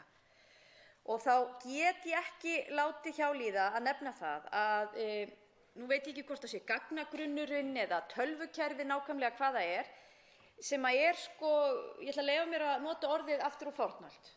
Og ég ætla bara að taka dæmi hér annað mál sem við höfum rætt lýtur að réttindum barna sem að eiga 2 heimili. Það er að segja foreldrar fara með sameiginlegt forræði og barn býr í rauninni á 2 heimilum. Það virðist vera þjóðskrá einhvern veginn mjög erfitt að koma þessum skilaboðum út til aðila sem á þurfa að halda að það séu 2 foreldrar sem raunverulega hafa forræði yfir viðkomandi barni. Og það er þannig að ef ég tek sem dæmi, móðir fór með son sinn í banka, ætlaði að stofna bankareikning. En það vill svo til að sonurinn er skráð lögheimili hjá föðurnum. Þá var sagt, nei, við getum ekki stofnað hér bankareikning, hann verður að koma með föður sínum þar sem hann er með skráð lögheimili. Eða þá að þú þarft að vera með staðfestingu á því frá Þjóðskrá að þú sért raunverulega með forræði yfir barninu þínu. Og þetta er náttúrulega algjörlega út í hött. Ég átta mig á því að skólarnar eru með einhverjum hætti búin að leysa þetta með sín innri kerfi eins og Mentor og annað, þar sem er búið að opna fyrir aðgengi allra að. En þegar kemur á svona litlum þáttum, eins og til að mynda þetta dæmi sem ég þekki líka dæmi þegar foreldrar eru að kaupa heimilistryggingu, að þá virðist vera ofboðslega erfitt að sannfæra það með einhverjum hætti að það búa fleiri á heimilinu en raunverulega með skráð lögheimili. Ég veit að við erum með frumvarp og við höfum fjallað þetta. Ég veit að forveri hæstv. Ráðherra í innanríkisráðuneytinu, Ólöf Nordal heitin, lét gera skýrslu það hvernig við gætum unnið á þessum málum snerta börn með 2 heimili. En þarna er bara svona einn lítill þáttur sem ætti að vera svo miklu auðveldari ef að gagnagrunnurinn og kerfið hjá Þjóðskrá væri í lagi. Og ég bara vil brýna hæstv. Ráðherra í því að flýta þessu ferli eins og kostur því að ég held að mörgu leyti sé lagaumhverfi þegar kemur að þessum málum í góðu lagi, en það er svona oft eins og tölvan segir nei þegar kemur að framkvæmdinni. Það var nú kannski helst þetta sem ég vildi nefna, en svo er líka komið inn á póstmálin í stefnunni. Og hér segir að stjórnvöld þurfa að taka á þeim gríðarlegu breytingum sem nú standa yfir á póstþjónustu sem felst í mikilli fækkun bréfsendinga og fjölgun pakkasendinga. Einkaréttur Íslandspósts á sviði póstþjónustu verði afnuminn með lögum og opnað verði fyrir samkeppni á póstmarkaði. Og áfram verði tryggður aðgangur að lágmarkspósthjónustu landið allt, það er að segja alþjónustunni. Og nú veit ég að hæstv. Ráðherra hefur mælt fyrir frumvarpi sem inni í umhverfis- og samgöngunefnd þetta varðar. Og við erum með hér til umræðu eiginlega neyðarlán til Íslandspósts í tengslum við fjárlögin. Og ég vil í rauninni bara brýna okkur í því að við hugum að því hvernig þessi þjónustu eigi að vera háttað til lengri tíma litið, því það er alveg ljóst að við erum í rauninni búin að keyra út í skurð með það eins og það er í dag og beiðni þetta neyðarlán sýnir það svo sannarlega. Þannig að það hlýtur að vera, það kann að vera það sé í frumvarpinu. Mér finnst ég ekki alveg sjá að það taki að öllu leyti á þeim efnum. En ég held að við nefnilega hér í pólitíkinni, þrátt fyrir það að við treystum stjórn Íslandspósts ágætlega og þeim sem þar fara með völd, þá þarf pólitíkin líka að taka ákvörðun það hvernig þessum málum eigi að vera háttað til lengri tíma litið. En ég hef þetta ekki lengra og þakka bara fyrir þessa framlagningu og brýna okkur áfram í þessu verkefni. Fleiri hafa ekki hvatt til hljóðs og er umræðu lokið. Tillögurnar ganga nú til síðar umræðu og umhverfis- og samgöngunefndar ef enginn hreyfir andmælum og það er samþykkt. Tekið fyrir 14. dagskrármálið. Áætlun fyrir árin 2019 til 2022 aðgerðir gegn ofbeldi og afleiðingum þess. Þetta er stjórnartillaga, mál númer 409 á þingskjali 550 fyrri umræða. Til máls tekur hæstv. Félags- og jafnréttismálaráðherra Ásmundur Einar Daðason. Virðulegi forseti. Eins og forseti sagði þá er hér mælt fyrir tillögu til þingsályktun áætlun fyrir árin 2019 til 2022 aðgerðir gegn ofbeldi og afleiðingum þess. En þingsályktun sem hér er lögð fram þrátt fyrir á þingskjali standa þessi einungis félags- og jafnréttismálaráðherra. Þá er hún lögð fram af ráðherra félags- og jafnréttismála, dómsmála, heilbrigðismála og mennta og menningarmála. Og hún á sér langa sögu eða allt frá árinu 2014 þegar þau Eygló Harðardóttir, þáverandi félags- og húsnæðismálaráðherra, Ólöf Nordal, þáverandi innanríkisráðherra og Illugi Gunnarsson, þáverandi mennta- og menningarmálaráðherra, undirrituðu samstarfsyfirlýsingu aðgerðir gegn ofbeldi og afleiðingu þess. Með yfirlýsingunni staðfestu ráðherrarnir vilja sinn til að vinna saman gegn ofbeldi í íslensku samfélagi og niðurbrjótandi áhrifum þess sem og vilja til að auka fræðslu og forvarnastarf, bæta samvinnu og verklag við að draga úr ofbeldi og styrkja samstarf við rannsókn ofbeldismála. Í kjölfarið var skipaður stýrihópur undir forystu velferðarráðuneytisins en hann er skipaður 2 fulltrúum frá hverju ráðuneytanna 3. Hlutverk hans var að hafa umsjón með samstarfinu og vinna áætlun aðgerðir gegn ofbeldi og afleiðingum þess. Á starfstíma stýrihópsins hafa átt sér stað umtalsverðar breytingar, einkum er að ræða stjórnarfarslegar breytingar en á starfstímanum hafa tvisvar sinnum orðið ríkisstjórnarskipti. Ráðherrarnir í þeim ráðuneytum sem koma að þessari þingsályktun og tekið hafa við keflinu í kjölfar myndunar nýjar ríkisstjórnar hafa hins vegar allir verið sammála að þessu mikilvæga verkefni skyldi haldið áfram. Í öðru lagi hafa átt sér stað verulegar samfélagslegar breytingar sem sýna okkur betur en nokkru sinni að ofbeldi alþjóðlegt þjóðfélagsmein, ekki síst kynbundið ofbeldi þar sem dregið hefur fram í dagsljósið með frásögnum einstaklinga sem stigið hafa fram undir merkinu MeToo. Samstarfsyfirlýsingin kvað einnig á að efnt skyldi til samráðs bæði á landsvísu og innan svæða milli félagsþjónustu, barnaverndaryfirvalda, mennta- og heilbrigðiskerfis, lögreglu og ákæruvalds. Athyglinni skyldi einkum beint að ofbeldi gegn börnum, ofbeldi í nánum samböndum, kynferðislegu, andlegu og líkamlegu ofbeldi, ofbeldi gagnvart fötluðu fólki og öðrum berskjölduðum hópum. Markmiðið var ekki síst að bæta verklag við fyrirbyggjandi aðgerðir og rannsóknir ofbeldismála. Boðað var til funda á landsbyggðinni en landinu var skipt í 9 svæði: Suðurland, Norðurland eystra, Norðurland vestra, Austurland, Vestfirði, Vesturland, Suðurnes, Vestmannaeyjar og höfuðborgarsvæðið. Markmiðið var að ná saman lykilaðilum á hverju landsvæði, þar með talið félagsþjónustu, sérfræðiþjónustu, sveitarfélögum, barnaverndaryfirvöldum, lögreglu, heilbrigðisþjónustu og skólastjórnendum og fleira. Með það fyrir augum að leggja grunn að svæðisbundnu samstarfi aðgerðir gegn ofbeldi og afleiðingum þess. Samtalið við landsbyggðina hefur skilað sér inn í þingsályktunina en umræðuefnin voru ólík á milli svæða en alls staðar kom fram mikill áhugi og vilji meðal heimamanna til að efla samstarf á þessu sviði. Má meðal annars sjá merki svæðisbundins samstarfs á þessu sviði í 9 verkefnum á Norðurlandi eystra og á Austurlandi. Í kjölfar funda hópsins hafa fulltrúar verkefnisins Byggjum brýr, brjótum múra farið á sömu svæði og efnt til samráðs varnir og viðbrögð við ofbeldi í nánum samböndum. Við gerð þingsályktunarinnar hefur verið lögð rík áhersla á víðtækt samráð meðal annars á fjölmennum vinnufundi sem fram fór í Iðnó í upphafi árs 2016. Þangað voru kallaðir til fjölmargir aðilar svo sem fulltrúar stofnana, sveitarfélaga, háskólasamfélagsins, frjálsra félagasamtaka og aðrir sem starfa og til þekkja á þessu sviði. Vinnufundurinn skilaði góðum árangri en auk þess hefur stýrihópurinn átt marga fundi með sérfræðingum á sínu sviði sem lagt hafa þessari vinnu lið. Þingsályktunin tekur mið af heimsmarkmiðum Sameinuðu þjóðanna um sjálfbæra þróun þar sem meðal annars kemur fram að stuðla skuli að friðsælum og sjálfbærum samfélögum fyrir alla menn, tryggja öllum jafnan aðgang að réttarkerfi og byggja upp skilvirkar og ábyrgar stofnanir fyrir alla menn á öllum sviðum.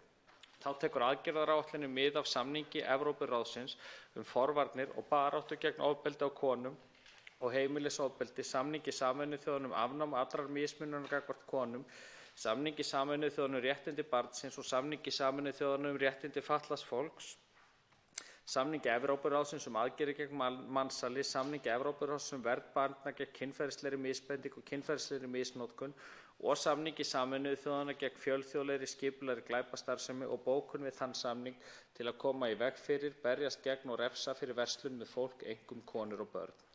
Meginmarkmiðið með aðgerðunum að stuðla að vakningu málefnið með forvörnum og fræðslu, bæta verklag og málsmeðferð innan réttarvörslukerfisins og efla stuðning við þolendur. Sérstök áhersla lögð á eftirfarandi þætti. Í fyrsta lagi að ofbeldi í íslensku samfélagi verði ekki liðið.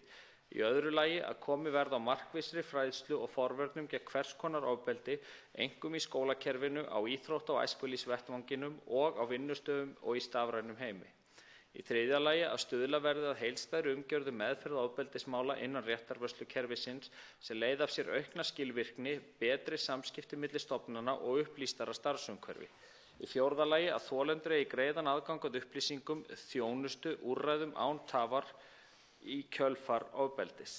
Í fimmta lagi að samstarf og samhæfing verði efld til muna í þjónustu við þolendur ofbeldis, meðal annars á milli ríkisstofnana, sveitarfélaga og frjálsra félagasamtaka.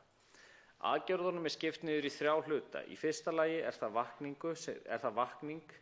vakningu sem felur í sér forvarnir og fræðslu með áhrif á heilbrigð samskipti, ráðgjöf og snemmtæk viðbrögð. Í öðru lagi viðbrögð við ofbeldi með áherslu á bætt verklag og málsmeðferð innan réttarvörslukerfisins. Í þriðja lagi valdeflingu með áherslu á samhæfingu og þverfaglegt samstarf í þjónustu við þolendur ofbeldis. Margar aðgerðanna lúta að réttindum barna og vernd þeirra gegn ofbeldi. Þær taka einkum til forvarna og fræðslu og falla undir A-hlutann, en einnig eru nokkrar aðgerðir í B-hluta til þess fallnar að vernda börn og bæta málsmeðferð í málum varða þau. Hluti C valdeflingu, samstarf og samhæfingu fjallar á hinn bóginn fyrst og fremst úrræði, stuðning og samráð í málum fullorðinna þolenda ofbeldis, en ekki að ræða tillögur að aðgerðum í málum barna sem hafa verið beitt ofbeldi. Stuðningur, ráðgjöf og önnur úrræði fyrir börn í kjölfar ofbeldis fer eftir ákvæðum barnaverndarlaga. Alls eru aðgerðirnar 28 og hér ætla ég að nefna dæmi nokkrar þeirra. Í fyrsta vil ég nefna að útbúið verði fræðsluefni ofbeldi sem hentar leikskólabörnum. Samhliða fái starfsfólk leikskóla leiðbeiningar notkun þess og viðbrögð í kjölfar fræðslu, þar á meðal tilkynningaskyldu samkvæmt barnaverndarlögum, en almennt berast færri tilkynningar til barnaverndar frá leikskólum en grunnskólum. Aðgerðin liður í að stuðla að því að starfsfólk leikskólana geti greint svo fljótt sem auðið er ef barn beitt ofbeldi og að slíkt sé tilkynnt til barnaverndarnefndar. Önnur aðgerð snýr að því að skipa starfsfólk sem fær það hlutverk að greina núverandi heimildir stofnana og félagasamtaka sem starfa með börnum til að afla upplýsinga úr sakaskrá og meta þörfina á mögulegum úrbótum. Markmiðið með aðgerðinni að tryggja að einstaklingar með brotaferil verði ekki ráðnir til starfa með börnum. Dæmi enn aðra aðgerð að stuðningur við þjónustumiðstöð fyrir þolendur ofbeldis á Norðurlandi. Að ræða sambærilegt úrræði og Bjarkarhlíð hér á höfuðborgarsvæðinu. Þar verði veitt samhæfð þjónusta og ráðgjöf fyrir fullorðna einstaklinga sem beittir hafa verið ofbeldi, þar með talið kynferðisofbeldi, ofbeldi í nánum samböndum eða eru brotaþolar í mansalsmálum og eða vændi. Þá lagt til að komið verði á fjölbreyttari meðferðarúrræðum fyrir gerendur í ofbeldismálum, með það að markmiði að koma í veg fyrir endurtekin ofbeldisbrot. Starfshópur sem ég hef skipað starfar nú að því að kortleggja og skilgreina þjónustuþörf fyrir fullorðna gerendur þegar kemur að ofbeldi. Stýrihópurinn sem vann að þessari þingsályktun hefur einnig fjallað nokkur málefni sem ekki koma fram í formi aðgerða í þessari áætlun en talið rétt að halda til haga. Má þar nefna aðstoð við þolendur eineltis á vinnustað þar sem brýn þörf á að bæta aðgang að ráðgjöf sérfræðinga og uppbyggilegri meðferð. Þá þörf á heildarvitundarvakningu í samfélaginu að ofbeldi verði ekki þolað, hvorki á vinnustöðum, í félagsstarfi né á heimilum, en þetta mætti gera víðtækan samfélagssáttmála. Einnig hefur verið rætt að þörf sé á fleiri rannsóknum á sviði ofbeldis sem snúa meðal annars að birtingarmyndum ofbeldis, umfangi þess, forvörnum, aðkomu réttarvörslukerfisins og stöðu þolenda. Slíkar rannsóknir eru forsenda stefnumótunar stjórnvalda á þessu sviði. Í þessari þingsályktun lögð áhersla á að slíkar úttektir séu unnar af óháðum fagaðilum á sviði innan félags- og heilbrigðisvísinda. En rétt að geta þess að 3 umfangsmiklar rannsóknir standa nú yfir.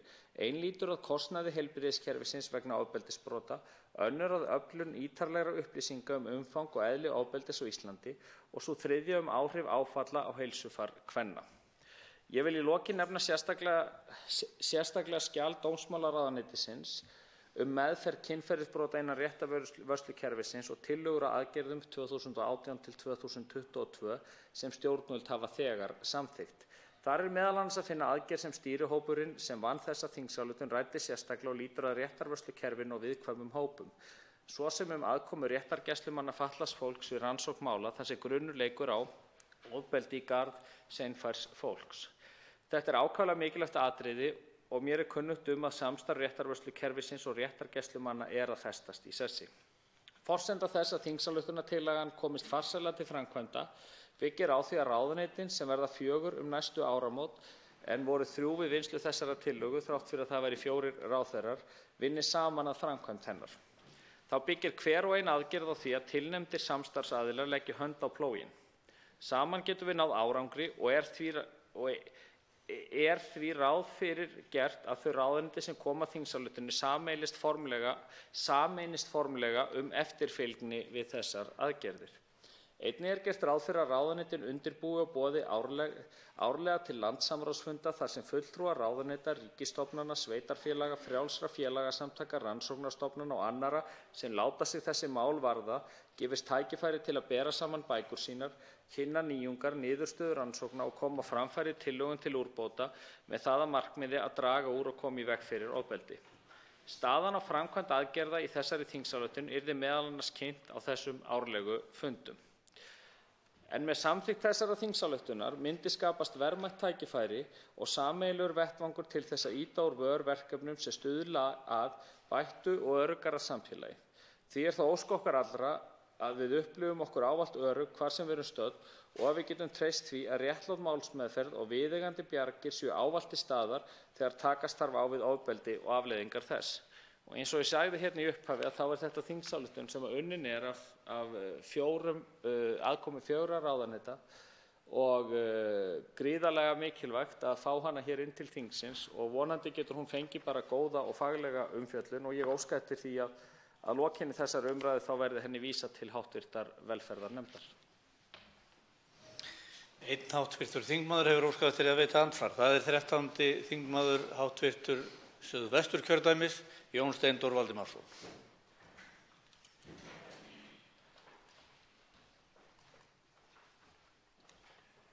Herra forseti, ég þakka hæstv. Ráðherra fyrir framsöguna og það blandast engum hugur það að hér eru alvarleg viðfangsefni og brýn sem eru til umfjöllunar. Mig langar til að spyrja, ég ætla ekki að fara mikið efnislega í þetta á þessu stigi, en mig langar aðeins til að biðja hæstv. Ráðherra að útskýra fyrir mér aðeins. Eins og hann nefndi þá eru 4 ráðuneyti sem standa að þessari þingsályktun og þar talað í framtíðarsýn og viðfangsefni, það talað forvarnir og fræðslu, bætt viðbrögð og málsmeðferð í réttarvörslukerfinu. Það ítrekað með ofbeldi sé átt við kynferðislegt og ekki síst kynbundið ofbeldi, myndbirtingar í stafrænum miðlum og horft verið meðal annars til frásagna og umræðna sem birtast í samfélaginu til myllumerkinu Ég líka og MeToo. Ég tók þetta sundurslitið upp úr markmiðunum eða framtíðarsýninu og viðfangsefnunum. Síðan ég með fyrir framan mig fréttatilkynningu frá forsætisráðuneytinu verkáætlun og stöðu stýrihóps heildstæðar úrbætur að því varðar kynferðislegt ofbeldi sem voru þá kynnt í ríkisstjórninni. Og ef ég les líka upp úr því að það á að fylgja eftir framkvæmd aðgerðaáætlunar meðferð kynferðisbrota innan réttarvörslukerfisins, það á að endurskoða réttarstöðu brotaþola annars vegar og hins vegar í tengslum við stefnumótun stafrænt kynferðisofbeldi, móta nýja stefnu í forvarnar- og fræðslumálum að því varðar kynferðislegt ofbeldi og áreitni. Meðal verkefna hópsins að gera tillögur viðbrögð við MeToo-byltingunni, bæði innan Stjórnarráðsins en ekki síður í samfélaginu almennt. Ég verð að segja það, hæstv. Ráðherra, mér finnast þessi markmið og viðfangsefni svo keimlík að ég átta mig ekki alveg á því hver þessi skipting og af hverju þarf þá sérstakt viðfang í forsætisráðuneytinu en það fellur þá ekki undir þetta. En ég vildi gjarnan biðja hæstv. Ráðherra að skýra þetta aðeins fyrir mér. Og þá svarar hæstv. félags- og jafnréttismálaráðherra andsvari. Ásmundur Einar Daðason. Virðulegur forseti, ég vil þakka hv. þingmanni fyrir þetta andsvar. Jú, það kann að vera rétt að það sem fram kemur í þessari þingsályktun sem telur mjög margar aðgerðir og fjölþættar og aðgerðaáætlun upp á einar 20 til 30 blaðsíður sé að einhverju leyti lík þeim áherslum sem lagðar hafa verið meðal annars í forsætisráðuneytinu og kannski ekki hvað síst eftir þá miklu umræðu sem var hér síðasta vetur eftir MeToo-byltinguna, að þá kann að vera að það sé einhver skörun þarna á milli. Ég held hins vegar að það eigi ekki að skaða framgöngu þessa máls vegna þess að í þessu máli sem við erum að vinna með hérna að þá erum við með mjög afmarkaðar aðgerðir sem ætlunin að ráðast í og eru þess eðlis að eru á ábyrgðarsviði einstakra ráðuneyta eða stofnana. Þannig að ég held að það muni aldrei skaða það þó forsætisráðuneytið sé einnig að vinna að málum sem að tengjast ekki hvað síst MeToo-byltingunni eins og ég kom inn á áðan. Og enda mjög gott samstarf á milli ráðuneyta þegar kemur að þessum málum og meðal annars fólgið í því að það sérstök ráðherranefnd jafnréttismál sem fundar reglulega og stýrt af forsætisráðuneytinu eins og gert með ráðherranefndir. Þar sem að allir þeir ráðherrar sem leggja þessa aðgerðaáætlun fram eiga sæti. Þannig að jú, það vissulega ákveðin skörun þarna, en ég held engu að síður að þá sé þessi yfirgripsmikla áætlun sem við erum með hér, sem að unnin hefur verið í talsvert langan tíma á milli einstakra ráðuneyta og stofnana. Ég held að það sé bara jákvætt mál að hún sé komin hingað inn og sé mikilvægt að hún fái hér brautargengi í þinginu, þrátt fyrir það að unnið sé að keimlíkum málum víðar í stjórnkerfinu, sem bara jákvætt. Þá veitir andsvar síðar að sinni hv. 13. þingmaður Suðvesturkjördæmis, Jón Steindór Valdimarsson. Herra forseti, ég þakka hæstv. Ráðherra svarið og það vissulega rétt að það auðvitað mjög gott ef sem allra flestir eru að hugsa þessi mál og reyna að vinna þeim brautargengi. Ég hins vegar hef áhyggjur af því að menn séu þarna að einhverju marki að drepa á dreif kröftum, menn séu að búa sér til flókið skipulag, jafnvel að verkefni muni skarast, jafnvel að menn muni hafa ólíka sýn á viðfangsefnin.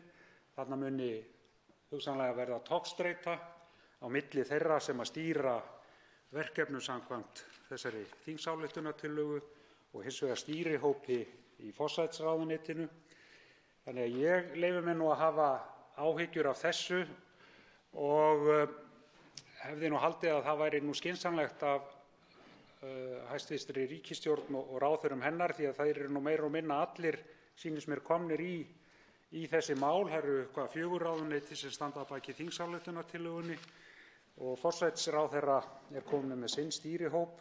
Hvort það væri ekki skynsamlegt að fella þetta betur saman, af því að málin réttilega skarast og ég held að það sé einmitt geti orðið til trafala og jafnvel hindrað framgang nauðsynlegra mála, því við vitum hvernig það að þegar að menn eru með verkefni sem eru keimlík, þá vill hver otta sínum tota og láta sitt ná fram. Og ég óttast það vegna þess að öll þessi málefni eru svo brýn að ég hefði haldið að ríkisstjórnin og hæstv. Ráðherra og allir þeir ráðherrar sem þarna koma ættu að setjast niður og spyrja sjálfa sig, væri ekki rétt að smella þessu saman í eitt verðugt verkefni. Og þá svarar andsvari síðar að sinni hæstv. Félags- og jafnréttismálaráðherra Ásmundur Einar Daðason. Virðulegur forseti, já, þetta eru sjónarmið sem hv. þingmaður reifar. Ég vil þó halda því til haga að það gríðarlega mikilvægt og ég bara endurtek það að ég held að það skaði ekki þessa þingsályktun og þá aðgerðaráætlun sem hefur verið í vinnslu hér í mjög langan tíma að hún komi hér fram. Ég held að það sé gríðarlega jákvætt og ef að Alþingi fer og vinnur þetta mál áfram inn í velferðarnefnd, sem ég á nú von á eftir þessa umræðu, að þá munu menn, vænti ég þess, sjá hversu mikilvægt það að fá líka aðkomu Alþingis, vegna þess að með því ertu að tryggja hér í málaflokki sem gríðarlega mikilvægur aðkomu í fyrsta lagi 4 ráðuneyta og svo löggjafar þingsins hvaða skref skuli stigin í þessum málum. Og það þannig að ef við ætlum að ná árangri að þá gríðarlega mikilvægt að menn vinni saman þvert á ráðuneyti og þvert á ráðuneyti og það hefur verið í undirbúningi talsvert lengi þetta mál og þess vegna mikilvægt að fá líka aðkomu þingsins að því vegna þess að þetta hefur tekið lengri tíma að ná þessu saman eins og ég kom inn á í minni framsöguræðu og við sjáum þetta líka bara merki úrræði sem hafa orðið til með samstarfi á milli einstakra ráðuneyta eins og til dæmis verkefni Bjarkarhlíð sem gert ráð fyrir núna í þessari þingsályktun að sambærileg úrræði sé komið upp á Akureyri, þar sem allir aðilar koma, þar sem dómsmálin koma, félagsmálin, heilbrigðismálin og við erum með fleiri úrræði sem eru þess eðlis að við erum að tengja saman ólíka málaflokka. Og þegar við erum að feta þá braut að innan framkvæmdarvaldsins að vinna meira saman á ráðuneyti sem hefur í undirbúningi lengi þessar áætlun, þá held ég sé einfaldlega bara mjög jákvætt að koma með það hingað inn til þingsins, fá umfjöllun það, þá erum við líka komin með sýn ólíkra flokka á það, vegna þess að það er nú þannig að framkvæmdarvaldið situr síðan á endanum í umboði löggjafarvaldsins og ef að Alþingi kemst að þeirri niðurstöðu að þessi þingsályktun sé skynsamleg í því formi sem hún þá að sjálfsögðu vinnum við áfram eftir því. Þannig að ég held að þetta sé bara jákvætt mál og ég vonast til þess að það fái hér góða afgreiðslu og vinnslu í þinginu. Þá andsvörum lokið. Til máls tekur hv. 7. þingmaður Suðvesturkjördæmis, Una María Óskarsdóttir.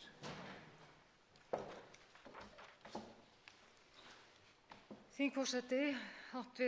ráðherra, hér til umfjöllunar tillaga til þingsályktunar áætlun fyrir árin 2019 til 2022 aðgerðir gegn ofbeldi og afleiðingum þess og ég þakka hæstv.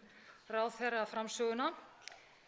Í fyrsta kafla framtíðarsýn og viðfangsefni og segir, með leyfi forseta, aðgerðir sem lúta að réttindum barna og vernd þeirra gegn ofbeldi taki einkum til forvarna og fræðslu auk aðgerða sem séu til þess fallnar að bæta málsmeðferð í slíkum málum.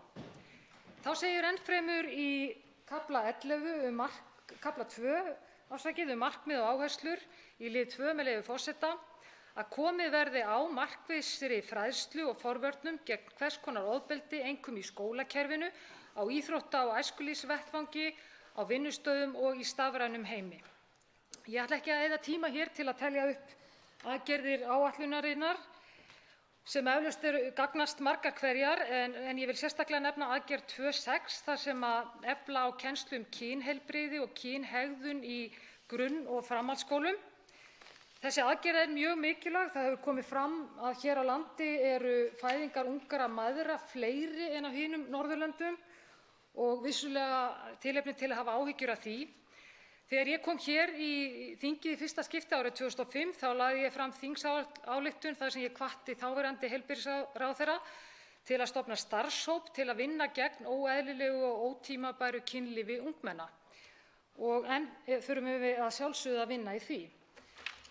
En eins og kom hér fram hjá hv. þingmanni hér á undan að þá virðist nú vera ákveðin brotalöm í þessari þingsályktun. Það kom fram að hún unnin af 4 ráðuneytum. Það kom fram sem satt að forsætisráðuneytið einnig með sínar áherslur og maður einmitt spyr sig hvers vegna að svo sé. Það sem ég geri athugasemdir við og furða mig á í þessari ályktun það að það vantar grundvallaraðgerð sem grunnur allra þessara aðgerða sem þarna koma fram. Og það meira að segja aðgerð sem þegar samþykkt, þar að segja hún í lýðheilsustefnu sem að velferðarráðuneytið setti fram og á sér uppruna í ráðherranefnd sem að hæstv. þingmaður Sigmundur Davíð Gunnlaugsson setti á fót, ráðherranefnd lýðheilsu. Þar var þessi lýðheilsustefna samin í þeirri nefnd og af fólki þar og sérfræðingum, en það eru aðgerðir til að aðstoða foreldra við uppeldi barnanna sinna. Og það grunnur sem við heyrum mjög mikið á foreldrum, að foreldrar kalla á það að fá aukna fræðslu uppeldishlutverkið og við vitum það hvað skiptir miklu máli að í þessum hraða og öllum asa og öllu því sem að gerast í þjóðfélaginu að foreldrar fái aukna fræðslu hvernig best megi bregðast við hegðun og framkomu barnanna sinna. Og það að sjálfsögðu á ábyrgð foreldra að kenna börnunum sínum ýmislegt í samskiptum við annað fólk. Bæði varðar ofbeldi og aðra hluti og það erfiðasta hlutverk okkar í lífinu að ala upp börn. Og þess vegna harma ég það að það sé ekki litið til þessara lýðheilsustefnu sem var með mjög góðar aðgerðir, en það kannski oft svo að það ekki litið til þeirra verkefna góðu sem einhverjir aðrir en samflokksmenn hafa eða þeir sem eru við stjórnvölinn hverju sinni setja fram. Miðflokkurinn mun leggja fram breytingartillögu við þessa þingsályktun í nefndinni og ég hvet ráðherra til þess að kynna sér þessa góðu lýðheilsustefnu sem að gefur miklar og góðar upplýsingar námskeið sem ég vil segja ykkur frá. Það þannig að Þroskahegðunarstöð hefur langt skeið haldið úti námskeiðum sem heita Uppeldi sem virkar. Þau hafa verið kennd við mjög marga ung- og smábarnavernd hringinn í kringum landið og þau eru akkúrat stíluð inn á foreldra sem eru að stíga sín fyrstu skref í uppeldinu og þau skipta bara mjög miklu máli. Fólk mjög ánægt með þessi námskeið og það skiptir máli að stjórnvöld stígi þau skref að aðstoða foreldra í þessu mikilvæga hlutverki og ég hvet ráðherrann áfram í því og eins og ég segi, Miðflokkurinn mun leggja fram breytingartillögu varðandi þessa þingsályktun. Þá tekur til máls hv. 7. þingmaður Norðvesturkjördæmis, Halla Signý Kristjánsdóttir. Virðulegi forseti. Ég vil þakka hæstv. félags- og jafnréttisráðherra fyrir þessa þingsályktunartillögu sem snýr að því að Ísland verði í fararbroddi þegar kemur að aðgerðum gegn ofbeldi í samfélaginu og hvernig á að takast á við afleiðingu ofbeldis. Já, til þess að geta orðið í fararbroddi þá þurfum við að huga að forvörnum og fræðslu. Við þurfum að huga að málsmeðferðum og í réttarvörslukerfinu og vinna að valdeflingu þolenda, eins og segir hér í upphafi. Ofbeldi getur bæði verið líkamlegt og andlegt og ekki síst kynbundið ofbeldi, einelti, haturstal og myndbirtingar á stafrænum miðlum sem hvetja til ofbeldis. Aðgerðir sem lúta réttindum barna og vernd þeirra gegn ofbeldi taki einkum til forvarna og fræðslu, kemur fram hér í þingsályktunartillögunni, auk aðgerða sem til þess eru fallnar að bæta málsmeðferð í slíkum málum. Það mikilvægt að Alþingi álykti að ofbeldi sé alvarlegt þjóðfélagslegt mein. Það þarf vakningu, bæta verklag og að ofbeldi í íslensku samfélagi verði ekki liðin. Þetta eru stór markmið og getur tekið tíma að innleiða slíkt og margir steinar á leiðinni að því göfuga markmiði. Svo hægt verður að segja að Ísland verði í fararbroddi í þessum efnum. Aðgerðaáætlun getur falið í sér að renna styrkari stoðum undir samstarf milli lögreglu og ákæruvalds til að bæta stöðu brotaþola í kynferðisbrotamálum og styrkja réttarstöðu þeirra. Núverandi stjórnvöld hafa þegar hafið átak til að styrkja slíka málsmeðferð með því að hrinda í framkvæmd aðgerðaáætlun. Á síðasta ári var bætt við stöðugildum á flestum lögregluembættum landið til að styrkja skilvirkni lögreglunnar í þessum málum og nú að finna í tillögum að fjárlögum stöðugildi sem fer á Norðurland vestra og þá hringnum lokað. Lögreglan oftast fyrsti staðurinn sem brotaþolinn leita til. Það mikilvægt fyrir brotaþola að móttaka og þekking þeirra sem þeir mæta þar sem fagleg og það sé hægt að treysta að málin fari í öfluga og skjóta rannsókn. Sérþekking á þessum málum nauðsynleg hjá þeim sem fyrsti taka á móti brotaþolum því fyrstu viðbrögð skipta miklu máli. Hvernig brotaþolinn kemur út á endanum. Við getum fundið hérna ýmsar aðgerðaáætlanir sem mér finnst skipta miklu máli og vil ég nefna til dæmis stuðning við svæðisbundin samráð aðgerðir gegn ofbeldi, eða eins og stendur hér, með leyfi forseta, stuðningur við svæðisbundið samráð aðgerðir gegn ofbeldi. Árlega verður tiltekið fjármagni af safnliðum fjárlaga vegna verkefna á sviði félagsmála varið til styrkta svæðisbundnu samstarfi til að ákveðinna verkefna sem styðja aðgerð gegn ofbeldi. Markmiðið er að efla svæðisbundið samráð og gegn ofbeldi og afleiðingum þess.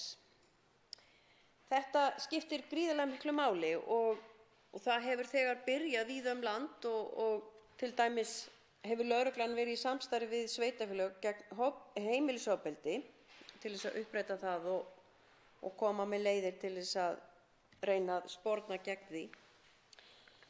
Markmið samstarfsins er að auka þekkingarmiðlun og bæta verklag til að taka á heimilisofbeldismálum, veita þolendum og gerendum betri þjónustu að vernda börn sem búa við heimilisofbeldi. Þetta allt mikilvæg mál og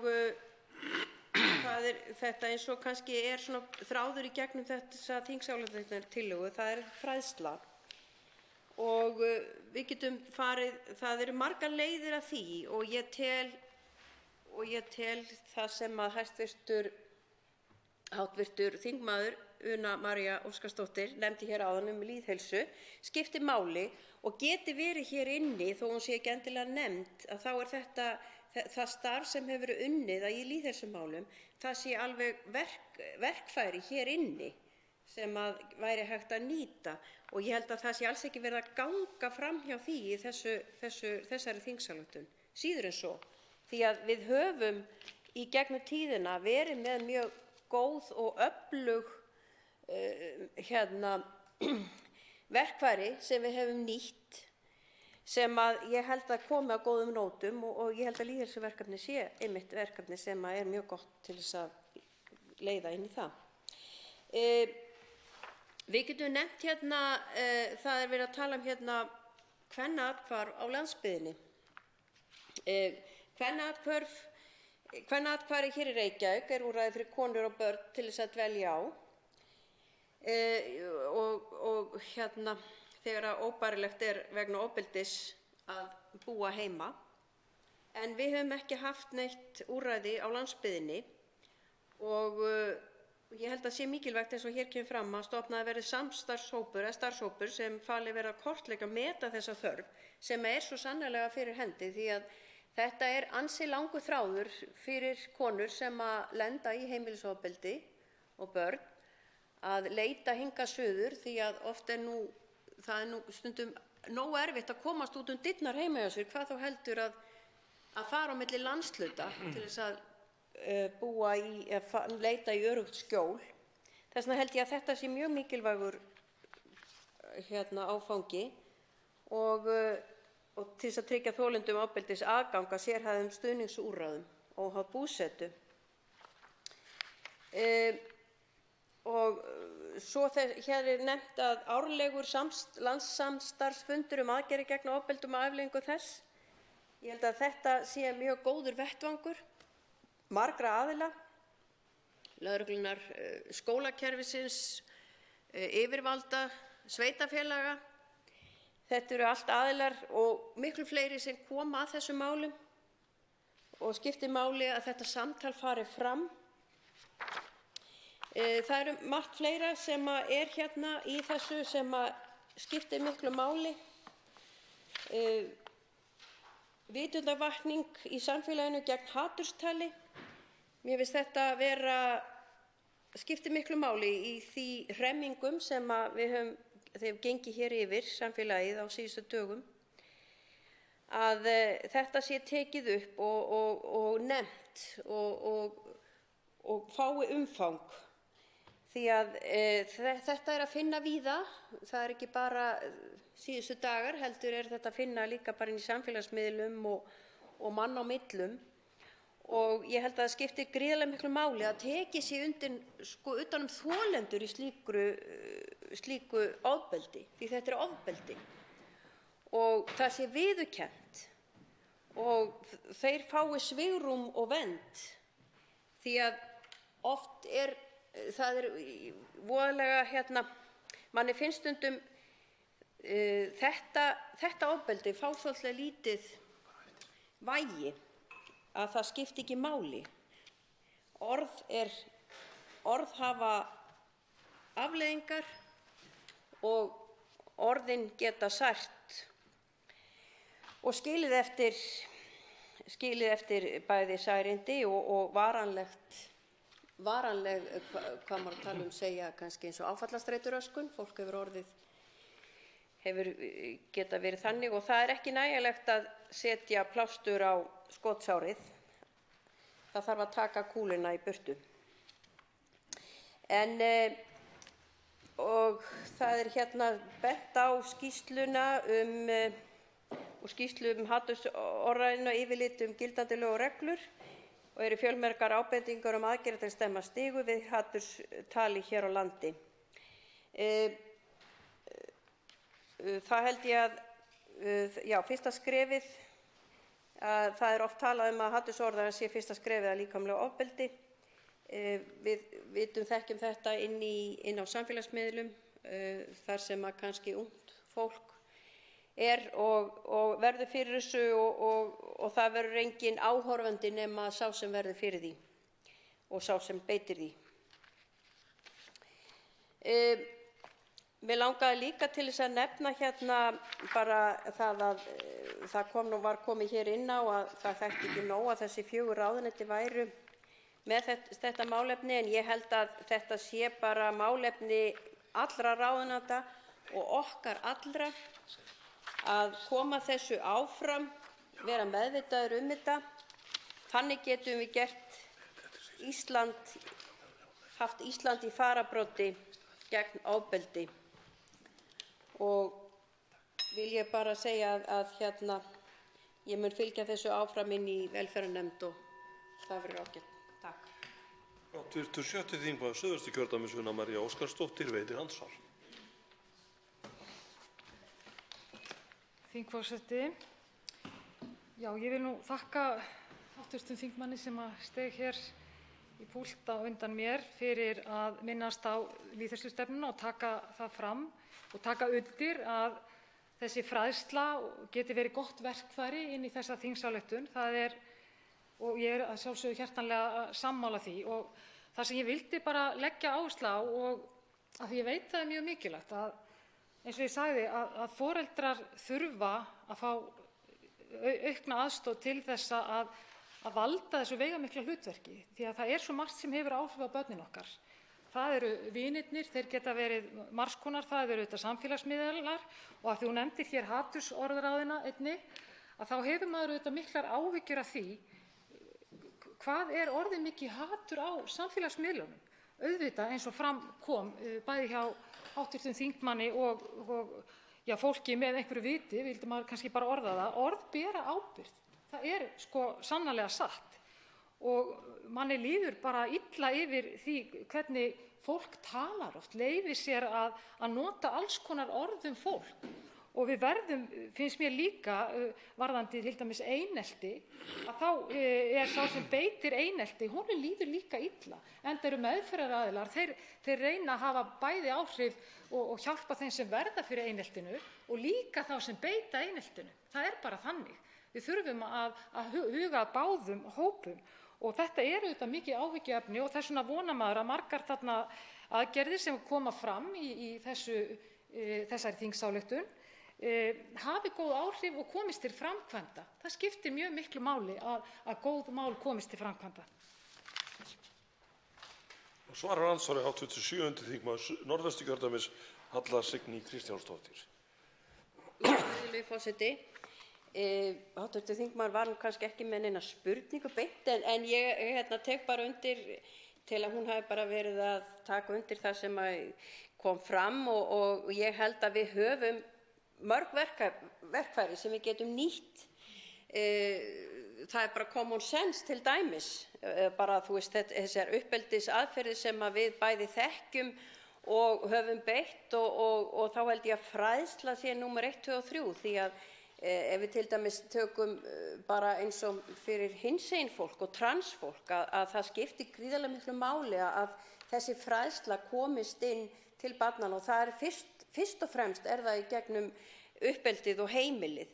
Síðan í skólanum sem ég veit að það góð fræðsla, en þessi vakning og bara þessi virðing, að hún verði borin áfram, hvort sem það í gegnum uppeldið eða skólagöngu eða bara við hvort annað, að þá held ég að það sé alltaf þessi auðmýkt gagnvart bara að sé bara virðing borin fyrir hvort öðru, að hvaða verkfæri sem við notum sem að dugar í það, held ég að skipti bara máli, hvaða nafni sem að nefnist, og ég held að sé alls ekki verið að gera lítið úr neinu hér í, þó að það hafi ekki verið orðað, tel ég ekki vera allavega. Forseti bendir í góðsemd á að þingmálið íslenska, en hv. 7. þingmaður Suðvesturkjördæmis, Una María Óskarsdóttir, veitir andsvar öðru sinni.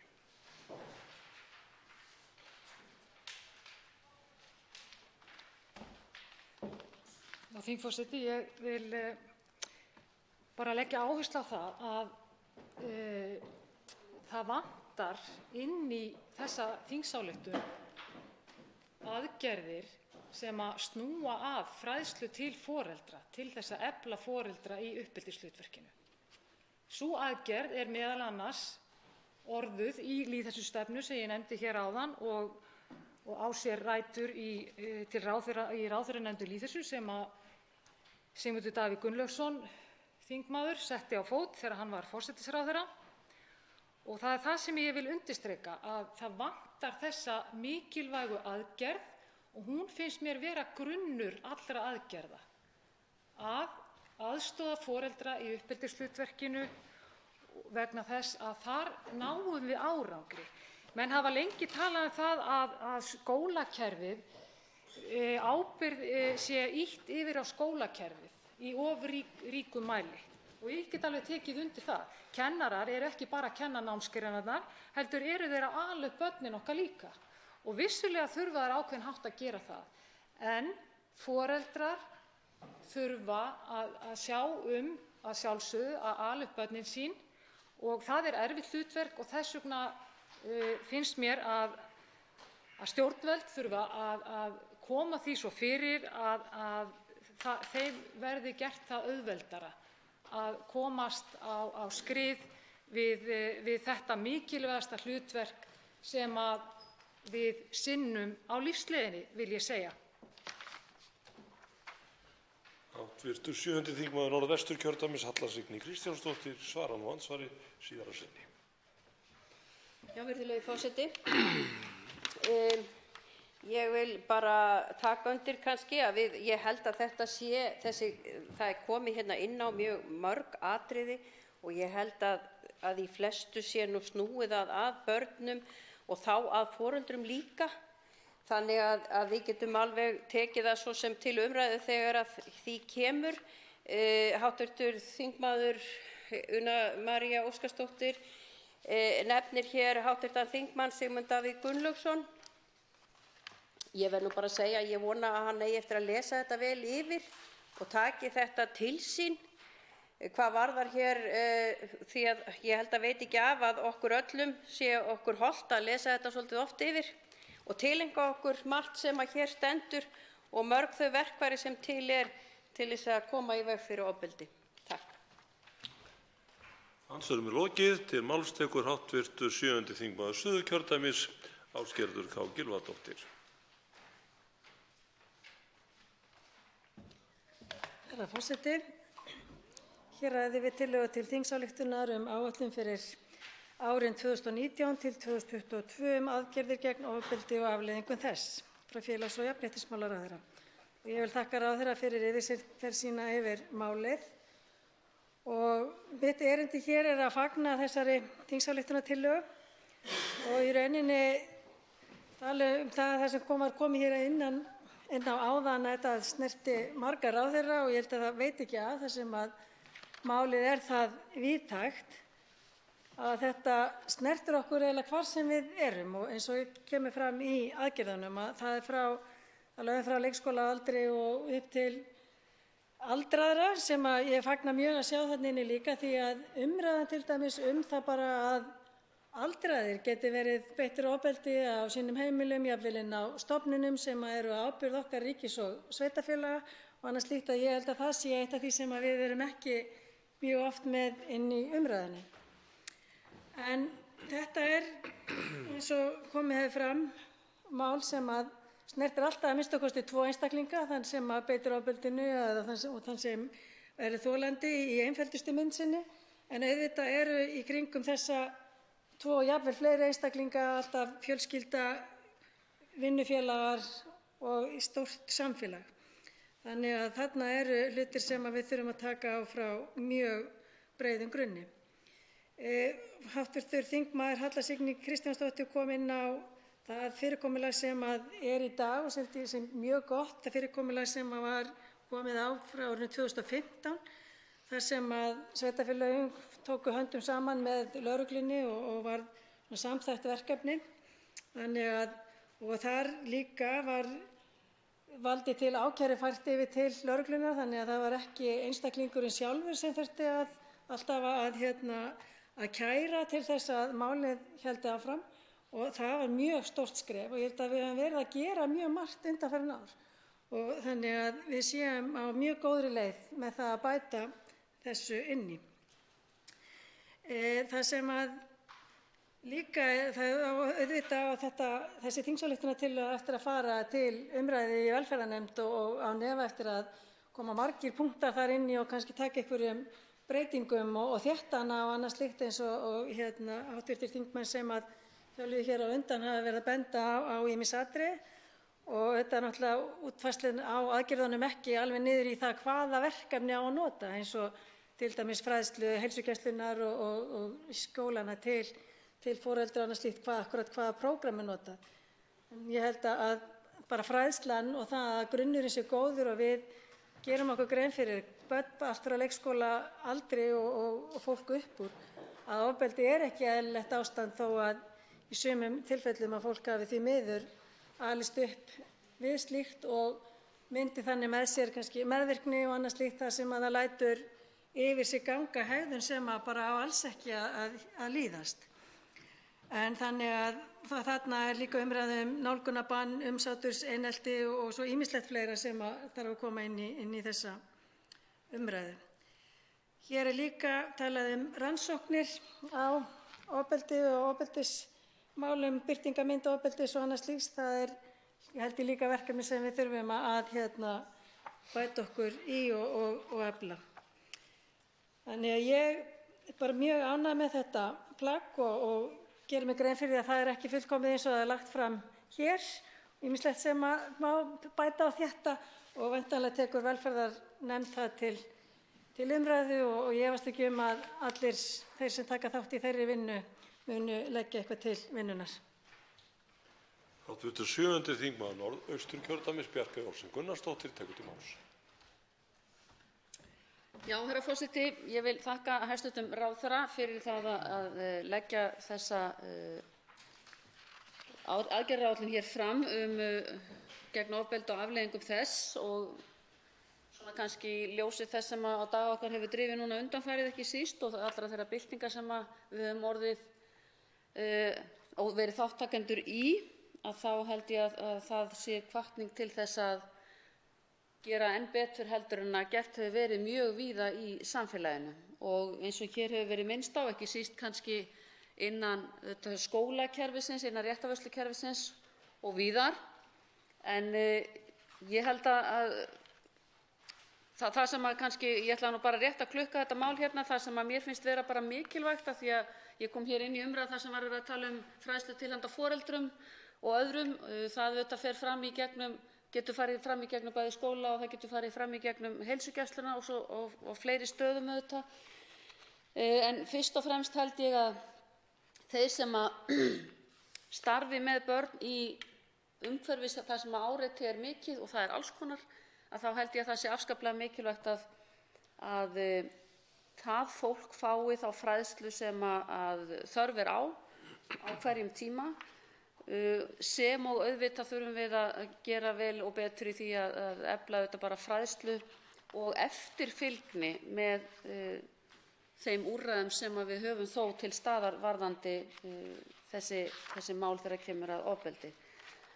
Það kemur hérna fram í aðgerðaáætluninni meðal annars að þegar verið að tala um gæðakröfur og vottunum fyrirmyndarstarfi, íþrótta- og æskulýðsstarfi, þar höfum við líka heyrt ljótar sögur þar sem að hefur verið ofbeldi af margs konar tagi og ég held að það sé ásamt því sem hér er nefnt, meðal annars lagði hæstv. mennta- og menningarmálaráðherra hér á dögunum fram tillögu um samskiptafulltrúa hjá íþrótta- og æskulýðsfélögum til þess að vera yfir því starfi. Það er eitt af því sem getur hjálpað til þegar það kemur að mínum mati að því að taka á svona málum.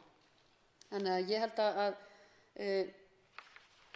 það er ekki bara það að það sé mikil þörf gagnvart börnum og gagnvart ungu fólki líka sérstaklega að fræðast mjög margt þegar kemur að ofbeldi, sérstaklega í ljósi allra þeirra miðla sem aðgangur er að og alls þess kláms og annað slíkt sem í boði er og virðist vera ennþá þannig að sérstaklega íslenskir ungir piltar skora allt og hátt þar, að þá sé mikilvægt að á öllum þeim vígstöðum sem við getum komið því við að þar sé fræðsla. Hvernig hún svo fer fram er auðvitað eitthvað sem þarf að útfæra. En ég held líka, eins og ég sagði áðan, nú erum við lögð af stað með það að við setjum geðheilsuteymi á heilsugæslunum, þannig að þessi samræmda heilsuvernd skólabarna, að þar ætti þetta að geta hjálpað til líka, meðal annars að bregðast við en auðvitað líka með forvörnum, því að það er auðvitað það sem við þurfum að gera. Við þurfum að efla þessar forvarnir til þess að reyna að koma í veg fyrir og þurfa að takast á við sem allra fæst málefni af þessu tagi. En ég er bara ánægð með að þetta er komið fram og vona svo sannarlega að þetta fái auðvitað vandaða umfjöllun í velferðarnefnd, en ég tel líka að það sé ástæða til þess að við reynum að koma þessu verkfæri af stað, samþykkja þetta þannig að við getum farið að vinna eftir þessu, af því það er auðvitað, þó að það sé margt vel gert og verið að gera marga af þessum hlutum, og þá er auðvitað betra að hafa þetta klappað og klárt og til þess að svona formið sé í lagi. En virðulegi forseti, ég bara hvet fulltrúa velferðarnefndar sem hér sitja og að sjá til þess að málið fái bæði vandaða umfjöllun en líka skjóta. Fleiri hafa ekki hvað sér í ljós og er umræðu lokið. Tillagan gengur til síðari umræðu og allsherjar- og menntamálanefndar ef enginn hreyfir andmælum. Það er samþykkt. Tekið er fyrir 15. dagskrármálið. Höfðaborgarsamningurinn alþjóðleg tryggingarréttindi í hreyfanlegum búnaði og bókun búnað loftfara. Stjórnarfrumvarp 415. mál á þingskjali 556. Fyrsta umræða. Til máls tekur hæstv. Dómsmálaráðherra Sigríður Á. Andersen. Virðulegur forseti, ég mæli hér fyrir frumvarpi til laga um höfðaborgarsamninginn alþjóðleg tryggingarréttindi í hreyfanlegum búnaði og bókun búnað loftfara sem hér liggur frammi á þingskjali nr. 556. Með frumvarpinu er lagt til að heimilt verði að fullgilda af Íslands hálfu og veita lagagildi svokölluðum höfðaborgarsamningi sem og bókun við þann samning sem fjallar búnað loftfara og að teknu tilliti til þeirra yfirlýsinga sem gerðar verða við einstakar greinar samningsins og bókunarinnar. Höfðaborgarsamningurinn sjálfur hefur að geyma almennar reglur og geta ákvæði hans gilt fjármögnun 3 tegunda búnaðar, það er loftför, járnbrautir og geymbúnað. Bókunin búnað loftfara á þó einungis við loftför og samkvæmt 6. grein samningsins ber að lesa samninginn og viðeigandi bókun saman eins og einn gerning væri að ræða. Auk þess gerir samningurinn og bókunin ráð fyrir að gefnar verði yfirlýsingar gildissvið samningsins og bókunarinnar. Samningurinn, bókunin og yfirlýsingarnar eru hluti af þessu frumvarpi.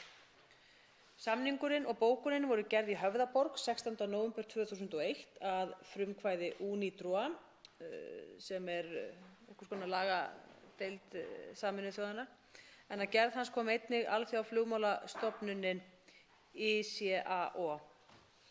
Samningurinn fjallar alþjóðleg tryggingarréttindi í hreyfanlegum búnaði og bókunin fjallar eingöngu búnað loftfara eins og áður hefur komið fram.